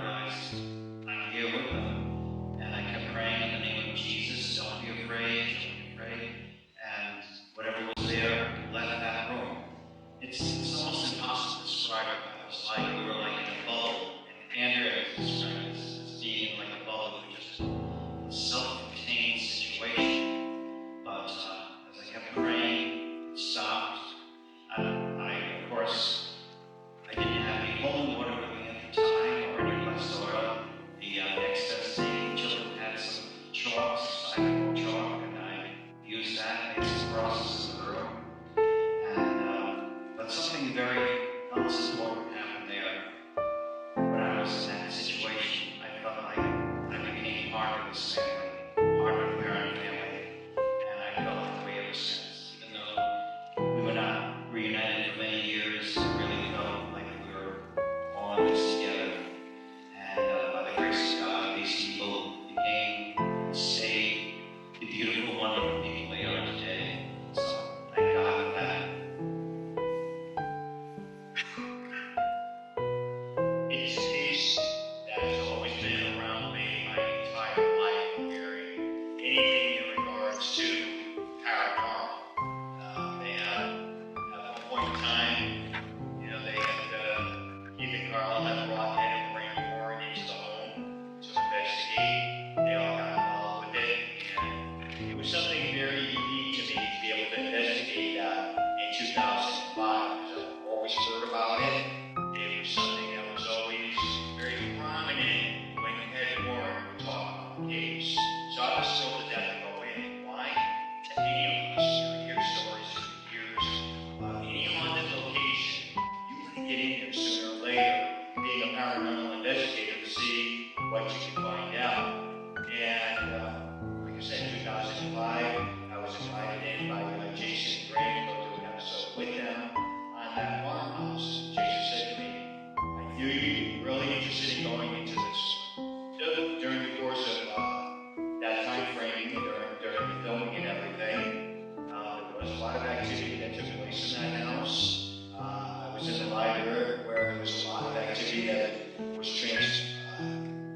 going on and happening in there. Things were going on upstairs.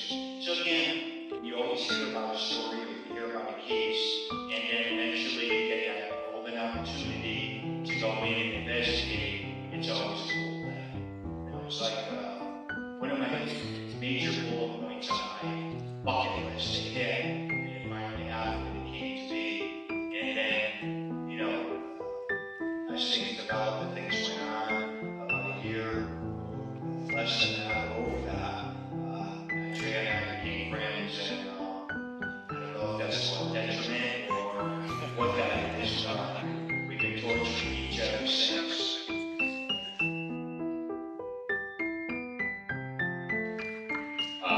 Our involvement in it came later on, sort of generation. It was summer of 2009, and we were granted the opportunity to go into this home, which I don't know about from an episode of Ghost Hunters. I wasn't familiar with the history of the location. I know in 1973 I was more concerned about getting a license at that point than I was a girl almost similar age to me in Arizona Island. Her family was experiencing these things. So my understanding is that there was not anything unlike what we've heard before. Some object manipulations, voices, etc., and so forth. Not anything of the breathless. Of course, with what happened in the streets to the caravan, when we had an opportunity to do it, of course, we set up as we usually do, try to document, try to get as much data as possible. To me, sometimes we overuse the words paranormal, supernatural. Sometimes things just unexplainable at a particular point in time. So we went about doing this, and the long story short, Julie May was sitting at, the command center with the big grade, and Molly and Gabber from our team were coming from the second floor downstairs. They had the recorders running, and of course you're hearing going down that. But those of us who listen to this stuff, we almost train ourselves to be able to listen underneath the dominant sound. You know how that is when you do this. We were able to hear a very childlike voice in three bursts of sound. The first two were indiscriminate, but childlike. The third burst was the words, "Find me." Of this there's no doubt. And I sat on this cliff for no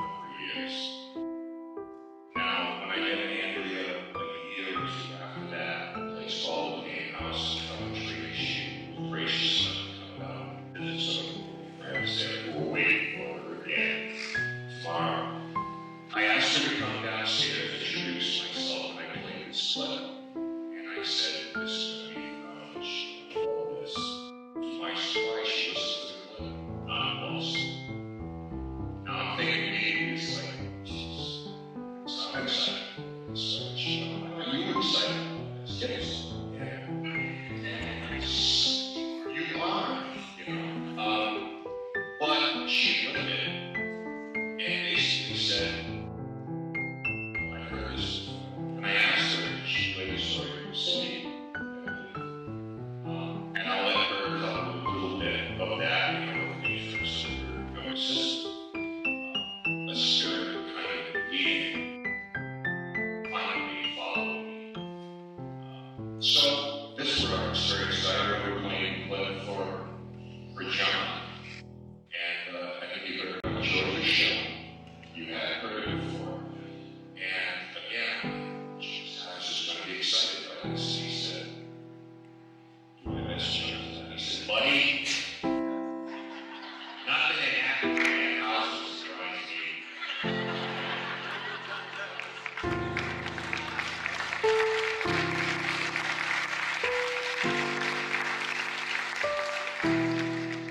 You know, at my age, you don't have the idols, Leos, and this is one of my idols, all of these guys here, because they were doing this for us, you know what I'm talking about. But that's pretty much our story. That's our introduction to it. I wasn't aware of what had happened years ago. So when all of this was finally brought to our attention, we were like, holy shit. Seriously? This happened. So it's sort of been like reverse engineering for us. We came a little bit of the rock went backwards. And it's a journey, an unbelievable story. Meeting this woman, having the pleasure to reconnect with these people. It is just it's a tale of both sides of the fury. It's not told by me. It's real, very real. And with that. I love you all. I thank you so much for coming to this event, for supporting the Autism Society, for supporting Kevin Costa and Paranormal in their pursuit of not only enlightening the world, sharing the information that they have, but also the very warm embrace that I know all of you feel in the paranormal community. We are the para people. We are absolutely, there's nothing really natural about us. I think that there's plenty of you out there that feel like you're the misfits of society. You've only got one toe on the planet. That's how I always felt. And after Anthony B. Vecca put me up against a wall in 1972 and told me to quit telling those stories and lying about what was happening in our house, I was a goody two-shoes straight A student, and he scared the Jesus out of me worse than any ghost ever did. And I stopped talking about it, and we stopped talking as a family about what was happening to us for 30 plus years before I decided that it was time that the world was ready and we were ready to tell our story. Volume 3 is being printed as we speak. And I'm so glad that the weight and burden of telling this tale has been lifted from me, and I feel that I'm truly liberated. And I hope that the spirits are happy. I know that the spirits are happy. They wanted their story told. Bathsheba was a little bent out of shape, a lot bent out of shape about the film because she made her feelings known. George and I have done some spirit box sessions involving communication with her. She made it quite clear that she appreciated a man playing her in the film, which is a little bit vain in life, and apparently we took that with her. But the movie doesn't tell the story. You've seen it. It's a good movie. In broad strokes, it tells our tale. Good defeats evil, and fear is conquered by love. And the only thing that can conquer fear is love. People ask us all the time, what the hell is wrong with you? I hear that on so many interviews, that you've stayed in a house for 10 years. So many of you are familiar with our story, and familiar enough with this field and with the cosmic consciousness and the powers that be, to know that whatever it was that called us to that house kept us there for 10 full years. My mother had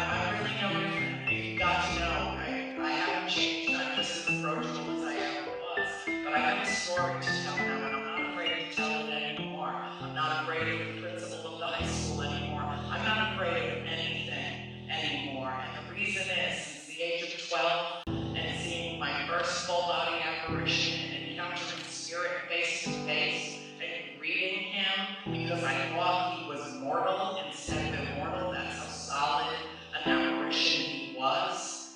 You know, when something like that happens to you, it changes everything, and you suddenly realize that there is something beyond our mortal existence. And when you know that, not just believe it, but when you know it, it changes everything, and you stop being afraid to die. And I think that's the most important message. George and I on World Awakening, we focus on that every week. Those of you who are regular listeners of the show know that that is a permanent part of the topics of conversation. It is so incumbent upon us to not only come to terms with our mortality, but then to come to terms with our immortality. That is the most important leap of faith that any human being can take, and it liberates you to live life fully and be not afraid. My father would reiterate everything that I said. All he was thick-headed Richmond and didn't believe us right away.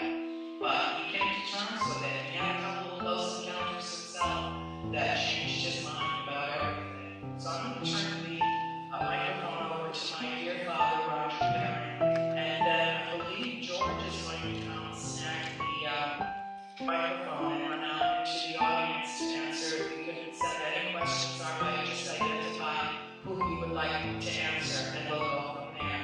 But please, my father, Roger Barron.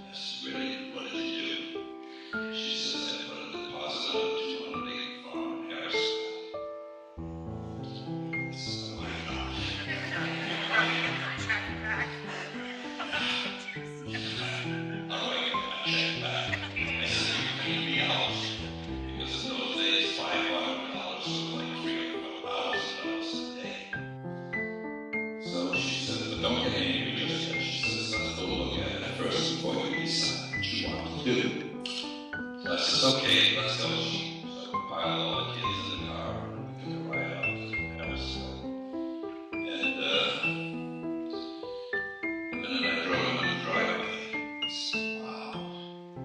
It was like a 250 to 300 foot circular driveway in front of this beautiful country home. And I said, this is incredible. The house is incredible. Not even realizing that it was 200 acres of land. Well, it took me about 5 minutes to say he did well. But that's not really the beginning. That's the beginning of what happened in the future. It's really something to remember. Let me explain it this way. About 6 months went by before we could really close on the farm. And I spoke with Mr. Kennedy several times, who was the owner of the farm. His son didn't want him there anymore because the farm was too large for a single human being to be living in. So he built him a nice home here in Harrisburg, in the village. And finally, after about a month after the closing, a month went by, he still had not moved out of the house. I had sold our house in Carmen and didn't know what to do, because now I had a wife and 5 daughters, and plus myself, we had no place to go.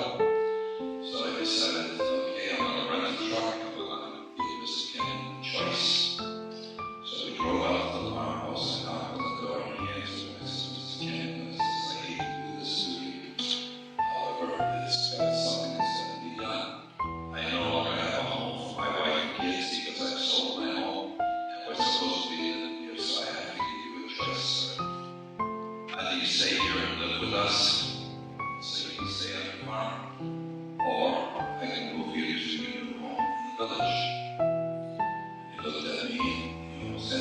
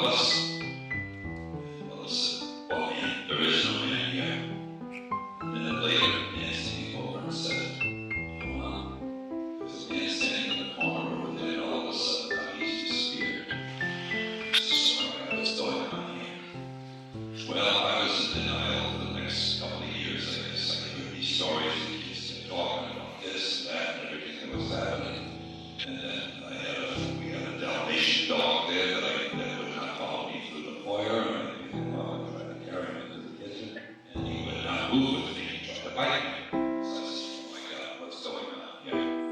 So this was the beginning of me becoming a believer of what was happening in the house. The thing that really solidified the fact that I knew those spirits were there was one day I came home from a long road trip, and I went into the pantry and I'm talking about shit. If you don't mind if I continue on with this story. I came home from this long trip, went into the pantry and cooked up something because I know the steamers and the butter, drawn butter, steamers. Well, I had more than steamers. I had the real little scallops that a friend of mine had brought over a whole bushel, and I opened them up. These were like eating sugar. I mean, if you've ever had your scallops with what they sell in the restaurant, it's not a scallop, they call it a scallop, but it's fish.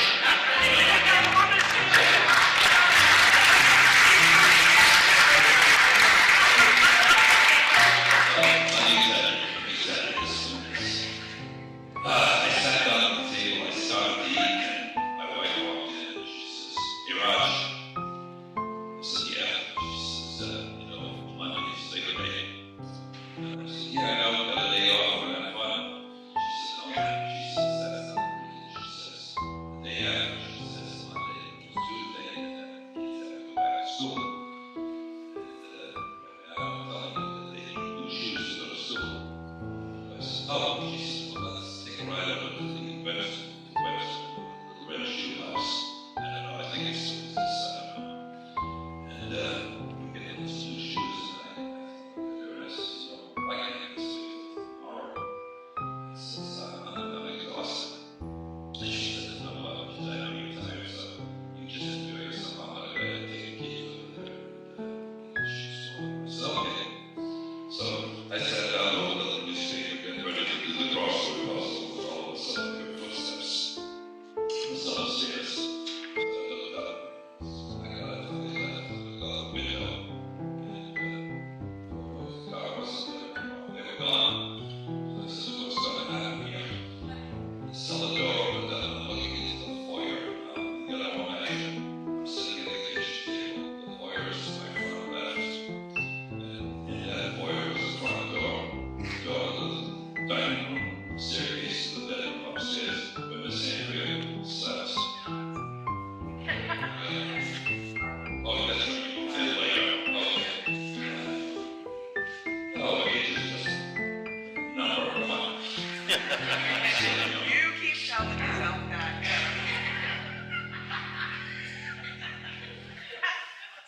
Do I mark her now? Oh gosh, but anyway, make a long story short, the cellar door opened up, and I didn't know what to think, and then all of a sudden it was like a veil or a cloud moved into the foyer. I'm looking at this veil and this cloud, and I'm saying to myself, well, somebody's coming to visit me. Now all of a sudden, I'm really a believer, and no doubt, I didn't know what to do. So I sat there for about 30 to 35 minutes, and nothing was happening. It just kept moving around in the foyer. And as I saw, I think that somebody is trying to materialize and come to me. But I was young, impulsive, and I was young. Yes, and impatient. And I made the biggest mistake of my lifetime. I should have waited because I could have made history. I think she would have materialized, came over and spoke with me and talked with me and sat next to me. I believe that today as much as I'm alive. But I couldn't wait any longer. I just said, "Look, old lady, either come and sit and talk to me or just get the hell out." Well, I'm going to tell you that cellar door slam that I thought came off. What a mistake I made. And I'm starting to kick myself in the butt right then and there. And then I'm saying, "Whoa, what did you do?" I found out then that spirits have feelings. And this old lady, who I know today loved me as much as any spirit would love a human being, right? And she wanted to be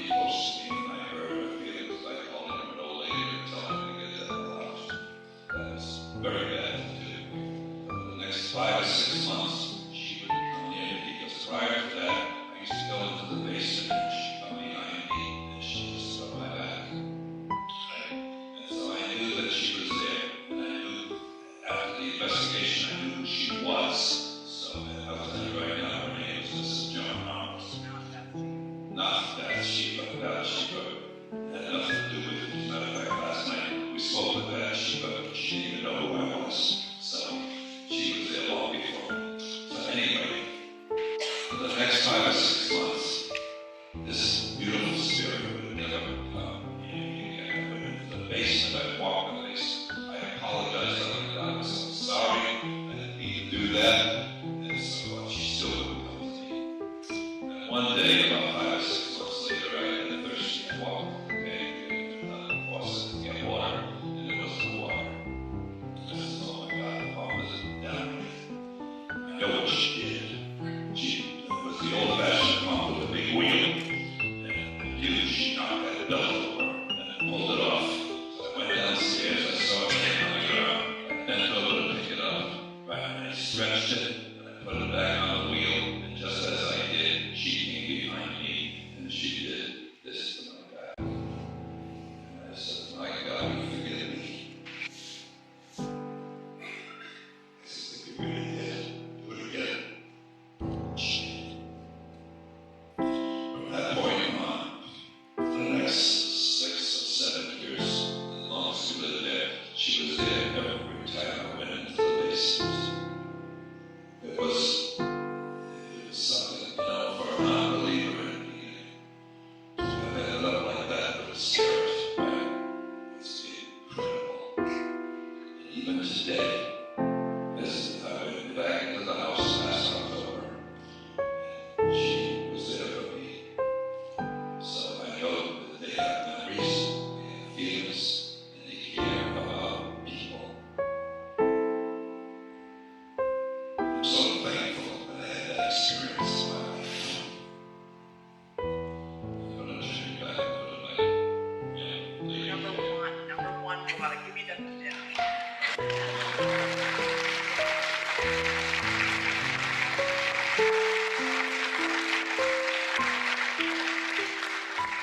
By the way, you can see that about water.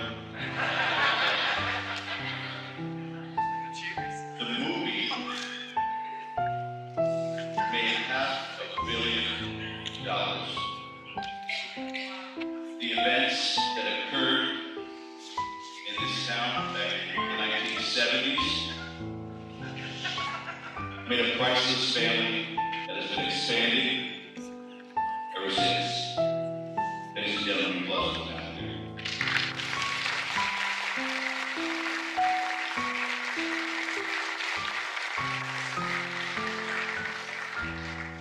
It was a beautiful movie magic now in the audience. We're not going to be using a microphone. We've only got the one here. The other one is attached to just one I reach across. But again, it's got a great sound in this auditorium. So you should be able to hear each of their answers.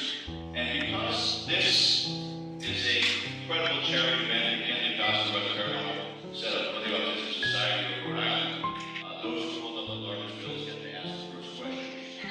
And they will all go to charity to do it. So anyway, push the questions, hands up there, and again, address who on the panel would you like to ask a question for. Be nice and loud. Go ahead, your name, sir. Hey, everyone. This is for actually Andrew and I've seen the movie Nice Boy, and I know these might come from basically had the opportunity to know them for quite a while. John was just that. My question is, when you're going through the experience in the house, and I know movies can portray things like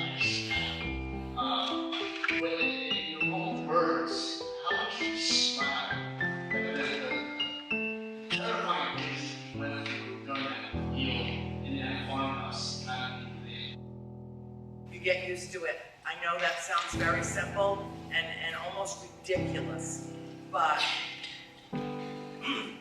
there's a point of integration that occurs. Anybody that's been exposed in an environment for a period of time get to know the spirits get to know them, and there's a point of integration. Manny, the one we called Manny, he was like a peripheral member of the family. He was around all the time. He was always keeping an eye on us, trying to keep us out of trouble, I think. And and then there was the old lady, the spirit with the head off the side, the gruesome-looking one. There were at least a dozen spirits in the house. And the first time I ran up my stairwell and I was staring at a father and a son and their dog, I was like, second time I was like, Mom. And the third time I just walked right through them and kept on going and got what I needed and kept on moving. You know, it's really about exposure and exposure and exposure. And after a while, you know, people say, well, what were you afraid of in the house? After a while, nothing. If there was any sense of trepidation, it was like, what's next? What's going to happen next? You could hear a set of footsteps walk up the stairs and then stop at the landing behind a closed door, and you didn't know if it was Dad coming to get us for dinner or if it was something quite different. And so it was those moments. And you know, Keith and Carl, John, Ken, what I'm saying to you, they would reiterate, all of them, because we've all been exposed and overexposed. When Keith and Carl first came, and let me get off subject for just a second, because there's something that we need to clarify. Spirits can throw voices. Spirits can manipulate objects. Spirits know how to use telephones. My mother never called anyone for help. Not ever. And yet Keith Johnson knew her voice when he met her. I did a spirit box session with George, and I was blown away because we were asking to speak with Bathsheba, and my voice came through that box. And he immediately said, you use your own voice. Don't mimic her, you use your own voice. And the voice that came through sounded like a little child. It was so sweet and quiet and soft. They have abilities in their realm. You know, we live in a multi-dimensional universe, not a three-dimensional world. And everybody on this stage will tell you, Keith was most likely talking to a spirit that called them to the house. There was purpose and reason for the Johnson brothers to come to that house. My mother didn't call them, but that spirit knew her, had integrated with her, and knew her well enough that she wanted to know them. That's how powerful they were at 17, 18, 19 years old, right? You're only a few years older than me. And then, you know, shame on them, they brought the Warrens in. And shame on the Warrens for kicking them to the curb when they had just as much experience as the Warrens did. They grew up in a haunted house. They knew what they were into research since they were kids. You know, and the Warrens kind of kicked them to the curb and said, you know, we'll take over from here, when they could have actually integrated them into their team and had all the benefits of their knowledge as well. So, you know, on this point, Keith and I have talked about this a lot. It's like, I talked to your mother. I'm like, no, you didn't. You talked to a ghost. Are you sure it sounded just like your mother? I'm like, believe me. Mom never called anybody. In the movie, they've got her going to, you know, Ed and Lorraine's symposium and asking for help. Never happened. Never happened. You know, so there are anomalies and things that I firmly believe, and I think they'll back me up, we were supposed to come together. We were supposed to make that attachment. John coming into my life, Ken coming into my life, and around all of this. This is all happening with purpose and reason. All of it is. And so, you know, it's an incredible way to grow up. I feel incredibly privileged to have grown up in a house like that. I told you I'm fearless because of it. I'm a spiritual warrior because of it, and it profoundly affected all of us in fundamental ways. We were all born and raised Catholic, but I'll tell you what, it wasn't the indoctrination of the creed of the church that so profoundly touched me. It was the spirits that did, because in coming in contact with them, I realized that we're all essentially the same. My father's absolutely right. They have feelings, they have thoughts, they have motivations and intentions. They retain everything in the spiritual realm except the physical vessel itself. If that answers your question, and then some. Okay.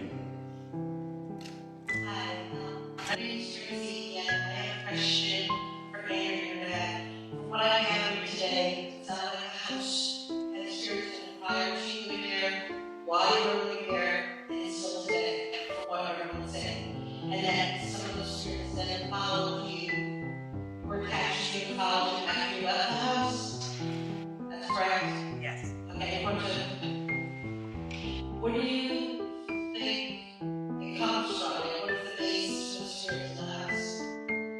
Well, when you think about it, this house was deeded on property that was deeded in 1680.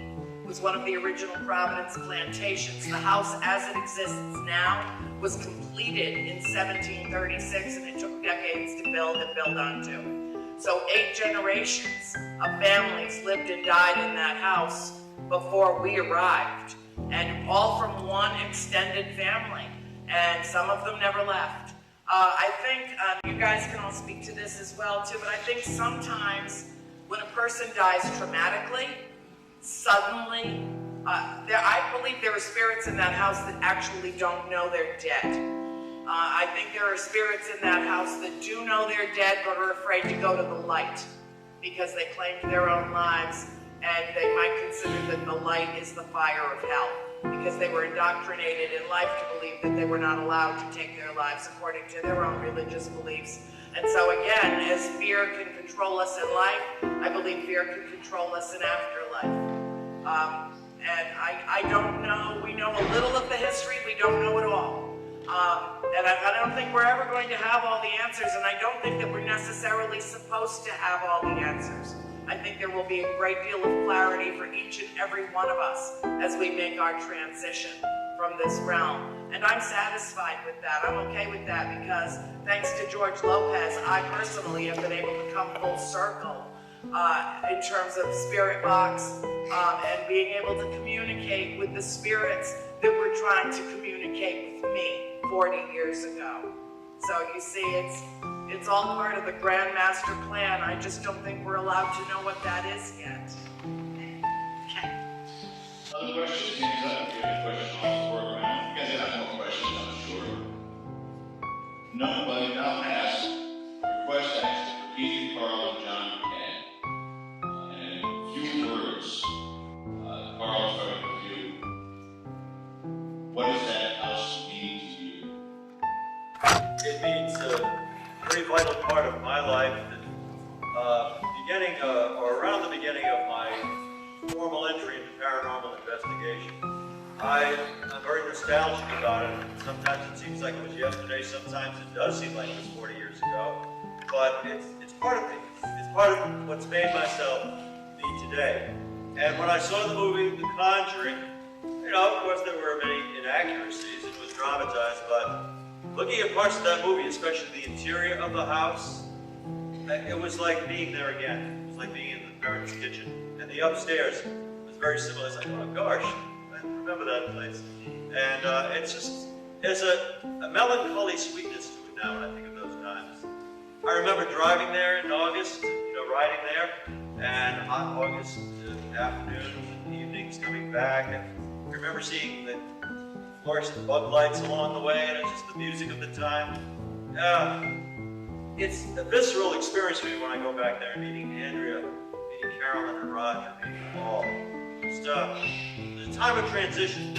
It seemed to be a pivotal time for me. It was like things turned, and I decided, yes, I do want to keep investigating the paranormal. I do want that reaffirmation that there's something more, and I do want to explore this profound history. So, very important time. In a way, it connects that part of the past, my past, with my present. For me. Can you judge for this house? Well, very similar to what Carl said. I remember I'll say it all over again for you. It's okay. Play it back! Right, replay. But that day I went to the house. I had been working all day in my landscaping job, my part-time landscaping job at the time, and I remember mowing the lawn at this great mansion in Cranston, Rhode Island itself, a haunted location, and praying about this. I'd been waiting for this event. I didn't know exactly what I'd encountered, but I'd been expecting it for some time, expecting the people that would be there. And as I was praying, I was saying to myself, I've been waiting for this. And I got the message back, yes, we've been waiting for you too. And ever since being there that night, it's like a continuum. It's something that never really ends. They brought me close to my extended family, the parent family. And, it's just, Roger is like a second father to me. Andrea is my blood sister. And Sandra's blood sister. It's like a spiritual blood there, and it's just like a continuum that keeps going on. I wouldn't be surprised if someday that house takes off as a UFO.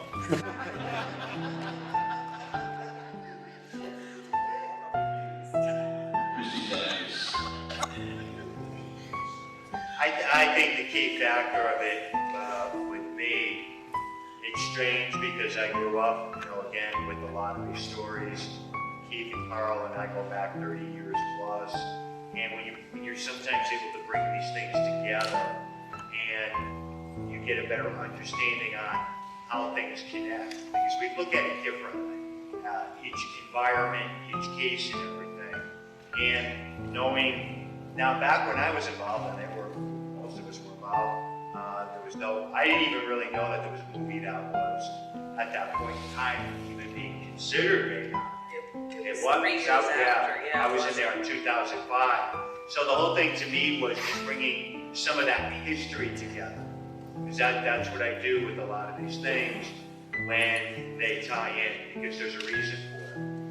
And I share it quite often with some of the cases and some of the things that my aunt and uncle worked on, mainly Ed, and I would ask him about different things, and I've shared this with Andrea several times, what the connections are and how some of us came together. So to me, that house meant that fact that it was able to have that connection together to something from 30-some odd years ago. And then once it's verified too, and you're in there and you're investigating, people that are a totally separate element. And then when you start talking to everybody, you start comparing notes, and you realize that some of those things line up. To me, you can't ask for better verification for a piece of property having paranormal activity.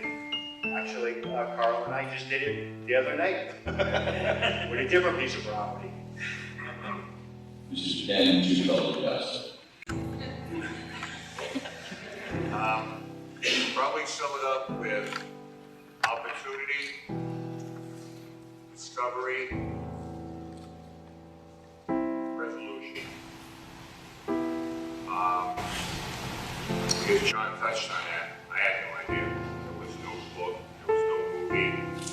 There was just a house that I had heard about. And like I say, we worked backwards, and we learned more. And we learned more about the town of Harrisville. And then we learned more about the people of the town of Harrisville. And eventually, it created more questions. Like we all have, a lot of times, things that we do create more questions than answers. And they got some basic premise and nature of what it is. So to me, it's like everything else we do. It's not so much a destination. I don't know if we're going to get there. But it was a journey. And this is one of those cases that we took. It's not the only one. But it's one of those cases where we were able to go further. And then there was an opportunity to talk to gentlemen like this that had been there before, to hear John's story, to learn that Carl and Keith, oh my God, I know Carl and Keith, he went to the house too. And then it's like, I said, okay, John, I said, well, I'm going to have an opportunity to meet John. Now, he's going to be on George's radio show tonight. He's been to the house too. And then I meet Andrea, and Roger is like, yeah, we are the house. We live there. So somehow or another, this all went full circle. We have George to thank for that because he gave the forum for all of us to come together. And it's like, well, you I live the house too. So I don't know if it's preordained or whatever it is, but we were able to share information, and that's what we do this for. To learn a little bit more, we were able to do that in this particular case. Interesting. You have no questions? You got a question for him? Everybody put your hands up at once to confuse George. All hands in the air, and then like if a guest has got a real question. Let me ask, who saw The Conjuring? Hands up. There you go, George, pick one. I want to know if most of the occupants still have interaction spirits and social stories. I'm not going to answer that question deliberately, because what I do now is I focus on what happened to us. I at one time had free access, open access to the house. I no longer do. After the film came out, what was an important, treasured friendship to me personally exploded 2 days after the film came out, and there's no repairing it. I mean, I'm totally into the forgiveness thing, I am, but there's no trust left, and so I know what I know about that house. I know what's being claimed by the owner of that house versus what the truth is. I'm not going to even go there. What I do is focus now on our profound, significant experience, and she can say or deny whatever she pleases. Okay.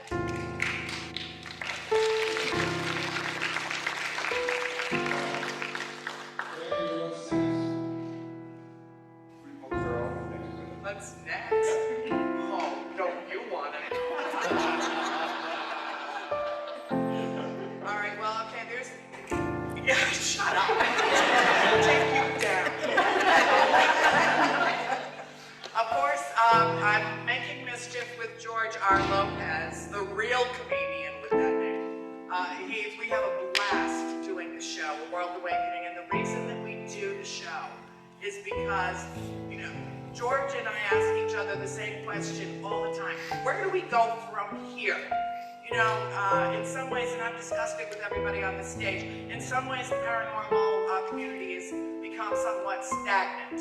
And so what we're trying to do is push the envelope and teach people. And so what we do is we provide a forum for 2 hours a week where they can come and zone out and listen to a high priestess of 9 covens, or expert on extraterrestrial experience, or, you know, on and on and on. There are so many different elements and genres within one in this field, and because George and I both firmly believe that everything is one thing, that everything is integrated, that there is, you know, one cosmic consciousness that we share.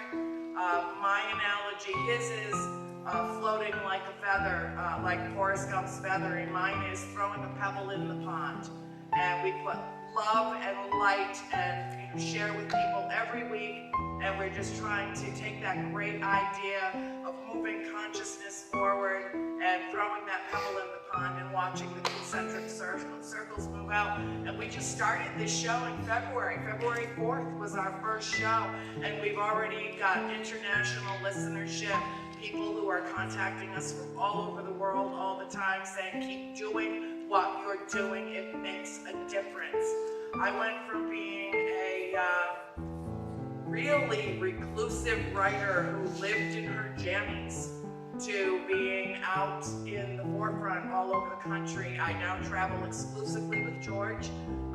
We do a presentation called The Marriage of Science and Spirituality, because we both believe that they are not disparate notions, that the real answers are going to come through mathematics and quantum physics. These are the languages of the universe, and mathematics is the first language of the universe. It's common to everything. So we do believe that as he becomes more spiritually adept, as I become an investigator, he's teaching me, mentoring me, showing me the way. He's been doing it for more than a decade. He's one of the best investigators in the country, and he's teaching me, and I'm teaching him, and then what we learn we impart to people. So we're going to continue doing what we're doing, and I am currently working on a fabulous book, George's idea, but I'm helping him write it, and that'll be out in a couple of months. And I'm also working on a follow-up piece to the trilogy called Lessons Learned, Message Received. That's what I'm doing. I think it's the other part of the paranormal is trying to get John's Adams' impression of show every Tuesday. Like clockwork, like the sun rising and setting. It's Zappis on the line, really? Put him on. My name is Lorraine Warren. Do you find anything out with the media and social media interviews, like with a term to you, were there always those stories and we just didn't hear about it until heard about it.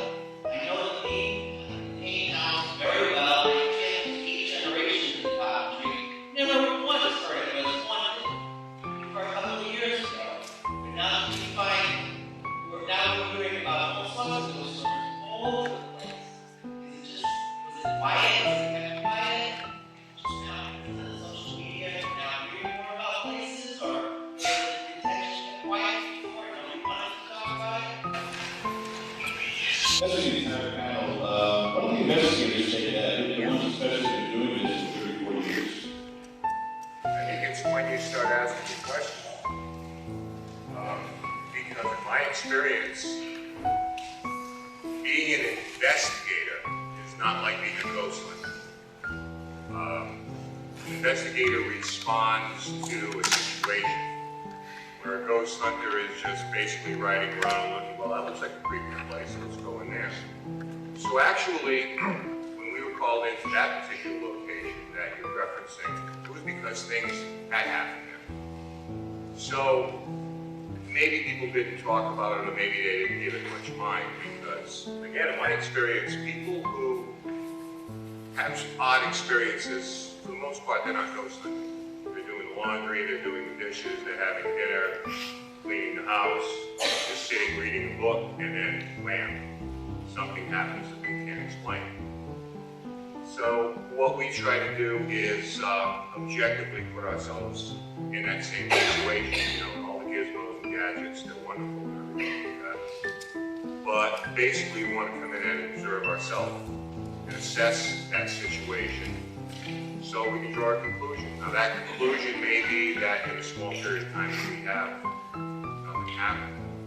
You know, over a longer window of opportunity, maybe the data suggests that there's something odd there, or maybe the data suggests that perfectly rational, we can explain it. But I think first you have to explore it. You know, and I can only speak for myself. We don't go into graveyards because, you know, they look creepy, or old houses as well. You know, it's a Victorian house, and it's just a little scary. And people in the group can back me up. We don't have outings just to have outings. You know, we will receive correspondence allegedly from something that happened. And in that case, that was why we got involved. Same as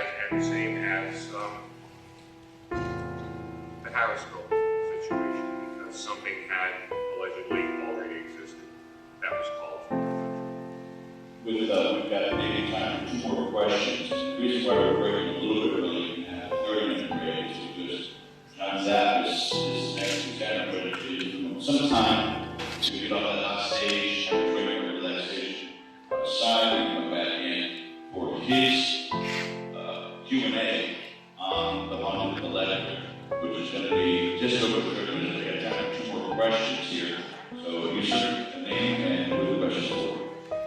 My name is Ryan, and I know as a movie post-movie, there's been several instances of vandalism and trespass. So my question is for any of the investigators that should take it is, do you have any comments on the importance of getting permission to go to the site for anybody that might be a little over eager to get some part of the story out of this?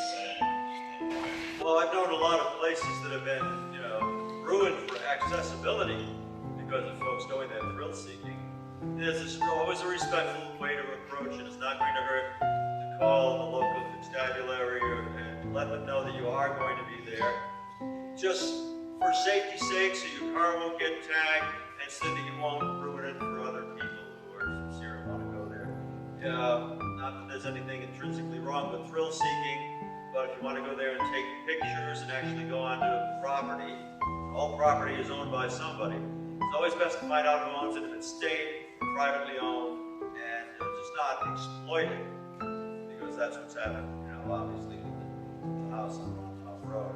And many other places, like certain cemeteries, like Spidergate Cemetery, Union Cemetery in Connecticut, now they're kind of off limits for people. Even in the daytime, you know, they're patrolled, and folks are suspicious of persons who wander on there. Also, we found places where actually the cemetery stones have been chipped off or damaged, and this place out in Situate, the Nellie Vaughn grave, that actually the town took the stone out. It keeps it sequestered at the town hall because she was rumored to be a vampire, with the Rhode Island vampire legends. And folks were chipping away pieces of her stone and taking them away, so hoping something would happen. And so the stone was taken away, and it's just a violation of common sense principles.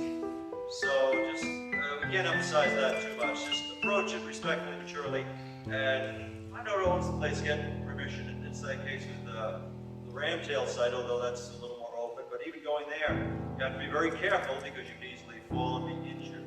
There are reasons often in these places, very practical reasons. Could I speak to that as well, too, for just a moment? Somebody vandalized Bathsheba Sherman's gravestone. It's been there since 1885. And some lunatic idiot who saw a movie decided to take a crowbar to that woman's gravestone. And I made a video right afterwards, and I don't know who saw it out there, but I put it out on YouTube immediately. And I said, woe be unto you if you're the one that did this, because I don't know who you are, but she does. And I didn't say it to scare them. I told them the truth and hoped that it did its job. Because, you know, the fact is, you all know there is a lunatic fringe. It says based on a true story, and then all of a sudden every single frame of it is true. There is no record anywhere in the historical documentation that Bathsheba Sherman was a practicing witch, that she ever did any harm deliberately to any human being. Nothing. Anywhere. That was a made-up story by two screenwriters, and it was taken as gospel. And not only was there a terrible imposition around the opening of the film up at the farm, but also the vandalism in the Riverside Cemetery. It's unacceptable. It's immature. And it is the kind of behavior that gives people who are legitimately working as paranormal investigators a bad reputation before they ever put their foot over a threshold. So what I told everybody in town, if you were here, some of you were here when the film opened last July 19th, I said, if anybody comes into this town and you see a license plate you don't recognize and they want to know where the farm is, please tell them they can't get there from here. They can't get there from here, you know, because it was as important to me as it was to the homeowners to protect that piece of property. That's how much I love that place. And, you know, and I keep putting that out there, and I hope that all of you that are local will reiterate it as well and do everything, not just physically in your own presence to protect it, but think in terms of it being in the light and protect it, because it is remote. It is vulnerable, and it is a terrible imposition. And my rule of thumb for anybody who's ever thinking about going onto a piece of property that they don't own, ask yourself one question: would you want this to happen to you? One more question before we get into the record. Those of you who are here and didn't get to it, where we usually try to ask a question, all of these wonderful guests are now available for the afternoon, so that you're not different views outside of the usual weather here. Your question, your name, and your book. My name is Sue. My question is for Angela. What would be the most memorable event? The only time that I was ever truly terrified out of my mind was the night of the seance. It was represented in the film as an exorcism that never happened in our house. My mother was not possessed. If she was taken over and attacked, it was for a brief amount of time. Clearly, my mother was oppressed. Clearly. But it never went to that full extent. But something that night, it was a medium sitting at that table, invited by Ed and Lorraine Warren, and she threw open wide the doors. As far as I'm concerned, she committed spiritual malpractice. It is the true definition of the words, the conjuring. When you call forth a gathering of the spirits and you don't know who you're inviting into your own home. Well, whatever it is that came and attacked my mother that night had all the power it could ever need to claim her life. And it seemed as though it had tried. and failed. But actually, it could have killed her if it wanted to. It wanted to make its presence known to Ed and Lorraine, to the priest that was there, to the medium, to the entire technical crew, to everyone that was in that house. And I thought I saw my mother die that night. And when my father went to race to her side after she had just been tossed in literally a split second from the middle of the dining room to the middle of the parlor, a good 20 feet, that fast. My father went to go to her, and Ed Warren tried to stop him. And my father turned around and punched him in the face and took him to the floor. Not quite like how it was in the movie.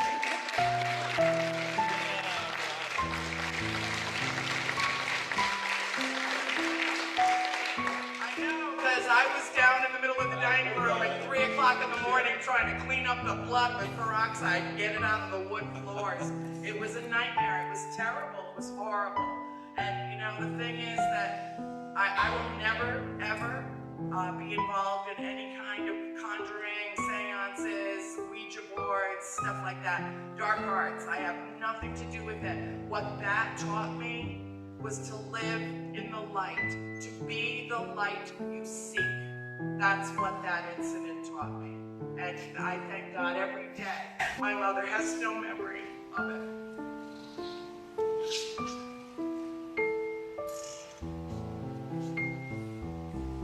I'm going to add to that.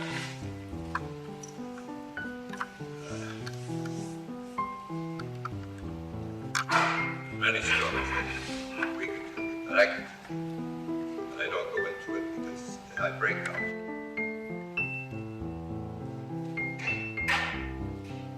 I wish today I never sold that farm. I wish today that we was still living there.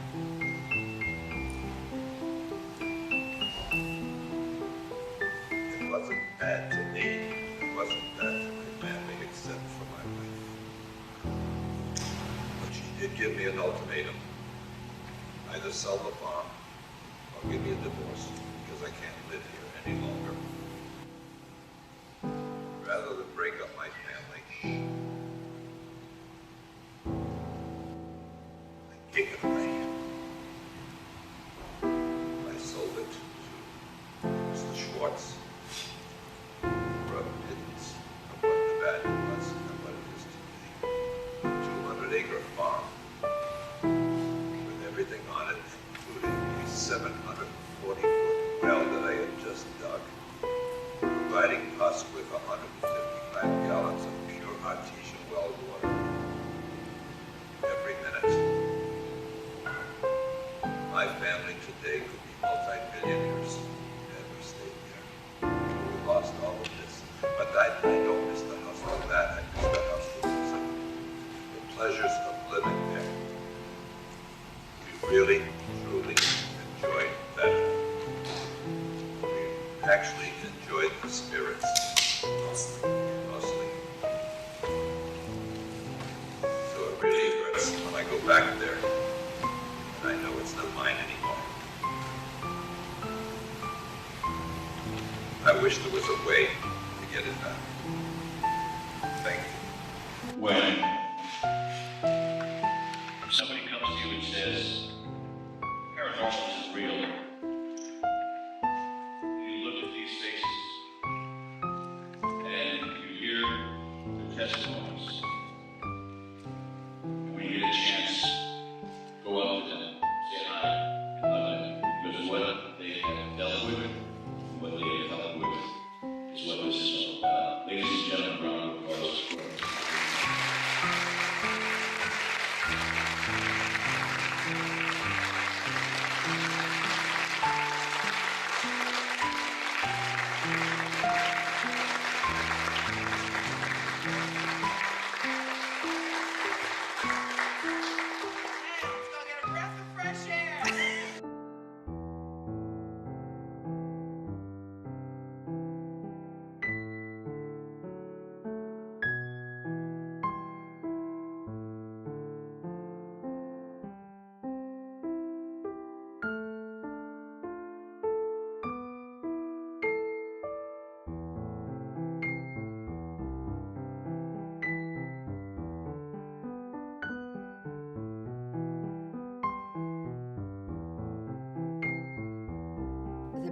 house was a very, very old house. Very, very old house. Now, certain families can move into these houses where phenomena has taken place, but it doesn't affect them. Other families can move in and hell breaks loose. I mean, they weren't the kind of people that were opening doors with Ouija boards and doing things like that. They weren't that kind of people. They were living out in the country, and she was there alone a lot with those girls. And so it was sad. That was a very, very sad case. But you realize when things happen, there's laws of attraction. And that family could move out. Another family could move in. Nothing happens. I love them, Vera and Patrick. I think that they are the nicest, most sincere kind of people. They're real people. They're not phonies. And I know phonies, and they are not. They are beautiful, real people. And I love working with them. I could work with them forever. James, I think he's adorable for one thing. I really do. I think the guy is cute. And he came in and we were just about finished with dinner tonight. And I had to hug him and kiss him. He's a good guy. He's a good guy, and he's a person that wants everything to turn out right. Now, I think he'd do it over and over and over and over again until it's right. I may be wrong, but I don't think I am.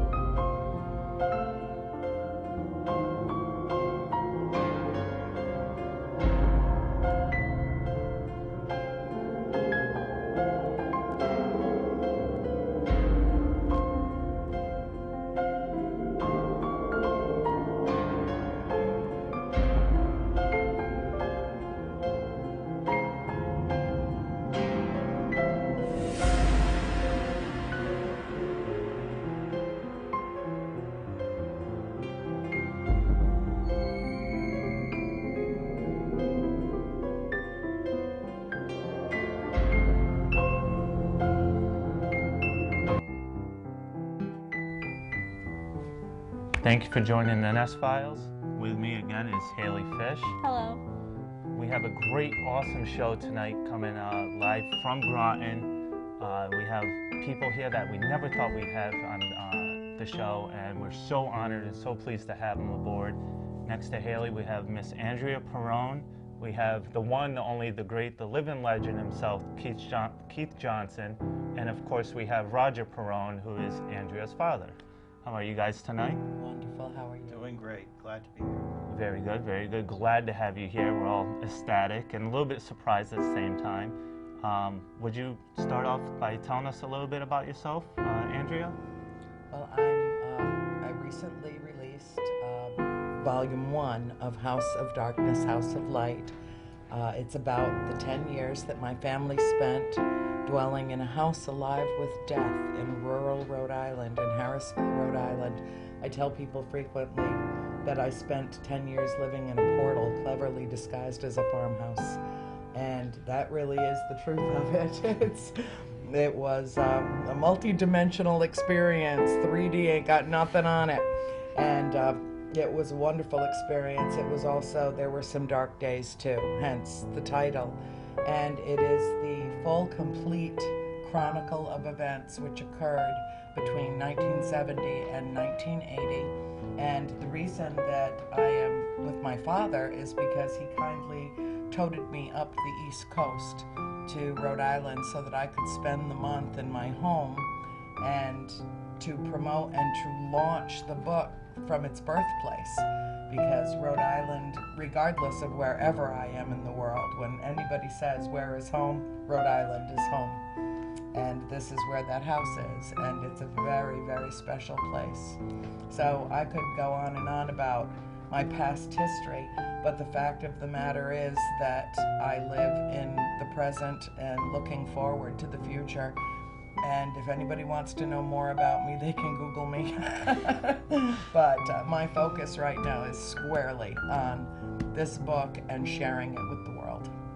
And you have videos on Google or YouTube, excuse me. Yes, we have 2 YouTube channels. If you Google my name, you can find me under the Andrea Perrin YouTube channel or House of Darkness, HODHOL, because they couldn't fit the entire title. But we have a variety of videos. And the wonderful thing is that my father is a television producer. We have a wonderful friend who's very close with him, a cinematographer named Manny Cantu. And he and my father helped me put this whole series of videos together over the last couple of years. And we've been slowly launching them, you know, one at a time, preparing the world for this story. And it is essentially unbelievable. It requires a leap of faith. I don't think that there's anything else like it in print, do you? I've never seen. No, this is one of a kind. This is very unique. Well, Keith has a direct attachment to this, which is why I dragged him from Warwick today. Called him up and said, "Come with me, darling, and you tell from your perspective what happened," because Keith is actually the first person when we were living in the house that came to help us, had gotten wind of what was happening at the house and came to help. So we'll let him expound on that a little bit. Go right on ahead and enlighten us, Keith. Well, I've been a paranormal investigator for the better part of 4 decades, and of course, my wife Sandra and I are co-founders of NEAR, New England Anomalies Research. But I'm a former member of TAPS, the Atlantic Paranormal Society. Both Sandra and I are, and my brother Carl. But I had to start somewhere. I was still a teenager. I belonged to an organization called PIRO at Rhode Island College, Parapsychology Investigation and Research Organization. So you didn't light fires anywhere, right? No, we were not pyromaniacs. Okay. No, that's not where we used to get asked that at the time because this is the early 70s, and paranormal investigation was not that well known at the time. However, my first major case, my first extreme experience with paranormal investigation came by meeting the Perrin family. And what I experienced briefly there still haunts me to this day, and these people lived it for 10 years of their lives. Very impressionable years for Andrea, who was a young teenager at the time. Her sister's younger than 12.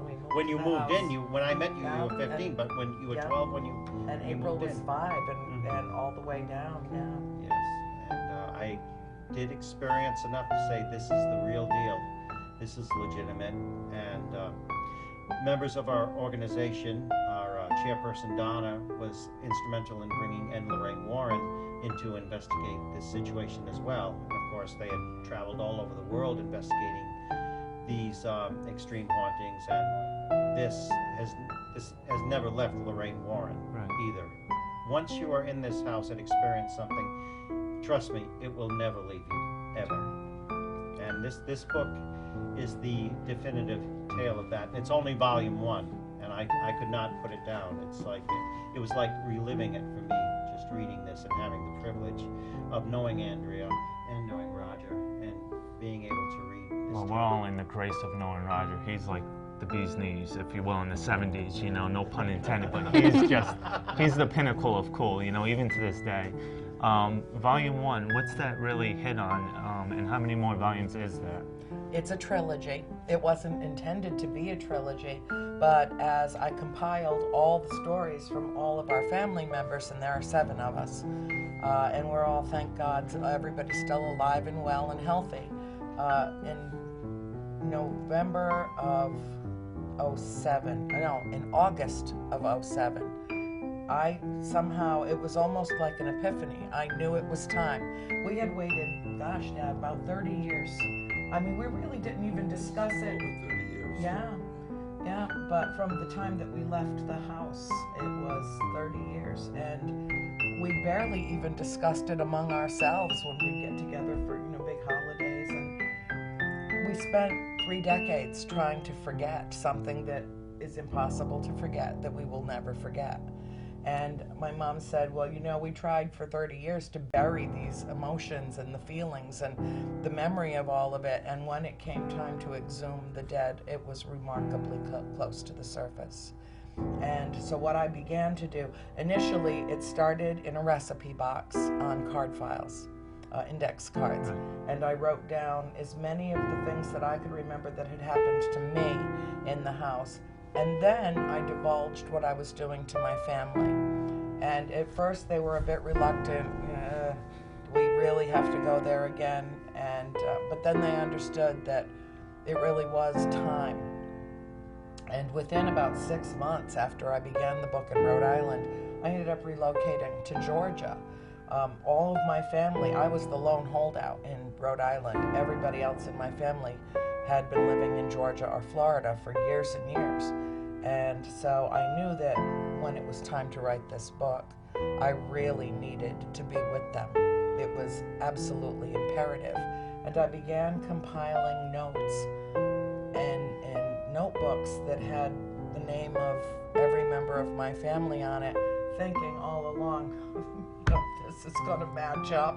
When it's time to, put it into a volume, she's going to remember it differently than she remembered it, than he remembered it, and I expected that. And when I began to do the cross comparison and the analysis, there was nothing contrary in anybody's stories.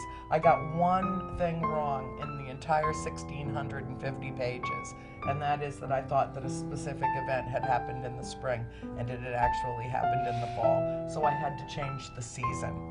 And that was it, because I think when something so dark and so compelling happens to you, you never forget it. It's like a freeze frame photograph in your mind. You never forget it. And the detail was incredible. Sometimes it was like pulling hen's teeth to get things out of my sisters. There were things that I thought I knew everything, and there were things that they told me that I didn't know about until 3-4 years ago. So it basically shook you to the core and almost made you feel like a newborn all over again. You're learning everything. It did, especially my sisters, Christine and April. April had a secret that she carried with her for 30 years. Christine, she just couldn't go there. I live with Christine, and it took 2.5 years out of the 3 years that it took to write these 3 volumes to get all of the details and all of the information from her. It was very difficult. And so, as investigators and researchers, before Andrea, we haven't come across anyone. This is almost like one of those rare cases. Is that the same with you? Have you met anyone like not like Andrea, because like no, Andrea? but Let me answer that for you. In her case, in her particular case, have you met anyone that has experienced anything to the extent that her and her family has experienced? I've experienced extreme hauntings. My brother and Sandra and I, we've all dealt with very extreme hauntings. We've dealt with cases of demonic possession, poltergeist activity. But I would say, putting it all together, I've never been in a situation quite like this, like Andrea and her family were in, which again, as I said, they lived through for 10 years, where you have this, not just the activity, but the comprehension and the understanding of it as they became attuned to it, knowing that their house was basically, as Andrea described, virtual portal into other realms, other dimensions, where you actually had spirit presence coming through as if they were members of the family. You know, In fact, right, in some right. places in the book I described, there's a couple of them that appeared so frequently that I described them as peripheral members of the family because they were omnipresent like God. They were. And so, based on the house itself, do you know an actual backstory on the house? You know, when it was built, who may have passed away, who may have lived in the building? Yes. Actually, 8 generations of people lived and died in that house before we ever arrived, and some of them are still there. I believe that some of them died so suddenly and tragically that they really don't know that they're dead, and I believe that there are others there, including one in particular who's still in dispute even within our own family. We don't know for certain if it was Mrs. John Arnold or if it was Bathsheba Sherman who was originally an Arnold. We don't know. There's a huge backstory around Bathsheba Sherman. She was considered in her time in the 1800s to be a truly evil woman who practiced witchcraft and who impaled a baby with a needle and killed it. And there was an inquest, but it never went to trial because they didn't have enough evidence. But the woman never lived down the reputation as practicing the dark arts, and people all over town. The folklore is still alive in town that she isn't even buried in hallowed ground, that where her gravestone is vacant beneath, and that she was taken back to the Arnold farm and buried somewhere on the property. That is a long and detailed story that's actually carried through all 3 volumes.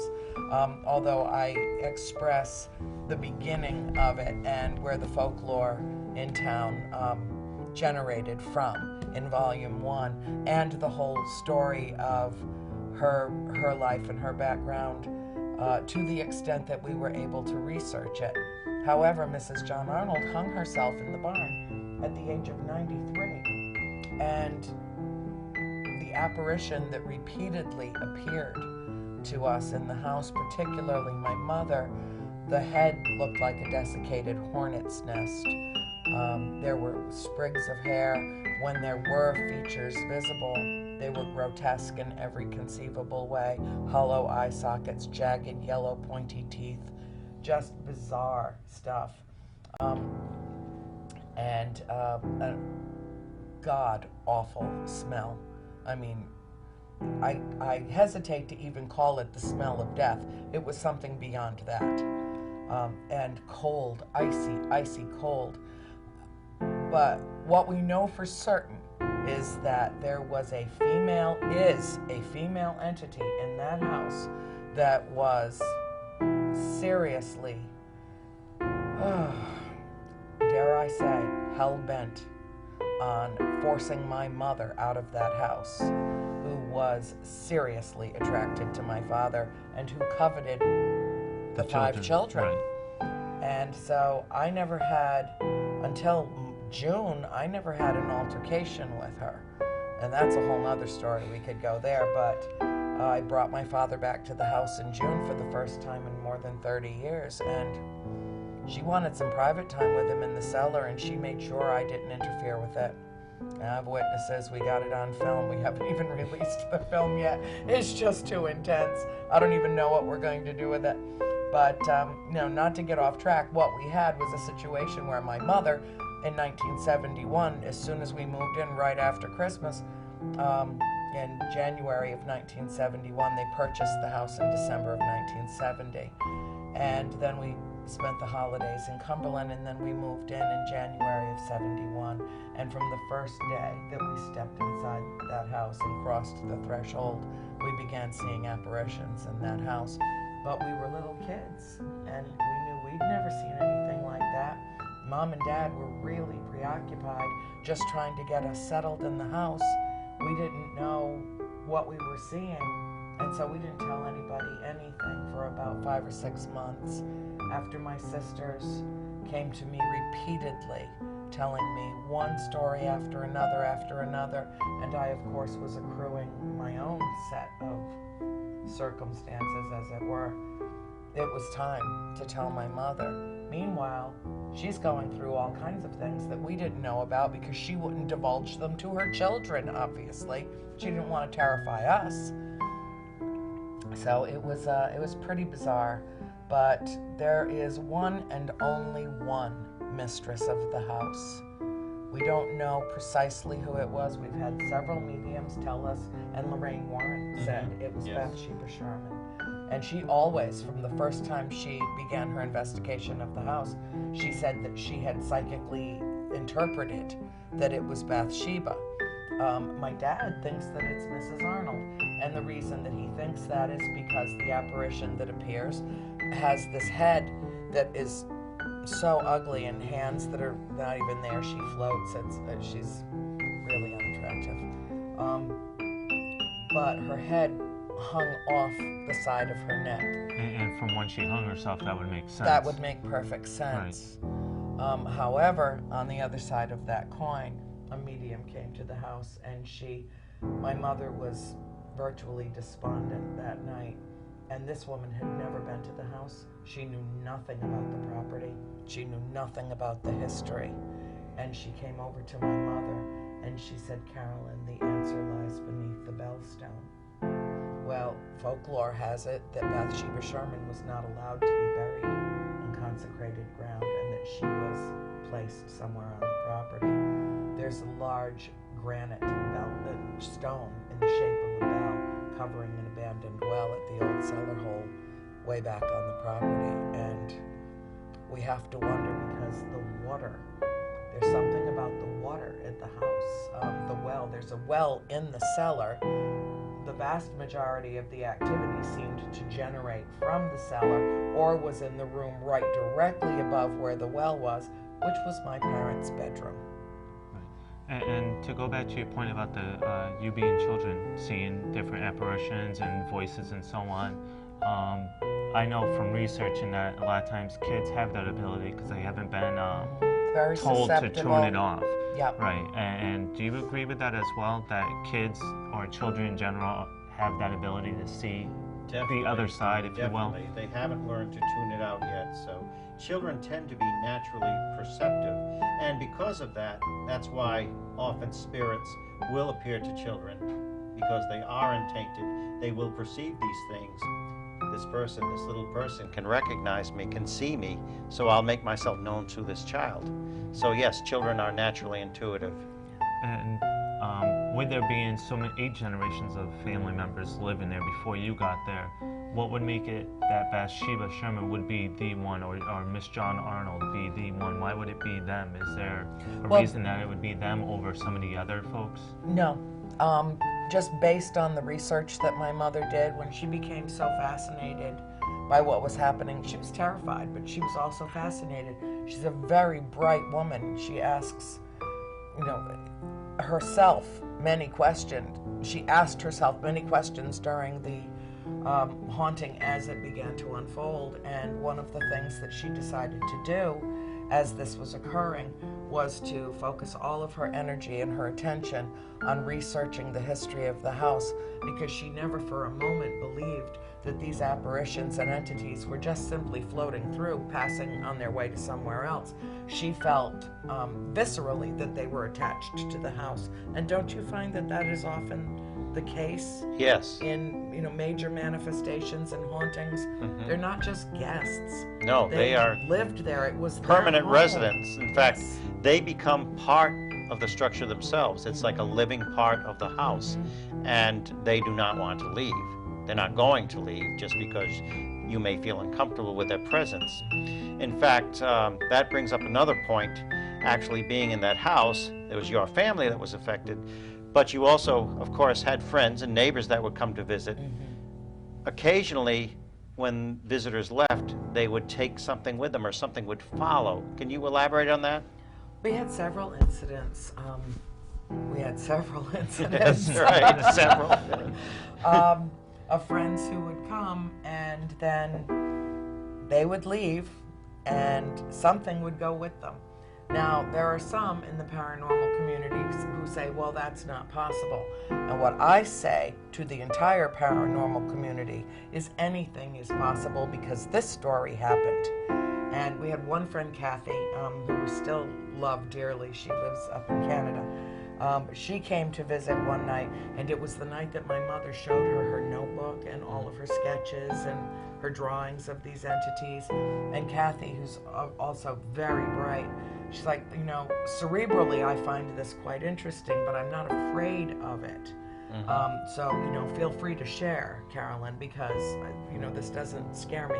I have some background. I've done some reading in supernatural research, and so her attitude about it was, you know, cool. Your house is haunted. Rock on. Well, she changed her attitude when she got in her car that night. Mom asked her to stay overnight because she lived in Seekonk and we were up in Harrisville, so it was a bit of a hike. But she decided to go home, and in the back of her car, she looked into her rear view mirror and she saw the jagged teeth. First, she smelled it. Then she felt the cold. Then she looked into the mirror. Right. And for that split second, that flash, they're amazingly manipulative. Oh, yes, and they're not going to appear when you expect. Exactly. They'll take you totally off guard. I mean, picture what Andrea described, but now picture a mother of a household in her bedroom next to her slumbering husband. It's just about twilight. It's in between 5 and 5:30 in the morning, and you turn around, you smell this disgusting, indescribable odor, and you've got this beastly, inhuman-looking figure just floating above your bed in a position of dominance over you. It's pretty much like motion pictures, a movie essentially, to like the 10th degree. Stephen King, you know, millions times over. I mean, it seems so vivid. You know, we haven't been there, we haven't experienced it, but it's almost like we're right there. What Keith is describing is one of the things that I find so amazing about this particular episode is that my father always bought solid furniture, you know, no veneers, solid furniture. And he had a maple bedroom set that he bought for my mother and himself, and it had a bureau that was probably this wide and about that deep. And where she was standing beside the bed, she had literally usurped part of a solid piece of furniture. She was standing inside the dresser, right up next to my mother's head. My mother sensed her before she ever even opened her eyes, and she thought it was one of her children coming downstairs. And she said, "What is it, honey?" And she started reaching out. And when she opened her eyes, this arm fell onto her pillow. But from the end of the dress she was wearing to what would have been her fingers was just like bone, just brown bone, and the hands were gone. She looked up and she saw the exact fabric, I mean, in every conceivable detail. This manifestation was almost solid. And one of the things that's very interesting, and then I want to get back to what we were just talking about, but one of the things that I find that most fascinating about this is that they would suck energy out of our house, not just out of us individually. They would suck energy out of the house. My father'd come home and say, "What is this?" You know, holding an electric bill. He could walk the entire house. We didn't have any extraneous lights on. We weren't wasting electricity. I mean, even in the 70s, it was expensive. We were conservationists long before it was popular, and he just couldn't understand what exactly was going on. And then we finally figured out there would be 3 or 4 months of electricity bills that would double and double and double, and then there would be a major manifestation, and then the bill would just drop off to nothing. It doesn't mean that we were using any more, any less electricity. It means that they took what they needed to manifest, and they would take it wherever they could get it. And if it's so vivid and so much activity, I mean, it's more activity than I've possibly ever heard of in one location and for so long of a time period, 10 years. That's it, the duration of it. Right. I mean, why not go? Why not just say, all right, enough's enough? I mean, essentially, when you first bought the house, you would want to make sure that you didn't just waste your money for nothing. Well, But my as mother you and came father spent, I mean, it took them 5-6 months to accrue. This was a huge investment. My mother waited until my father was out of town. We had a whole series of bizarre events that happened to us in Cumberland. Just one really negative thing after another, and Mom had talked to Dad frequently. Roger, I got to get the girls out of here. I want a place in the country. I want a place in the country. And he said, Carolyn, we can't really afford. We've only been in this house 5 years. We don't even really have our investment here yet. Let's make that a dream and something that we can do a little later. And then it was like the entire universe conspired to make this house our home. Dad had to go away on a business trip. Mom had to take me up to a flute lesson at Mount St. Charles. She picked up a Woonsocket call and brought us, we came home after my lesson was over, and it wasn't until probably 9 o'clock that night that she got to sit down, busy mother of 5 children, relax with a cup of coffee and look at the paper. And when she turned to the page and looked at the classifieds, it was like there was a glow around this one little tiny box. 9-room colonial farmhouse with barn, 200 acres. Nipmuc River runs through it. There was no mention of the fact that it was loaded with dead people.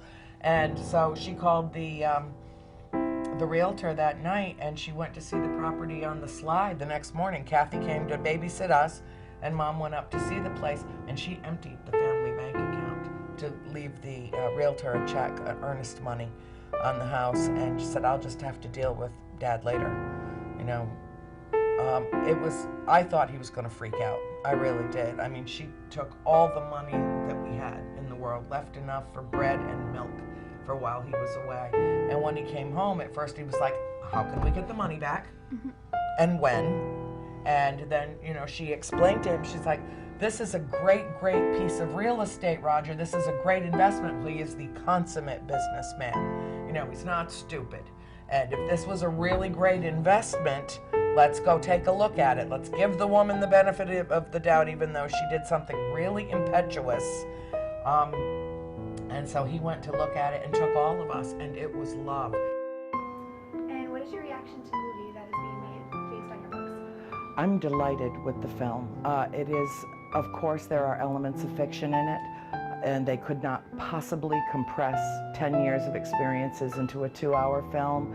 They had more information to work with than a standard producer does in terms of their materials, because not only did they have the case files of Ed and Lorraine Warren for the investigation they conducted at the house, they also had everything that I gave them, which was in total Volume 1, parts of Volume 2, a 3-page detailed timeline of events chronologically listed, and 75 pages in treatment.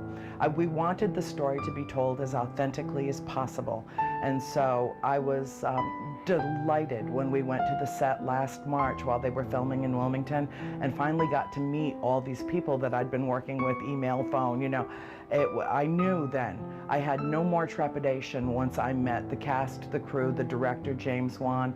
He has handled this project masterfully and has painted the story in very broad strokes, because ultimately what the story is about is the conflict of good and evil and the ability for love to conquer fear.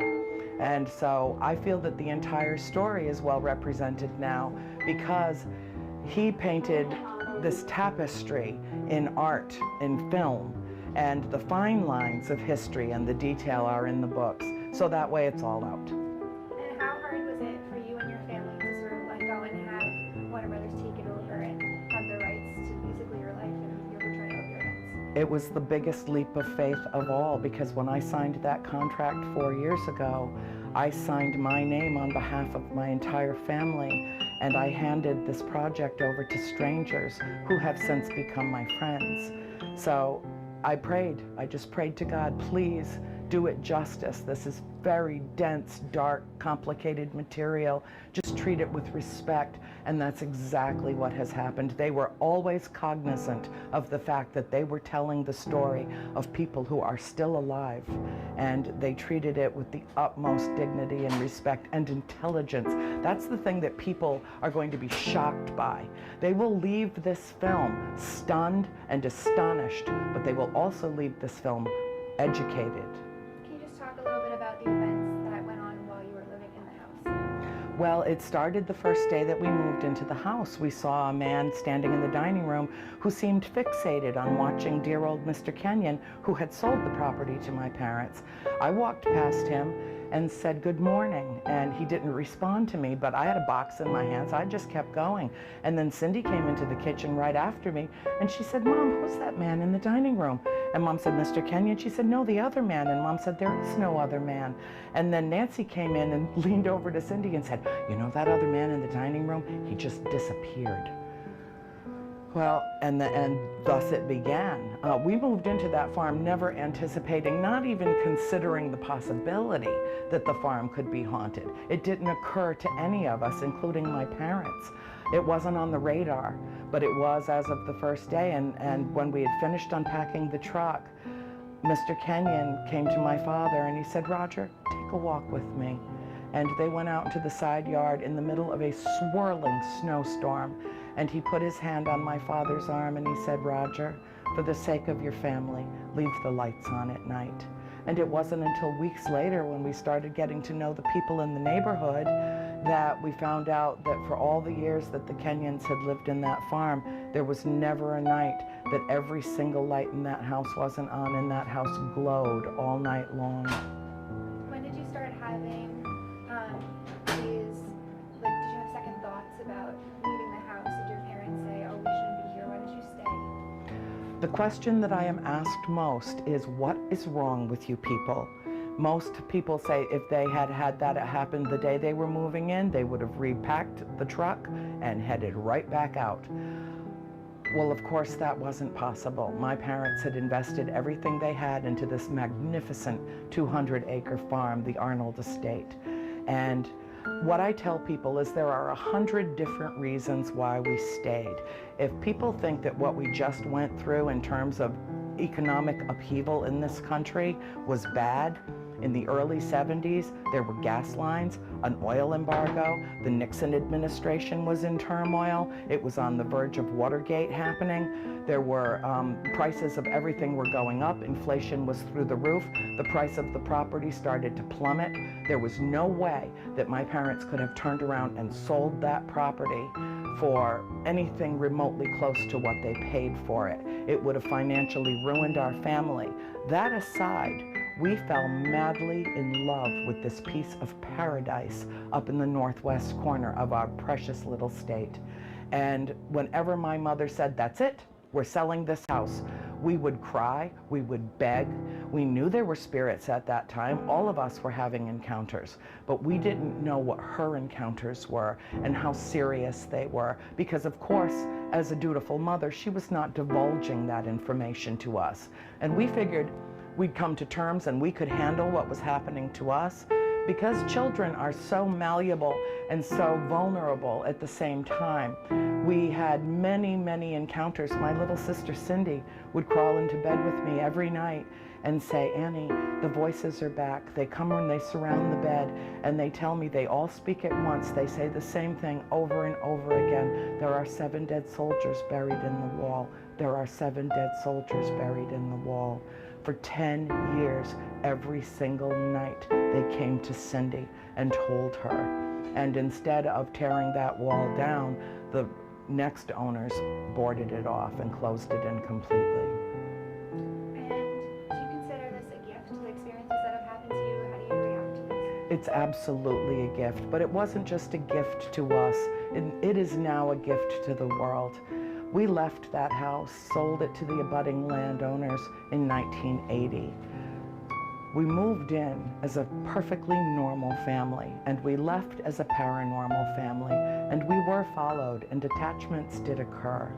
My sister Cindy has lights around her all the time. All of us do, really. I travel with my own spirits and guides at all times. I feel utterly loved and protected by my ancestors and those that came before me and that I will someday reunite with. But it was important to tell this story, not just because the world was finally ready, but because over the 3 decades that it took for us to process this information ourselves, for the first decade we didn't discuss it at all with each other. And then we started revisiting it, a little bit here, a little bit there, family dinners, that type of thing.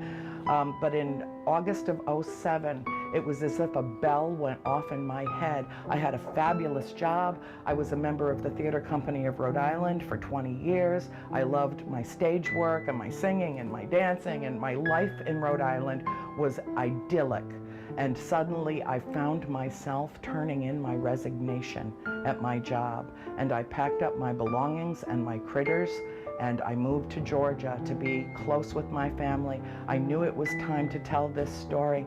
And my mother, about 6 months in, after I'd moved to Georgia, my mother walked past me one day, and I'm typing away and doing my manuscript, which was actually only supposed to be one book. It was just too big to publish as one book. So my publisher said, we'll make it a trilogy. Okay, fine. And she walked past me and she said, honey, what are you going to title the book? And I said, I don't know yet, Mom. I haven't really thought about it. And she said, House of Darkness, House of Light. And it was, there it was. And I looked at her and she said, because it was both. It was the most enlightening decade of my life. I have been privileged to live my entire life from the age of 12, absolutely fearless, knowing that there is something beyond our mortal existence. I was 12 when we moved in, and I'm 54 now, and I don't know any more now than I did as a child about exactly what it is, but it is. And to me, that's miraculous. So I figure this isn't the kind of story one should rightfully take to the grave. This was meant to be shared, and I truly believe that all the elements of the universe that conspired to get us to that farm conspired to keep us on that farm for a full decade. And when we left, we mourned its loss. But my mother had approached my dad in the last year of our tenure there, and she said, Roger, I won't survive another winter here. I won't. And he said, that's it, we'll go. And it languished on the market for a while, and finally Dad approached the abutting landowners, and they purchased the farm. And Mom and Dad went down to Georgia and found a beautiful place in Cherokee County, and we moved. But we took them, in some respect, we left the farm will never leave us. And I know that at least one of the spirits attached and came with us, because when Mrs. Warren called about 6 weeks after we moved to Georgia, I don't even know how she found us or got our number, but she called and she said, Carolyn, you have to talk to Roger. This is the most intense, the most disturbing, and the most significant research that we have ever conducted on a piece of property worldwide. This story has to go out into the world. And my mother said, oh, Lorraine, I don't want to revisit the past. I want to move forward with my life, and so does my entire family. And I don't know if she even spoke with my father, but she went to throw a load of laundry in that night, and a 200-pound door that my father had very carefully moved and placed in the laundry room so that we could move antiques through the house. It came over on top of her, it dislocated her shoulder, and it gave her a concussion on the agitator of the washing machine, and the decision was made. There would be no telling of the story. We waited 30 years. So what brought you to the point where you could tell the story, where it was okay and you wanted to share it? I really don't have an answer for that. It was time. It was as though an old-fashioned alarm clock went off in my head. I don't even know what transpired to bring it. It hadn't been much. I really hadn't even been thinking about it. And then suddenly, it was there. And then I got validation and confirmation, because I was a few weeks into compiling notes of my own personal recollections. I was putting them on little note cards in a recipe box. I hadn't even begun an official manuscript, and I got my first call from Hollywood, and I said, bingo, it's time. I got you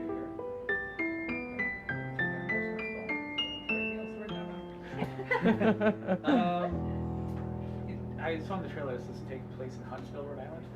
Harrisville. Oh, Harrisville. Okay, where's that? Harrisville is one of the villages of Burrillville. Burrillville is the far northwest corner of the state. It's the largest town in the state, and it has, I think, 10 villages total.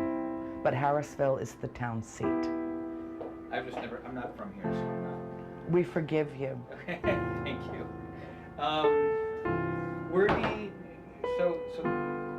This book is your own experiences, correct? It is what I call a collective memoir. You know, my mother said, these things happened so many years ago, Annie. How are we going to recall all of this? I said, Mom, do you remember everything that happened to you in that house? She said, yes, everything. I said, well, all the girls are telling me the same thing. And she said, you know, it's amazing. We spent 30 years trying to suppress, to bury our dead. And yet when it came time to exhume them, it is amazing how close to the surface they were buried. When something this surreal happens to you, it's like having your brain branded. It's like being seared into your memory. And even a smell, just an aroma of a specific flower, for instance, can trigger an instant memory and take us back 40 years to the farm. It is something that is a permanent fixture in all of our minds. And I thought, when I put all of this, I interviewed my family ad nauseum. I mean, I have thick notebooks from each member of the family so that I have not only all their individual experiences of any note or significance, but also the group.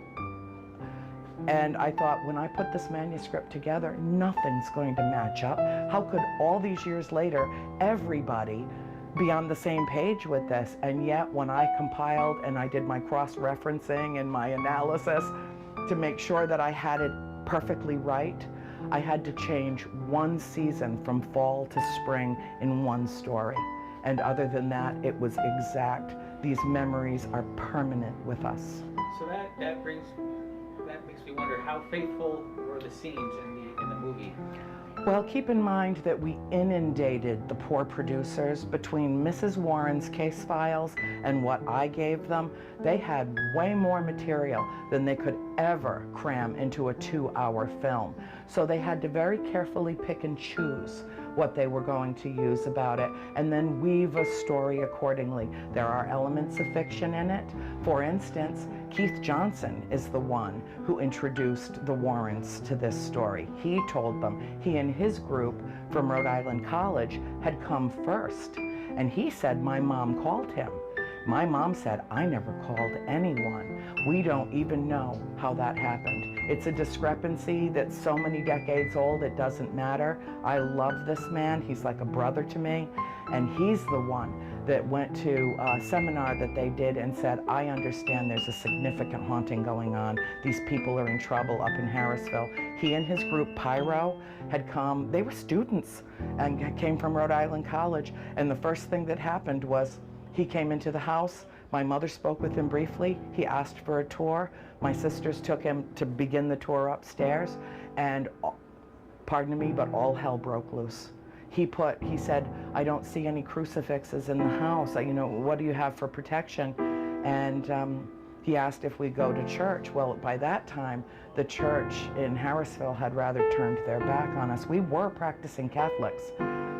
At the time we moved to the farm, but then we left the church because they suggested perhaps we go worship somewhere else. Unfortunate, but interesting, because that's the foundation of demonology, and the belief in spirits is in the Catholic Church. But I think it just freaked our priest out. He just couldn't handle it. And the people in town, we learned quickly not to talk about what was happening at our house. But getting back to that, Keith picked up a piece of sidewalk chalk and he made the sign of the cross on 2 screens in the upstairs bedroom. The windows came slamming down, the doors slammed shut, everyone was trapped in the bedroom. My sister took a hit upside her head that knocked her to the floor, and everybody bolted out of that room. And he had quite an experience there. That's in volume 2. Now, have you ever figured out who the spirits are? My mother always said, once we started to accept the fact that we lived in a haunted house, my mother said, they're not just passing through.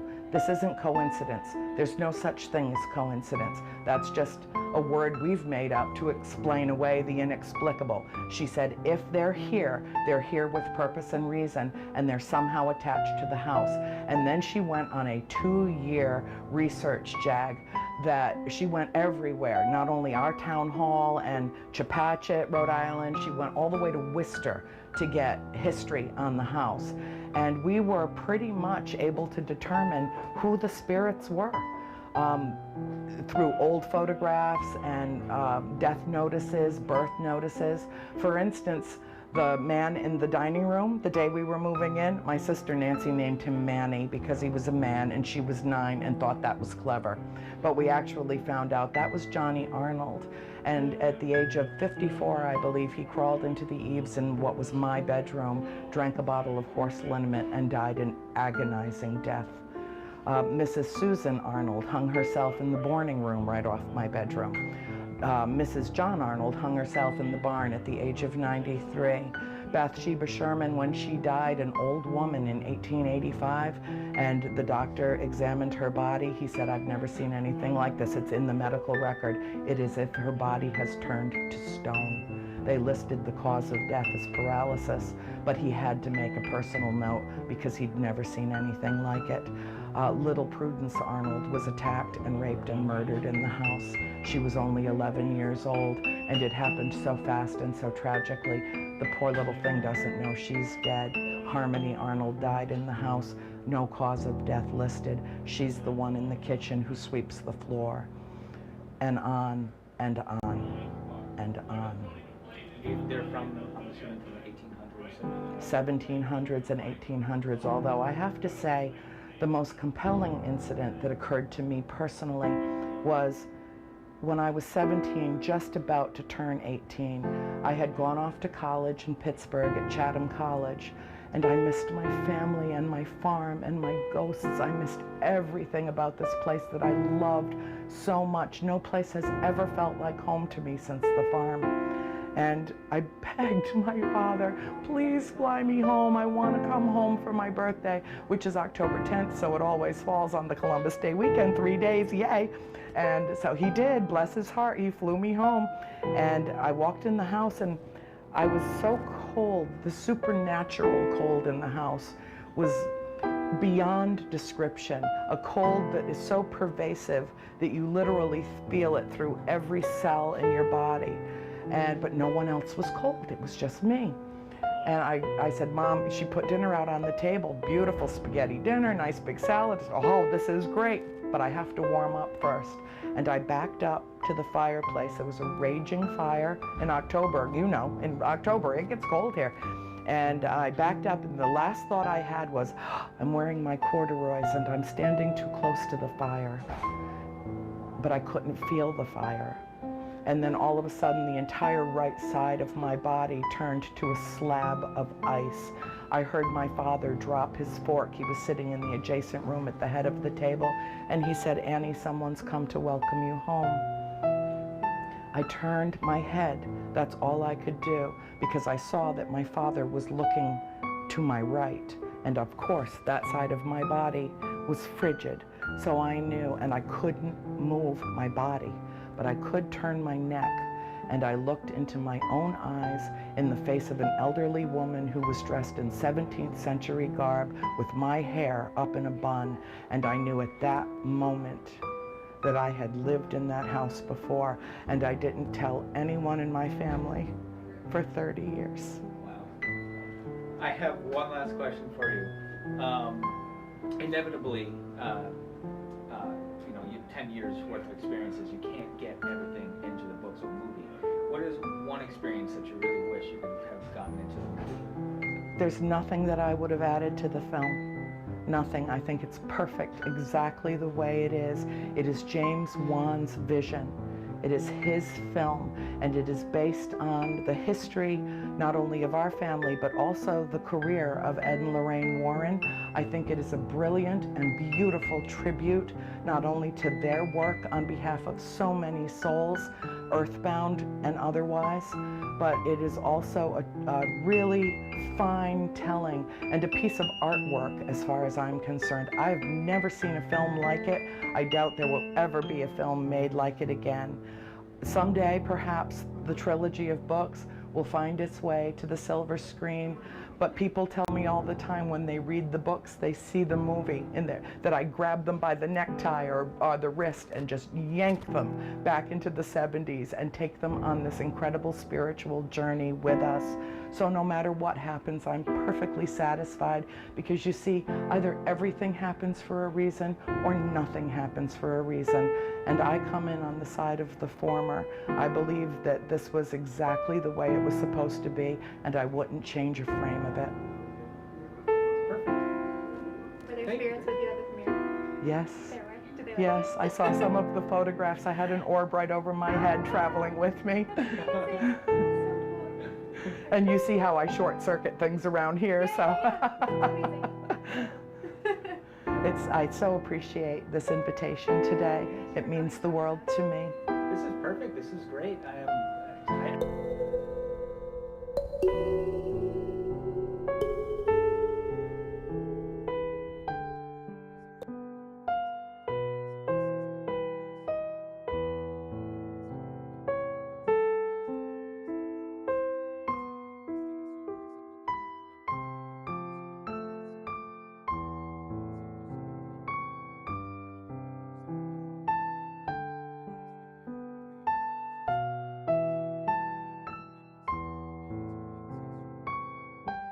We have a photograph of the Arnold clan with Bathsheba in it. You can go on my website and see it.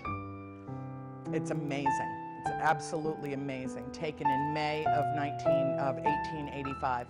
And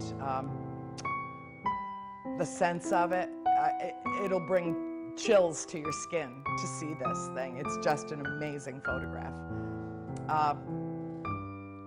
My mother was the presumed mistress of the house, right? You buy a house, you move in, mommy, daddy, the kids. Well, we were 5 young, rambunctious, excitable young ladies, and we stirred the pot like crazy in that house. It got so active so quickly. But it wasn't until my mother decided that she was freezing to death and wasn't going to live there any longer unless something was done about, well, at that point she had not been able to distinguish between cold and supernatural cold. And they are 2 entirely different things. But she decided to, again, my poor father, he goes off on a business trip. He comes home. The whole facade of the fireplace has been ripped out. And he was delighted. He says, it's beautiful, it's beautiful. He did the daddy thing. He went up and checked the flue and made sure everything was cool and that we could actually burn a fire. We had a woodshed full of seasoned wood that was going to waste because every fireplace in that house had been sealed and closed off. And there were 5 of them. And the center chimney had been removed because it had been deemed unsafe, but the chimney at the far end of the house was working fine. So Dad got himself a hatchet and an axe and a chainsaw and went to town, and we started burning that fireplace. As soon as that happened, there's a door to a pantry in the parlor of the house that at that point just simply refused to stay closed. It would open right up in front of us. And you know, children are very vulnerable to, but also very perceptive about supernatural activity. And one day our friend Sam Olofsson had come to visit. He was our family attorney, but also a very close friend. And he was there. My mother had called him and said, Sam, I've made a terrible, terrible error in judgment. And started telling him about some of the things that was happening in the house. He said, I'll be right there. Well, right there meant an hour's drive from Providence, but he was right there. And we had all gone off to school. April was 5 years old, 6, maybe 6 at the time. And she was sitting watching Sesame Street in the middle of the parlor, and the door opened to the pantry. And April looked up at my mother and she said, Mommy, something really bad happened in there. Indeed. It's where little Prudence Arnold had her throat cut. The spirit that decided that she was the mistress of the house for all eternity, did not appreciate the competition that my mother's existence there posed. And so she decided that she was going to force my mother out. And she lusted after my father. She was absolutely overt about it. She made, believe me, he'll tell you, talk to him afterwards, he'll tell you what she did. And she coveted us, the 5 children. At one point, she came into my sister Cindy's bedroom upstairs, and her head is often manifests as what would appear as a desiccated hornet's nest. It has little tiny sprigs of hair, vacant hollow eyes. Sometimes her grin has chipped, broken yellow teeth, but sometimes there's nothing there at all. And she started entering the room, and she floated. She had no feet, and her hands were sticks. There were no hands, there were just sticks. Like, it looked like brown to black bone fragments coming out from underneath her outfit. And she went to my sister and said, "Come to me, little girl, come to me."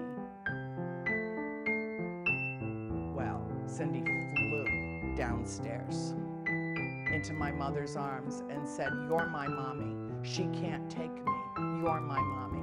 Well, at that point, you know, it's time to discuss this.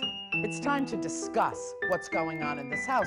We've been there for 5 months. Daddy's denying it. Mommy doesn't want to talk about it, and the kids are being terrified. So I went to her because they were telling me. I was, in my own way, I was being parentified. I was raising my 4 younger sisters. My mother was absolutely overwhelmed by what was happening to her. And at that time, we didn't even know what she had been through. We didn't even know. And I went to her and I said, "Mom, I have to talk to you. We have to talk."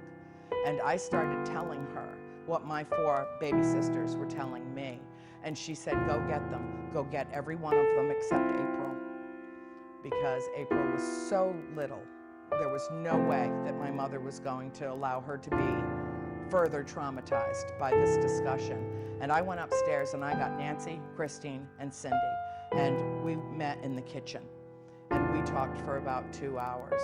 And my mother, when my poor father walked back in through the door, she's like, "Roger, we're selling this house." Yeah, we've lived here 5 months and we invested every single dime that we could scrounge from one side of the planet to the other, and the economy has completely tanked in that amount of time, and it's losing value daily. But you think it's haunted, and so we're going to leave. Can you see the scenario setting up for the beginning of the disintegration of a marriage? That's when it started. Sadly. They stayed together for the 10 years that we lived in the house. They didn't part company until about 3 years after we all moved to Georgia. But it was that doubt, that seed of doubt, that my mother said, "I've never lied to your father about anything, ever. It wouldn't even occur to me. Why doesn't he believe me?"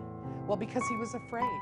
Because he was already having experiences himself in the house, and because he, the father of the house, the man of the house, could not control the environment in which we lived. It was just easier for him to say, "I'm not afraid, there's nothing to be afraid of." But there was, and it was real. And when my mother had a needle plunged into the back of her calf while she was laying reading a book on the sofa one night, or perhaps maybe what turned the worm was the night that every spirit in that house completely circled the bottom of her bed and had burning torches in the room, and she had backed up to the headboard because the one came out of the group and got in her face and said, "We'll drive ye out with fiery broom, we'll drive ye out with death and gloom," and chanted an entire, it was like dark, beautiful poetry. It's all in the book.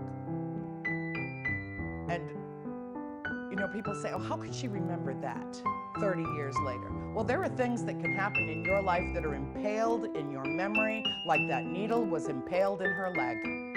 and you can't forget it, and you can't escape it, and no detail about it ever changes in your mind's eye because it is that vivid an image. I thought when I put this together, and it took an incredible amount of work to put, I had 7 notebooks for all 7 of us. I sat for hours and hours talking to each one of my family members about what they remember, what they recall. A lot of the incidents that occurred happened individually, so I wanted those included. But a lot of them happened in groups, sometimes 3 of us, 4 of us, or all of us. And so I thought, oh, this is never going to match up. 30 years has passed. Nancy's going to remember it a little differently than Cindy remembered it. It's going to remember it a little differently than April remembered it. When I put the whole thing together, when I compiled and distilled all of it into a manuscript, I had to change 1 season from fall to spring because I had the season wrong that particular incident happened. There are some memories that you will never escape in your life. Best to embrace them. My mother said, she said, you know, we spent 30 years trying to bury this. 30 years trying to dig a grave for what happened. And when it came time to exhume the dead, it was incredible how remarkably close it was buried to the surface.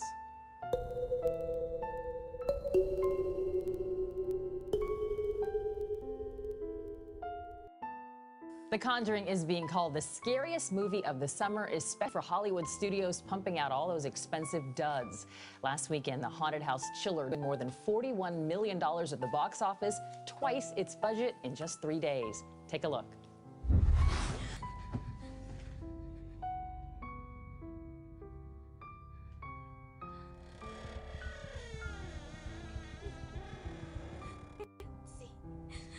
What are you doing? Do you see it?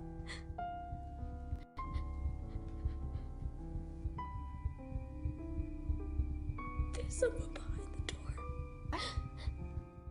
This is one of those movies supposedly based on a true story, but is it really? In the 1970s, Andrea Penner's family lived in the Rhode Island farmhouse depicted in the film, and she wrote a book about it, House of Darkness, House of Light. Good morning. Good morning. Thank you for inviting me. You say that the movie is essentially true. It is essentially true. There are elements of fiction in it. However, for the most part, in broad sweeping strokes, it captures the true elements of what we endured for 10 years in this farmhouse. So take us back to 1970 when you and your family all moved into the house. Was it immediate? Did things suddenly start happening, or was it over a period of time? It was immediate. We moved during a snowstorm, and I walked in with a box from the truck, and I greeted a gentleman that was standing in the dining room, and he ignored me as if I were the ghost. You, like a vision? You saw sort of... I saw a full-body apparition. My sisters both saw him too, the 2 that followed me in, and then the 3rd came into the kitchen, and she said that man in the dining room just disappeared. That was our first encounter. This was 1971 when you moved in. Yes. You ended up staying in this house for 10 years, Yes. and the obvious question is, why? I hear that a lot. What is wrong with you people? There were a lot of reasons, many reasons. First and foremost, we loved the place, and we figured we could hand whatever got thrown our way, not realizing that my mother was under at the time. It wasn't as intense with us. But mostly, I really do believe upon reflection, we were supposed to. The elements that conspired to bring us, likewise conspired to keep there. You guys had paranormal investigators involved in all of this. What did they do? And I'm curious, did it have any effect on things? Did it make it better? Did it make it worse? It made it worse. It was inadvertent on their part. Ed and Lorraine Warren came to help us. We all believed that. But he, being a demonologist and her a gifted clairvoyant, really stirred things up in the house. And unfortunately, they opened a door they weren't able to close. Have you been back to the house since? Numerous times. It's the only place on earth that feels like home to me. Even after all that? Yes. But your mom has no interest in going back to this house, right? She'll never step foot back on the property. So I'm curious now, when you look at the movie, the scariest scene depicted in this, or did things happen to you and your family in that home you didn't even want to touch? It was so terrifying. They didn't want to touch it. It's all documented and chronicled in the books, and the 3rd volume will be out shortly. But the film does capture the big picture. Fear is conquered by love. Good vanquishes evil. You know, really large issues that need to be addressed in terms of telling the story. I think it's a beautiful film. People will leave stunned. They'll also leave educated. How many times have you seen it, just out of curiosity? 4 times, and it still makes me cry. You've certainly lived through a lot. Andrea Perrin, thank you for being with us this morning. It's my pleasure. Thank you. Are you okay? It's a chilling movie, The Conjuring, about 2 paranormal detectives exploring a haunted house. The picture was inspired by supposedly spooky events that took place at this home in Harrisville, Rhode Island. But it's not ghosts that are plaguing the current owners. It's an invasion of curiosity seekers. They think they have a right, and that makes me so angry. Norma Sutcliffe told Inside Edition producer Laura Trump it gives her the creeps when complete strangers knock down her fences and ignore no stopping signs posted along the grounds of the 240-year-old farmhouse. If I can understand how devastated we are, we no longer have any sense of peace. No privacy is totally gone. The Conjuring was released in 2013. It says right there at the beginning, based on the true story, Harrisville, Rhode Island. Soon after, Norma says intruders started making life hell. A local TV station says these guys were spotted trespassing on the property last year. It is harassment, stalking, and that's how it comes across to us. Fed up, Norma has filed a lawsuit against Warner Brothers movie studios, claiming she lives in fear of Conjuring-inspired intruders who take photographs and videos and try to get into the house. Yeah, Norma wishes someone could exorcise her uninvited guests.